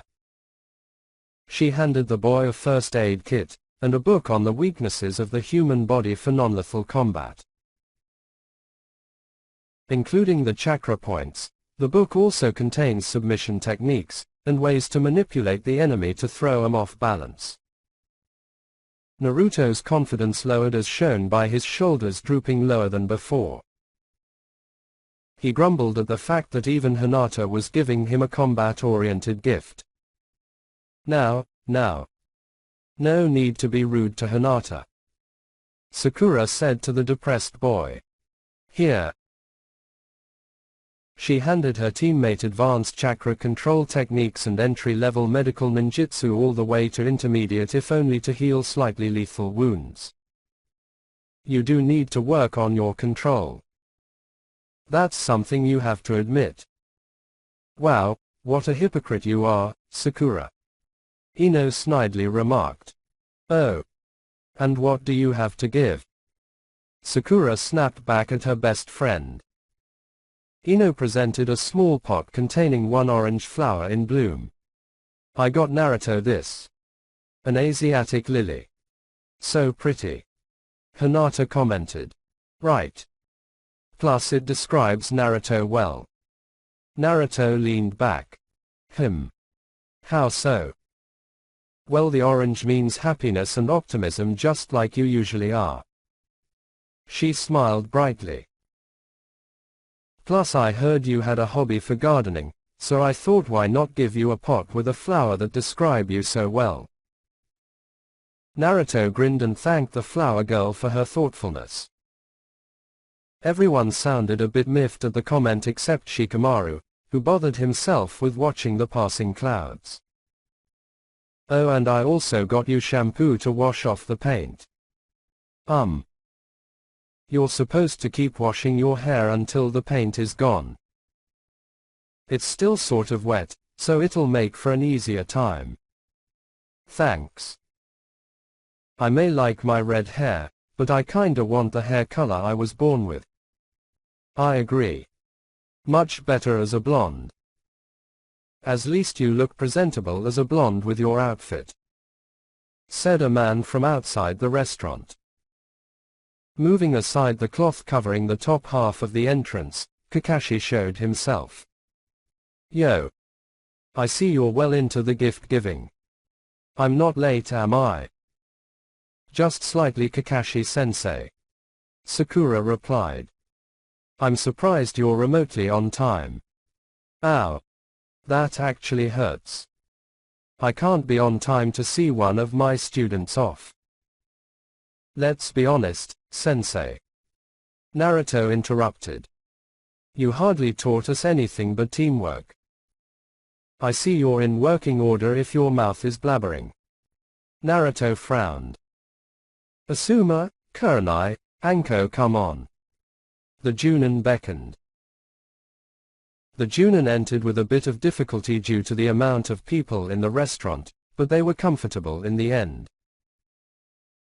The three greeted the boy, who simply waved back while trying to stuff most of his gifts into his bag. I won't waste time, so here's my gift, Naruto. Karen gave the boy a rather small notebook on how to deal with genjutsu, and how to spot one.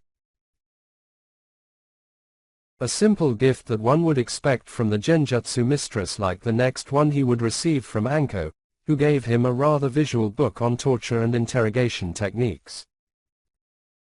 I really didn't know what to give you, so I just brought myself this little guy.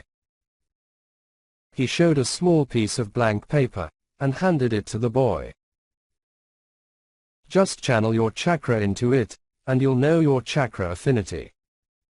What? It's the element you'll easily get down pat. It doesn't necessarily mean you can't learn other elemental jutsus. Asuma easily answered. So Naruto did as he was told, and channeled his chakra. The boy was shocked to see the paper split, with both becoming soggy to the touch. Wow, 2 elements, and wind and water to boot. A rarity on both accounts. I guess my hunch on you being a wind user was right. He grabbed something from his back pouch. A scroll on how to master manipulating wind chakra, and some wind jutsus to start off with. Thank you, Asuma-sensei, Kurenai-sensei, Anko-sensei. No prob, kid. Anko answered for the 3 Junin. Say, I don't see your new equipment on you. Why's that? Equipment. Anko pointed to Tenten, the one she. Oh crap. I totally forgot about it. The genin panicked. Let me go get it real quick and. Teddy, you forgot to take your stuff with you. Yelled one Tetsu Yaiba, followed by Iruka and the Konohamaru Corps. I even finished up that one you were heating up in the heating treatment process. Dad. How many times do I? 589, Teddy. Her father yelled back. Tenten growled loudly the whole time her dad and the others finally reached the destination. I'm not too late, am I? He panted deeply as he asked. No, his daughter replied. Thanks for bringing it, Dad. You're welcome, sweetie. The man straightened himself and turned to Naruto. I apologize for my interruption, Naruto-san. It's no problem at all, Yaiba-san. Tenten grabbed something from the backpack Naruto failed to notice, and saw an object wrapped in leather cloth and ropes. She unwrapped it to reveal her masterpiece of a gauntlet. Cool. Naruto shouted. Thanks. Hold up. You don't even know what it's capable of. She then proceeded to show off the shield and the hidden blades it had, but what's surprising was another secret function that even her father hadn't noticed. With the larger blade in display, Tenten flicked her wrist down, and the blade swung on a hinge, and locked into a gap on one side of the shield. She pointed to the gap, where it showed a small tube that Archer recognized as the barrel of a gun. This here is a chakra blaster. You pull in your chakra in here, and bam. You launched a condensed sphere of chakra capable of knocking out or obliterating enemies. I call it the Great Night Assault, Rampart Mechanic System. Everyone was impressed by the technology demonstrated and explained. G.N.A.R.M.S. Naruto, being skeptical, asked, nice name, but does the launcher work? Of course it does. Tenten snapped. Naruto reeled back. Okay. I'll believe you. He grabbed the gauntlet and fitted it to his left arm. Wow, a perfect fit. Thanks. He grinned. Tenten glared at the boy because she was still miffed at the insult to her smithing skills. She turned away as a sign of her anger. Ni-san. This is our gift. Konohamaru and his friends shouted while pinning the visor on his head.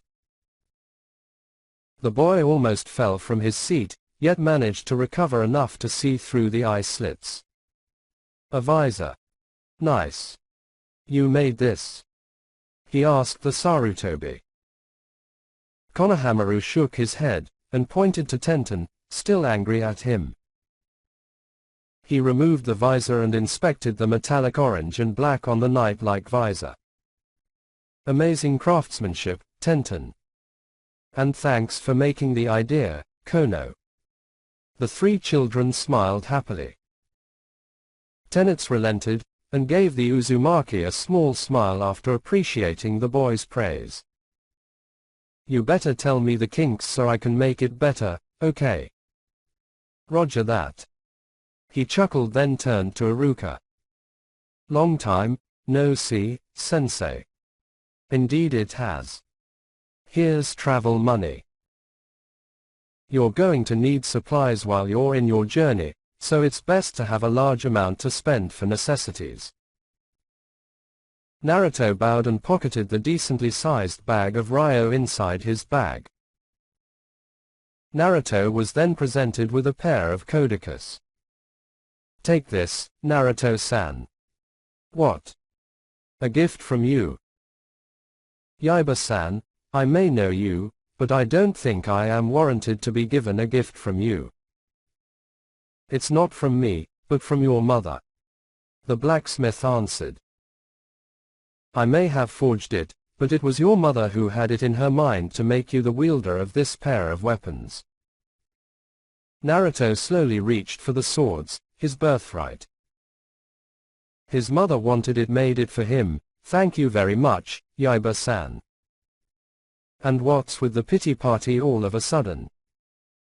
The signature voice of Tsunade boomed from outside the restaurant. Hokage-sama. Everyone but Naruto bowed. Easy now, I'm taking a lunch break. Tsunade said to them. So, Naruto. Are you almost ready to leave? Kinda. Naruto holstered the Kodakas inside the belt loops of his pants, and put on the gauntlet while leaving the visor just hanging around his neck. Feels weird. Maybe I'm not just used to it yet. Yep. Jiraiya answered from above. That jumpsuit doesn't do you new equipment justice. I'll find a way to make it work. Naruto said to the man. Sure you will. Hey, Kakashi. Did you give him your gift yet? I was just about to, Jiraiya-sama. Tsunade narrowed her eyes. There was something strange about the hint of amusement in Kakashi's voice. Her pervert senses were tingling, but it wasn't on a level that warranted her wrath as of yet. She would wait it out to see how it would go. Deep inside, she knew she would regret something. When she saw the ominous glowing coming from the man's back pouch, she paled. In Kakashi's hands was a complete set of the Ica Ica series. The kicker. It's the revamped version with more smut in the material than the original. Absolutely. What is up with that orange book that you like so much? Naruto questioned angrily. He swiped a book from the pile and unraveled its contents. With such determined eyes, Naruto took in every detail possible before. Smack. What the hell are you doing reading this in public? Both Sakura and Tsunade demanded. The Uzumaki boy sported a huge, steaming bump as he lay in a crater created by the bone-crushing force of the master-student pair. Many passers-by halted their strolling to witness the Uzumaki in pain. They cringed at the amount of force used, but were glad it wasn't them. That's it. Off you go.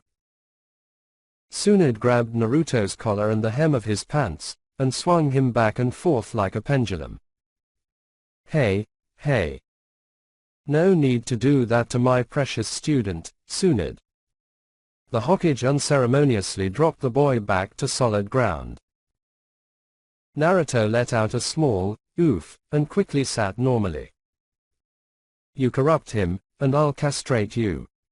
Tsunade roared. Jiraiya cowered back, hiding behind Kakashi as support. The human shield was terrified as well, and the two perverted men fought over who would be the shield that would take the brunt of the Hokage's wrath. Everyone laughed at the sight of the two struggling men while Tsunade was not amused by it all. Shouldn't you be going, Naruto? Ino asked the boy. She pointed at the clock inside the restaurant, which showed it was nearly time for departure. Ah. Thanks for that.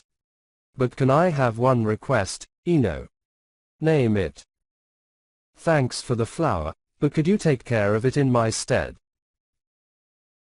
I don't think I could take care of a plant while constantly moving from place to place in very differing weather conditions. And if possible, could you plant a small garden of these where we found Alice in the park? Sure, but it'll cost you. Imo smirked. Okay. How much? Kidding. Ino pushed the boy. Come on, don't you have to be on your journey by now? Right. Bye guys. Thanks for the gifts. The farewell party, except Kakashi, still struggling with Jiraiya, participants waved at the boy heading for one of the main gates. Saber quietly followed right behind her master. So who's Alice? Asuma asked his student. Sounds foreign. Well, and so the rookies debriefed the Hokage and the teachers of what happened earlier. Shouldn't you grab your sensei? He'll get here. Naruto said nonchalantly. Jiraiya smiled over them, and landed on the horizon, most likely by the gates. See? He even beat us. The two kept walking in the direction Jiraiya flew in. The lack of care in your voice is a bit unpleasant, Naruto. It may be off-putting, yes, but the man deserves it. He can gain his respect from me when he stops being a pervert. Now if you'll excuse me. I'll be doing research on why this book is so good to those perverts. He grabbed the orange book from his bag, which Naruto knew Kakashi slyly slipped in. If I do turn into a pervert, Saber-sensei, please discipline me. I have every intention to do that, Naruto. Saber said calmly. I am building you up to be a knight. So you must hold the ideals of one, and being a pervert certainly isn't one of them. But disposing them is broadly one of those edicts in the code of chivalry. Is that like the Bushido for samurai? Naruto asked while still reading the book. Being honorable and respectable in battle and in public. It's a similarity. Though I myself don't know the differences quite well. Saber admitted. Oh, there's your sensei. The two walked past the beaten pulp that was Jiraiya.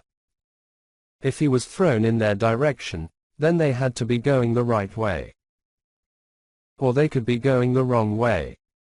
Did it really matter though? They were heading east, in the direction of Wave Country. Maybe he could pay a visit to them. He would love to see how the country has flourished with that new bridge of theirs, and he could also pay a visit to the deceased Haku and Zabuza. Yeah. He should do that. Last time he checked, Iron Country was a sea away to the east. They were good at smithing, so he could pay for armor upgrades. Wait for me, Sasuke. You'll see a better me in the future. By the way, Master. Do you know how babies are made? A glimpse of the future. Lancer studied the book through his master's eyes, and honestly, he thought he could make better art than this literary disaster of an erotic novel. And to add on to that, maybe he could persuade his master into making his own version that could be more popular than Jiraiya's smutty work. Grinning from ear to ear, he created paper and pencil from thin air, and started writing what would become a literary movement in erotic novels in the future. Maybe like this. No, he mumbled to himself by the minute, and it irritated Berserker to no end. The Black Knight minded his own business, yet the constant chattering and mumbling of the spearman annoyed the warrior to no end. So to shut the spearman, he walked up to him to first find out what he kept on mumbling about. He peered over Lance's shoulder and noticed an erotic work coming to life with each word flowing eloquently to the next scene. Just reading the draft made him remember Guinevere and the first time he made sweet, passionate love to her. I'll help, Lan, care. And he too added his ideas onto paper. Now the two wrote their pieces and revised the others' work with such teamwork never before seen between servants. Archer, who also looked at the outside world through his master's eyes, snapped from his silent activity of reading the smutty work his master read with great interest and insight. He could already sense the workings of erotic art emerging from his master's subconscious, but to a small degree. His master doesn't know the birds and the bees yet, so he doesn't know what's happening at all. He turned to the writing duo, and walked up them to see what they were doing. Like Berserker, he peered over the two's shoulders, and read their work silently.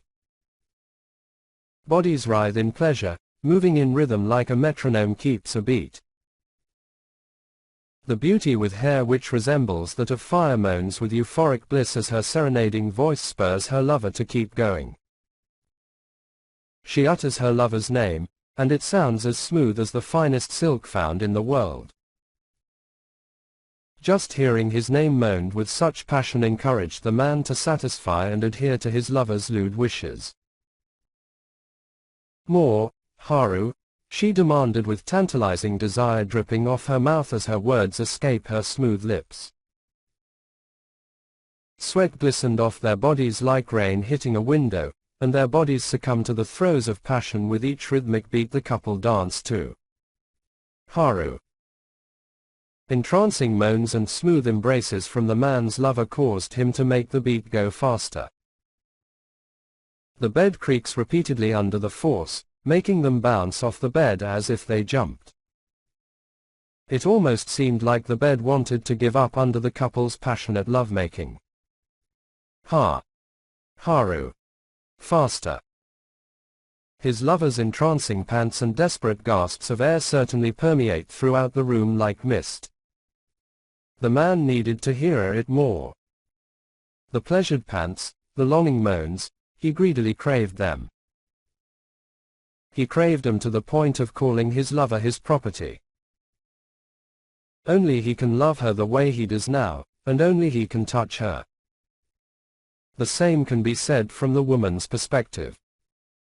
His lover's voice spiked, and followed through with the same motion, achieving the same result. The woman's tender legs twitched before they curled around his waist in an attempt to never let go. He cupped his lover's cheek. He led her closer to him, and made their lips combine into a searing and lust-filled kiss, which neither partner refused to let go of the other in their battle of dominance. Legs intertwine, sweat bounces off, the beat's pace quickens and intensifies, and their moans echo all over their bedroom. Akane, more, cry out my name. Amazing work you've done here. Ryder, who at some point converged at the spot, and read the collaborative work, praised. Archer nodded in agreement. He could clearly see this was not smut, yet divulged into the realm of bodily pleasure. Seeing as Master is already thinking about ways to improve on such a genre, Archer and Ryder decided to help as well. They too wrote their versions, each with their specific tastes, and revised them together to make a concise plot with unforgettable characters. Each writer held a correlating theme, to satisfy both the reader and their characters. Years later. Ara, what's with these ridiculous lines? Jiraiya asked out loud in complaint, where does this line lead to? This just keeps on blocking roads. A person in the line, a woman, heard Jiraiya. She turned to him, exposing her natural beauty to him. Brown hair so straight and smooth, it looked like it was sculpted on her. Her green eyes entranced Jiraiya, and her voice only added extra when she told them, you haven't heard. There's this new author that is selling what has been called the revival of erotic novels. Revival. What about the Ika Ika series? Jiraiya asked. The woman scoffed, that's smutty trash. It doesn't hold up to the erotic art that is Noble Sword's work. His books actually get a female audience, unlike the Ica Ica series.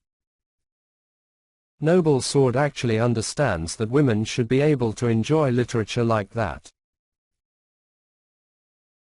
The Ica Ica series only satisfies the carnal lust only for guys, but not for women, and it makes Noble Sword's Secret Garden of Passion series much more popular because it allows both genders to enjoy it. It sounds like you idolize this author, ma'am.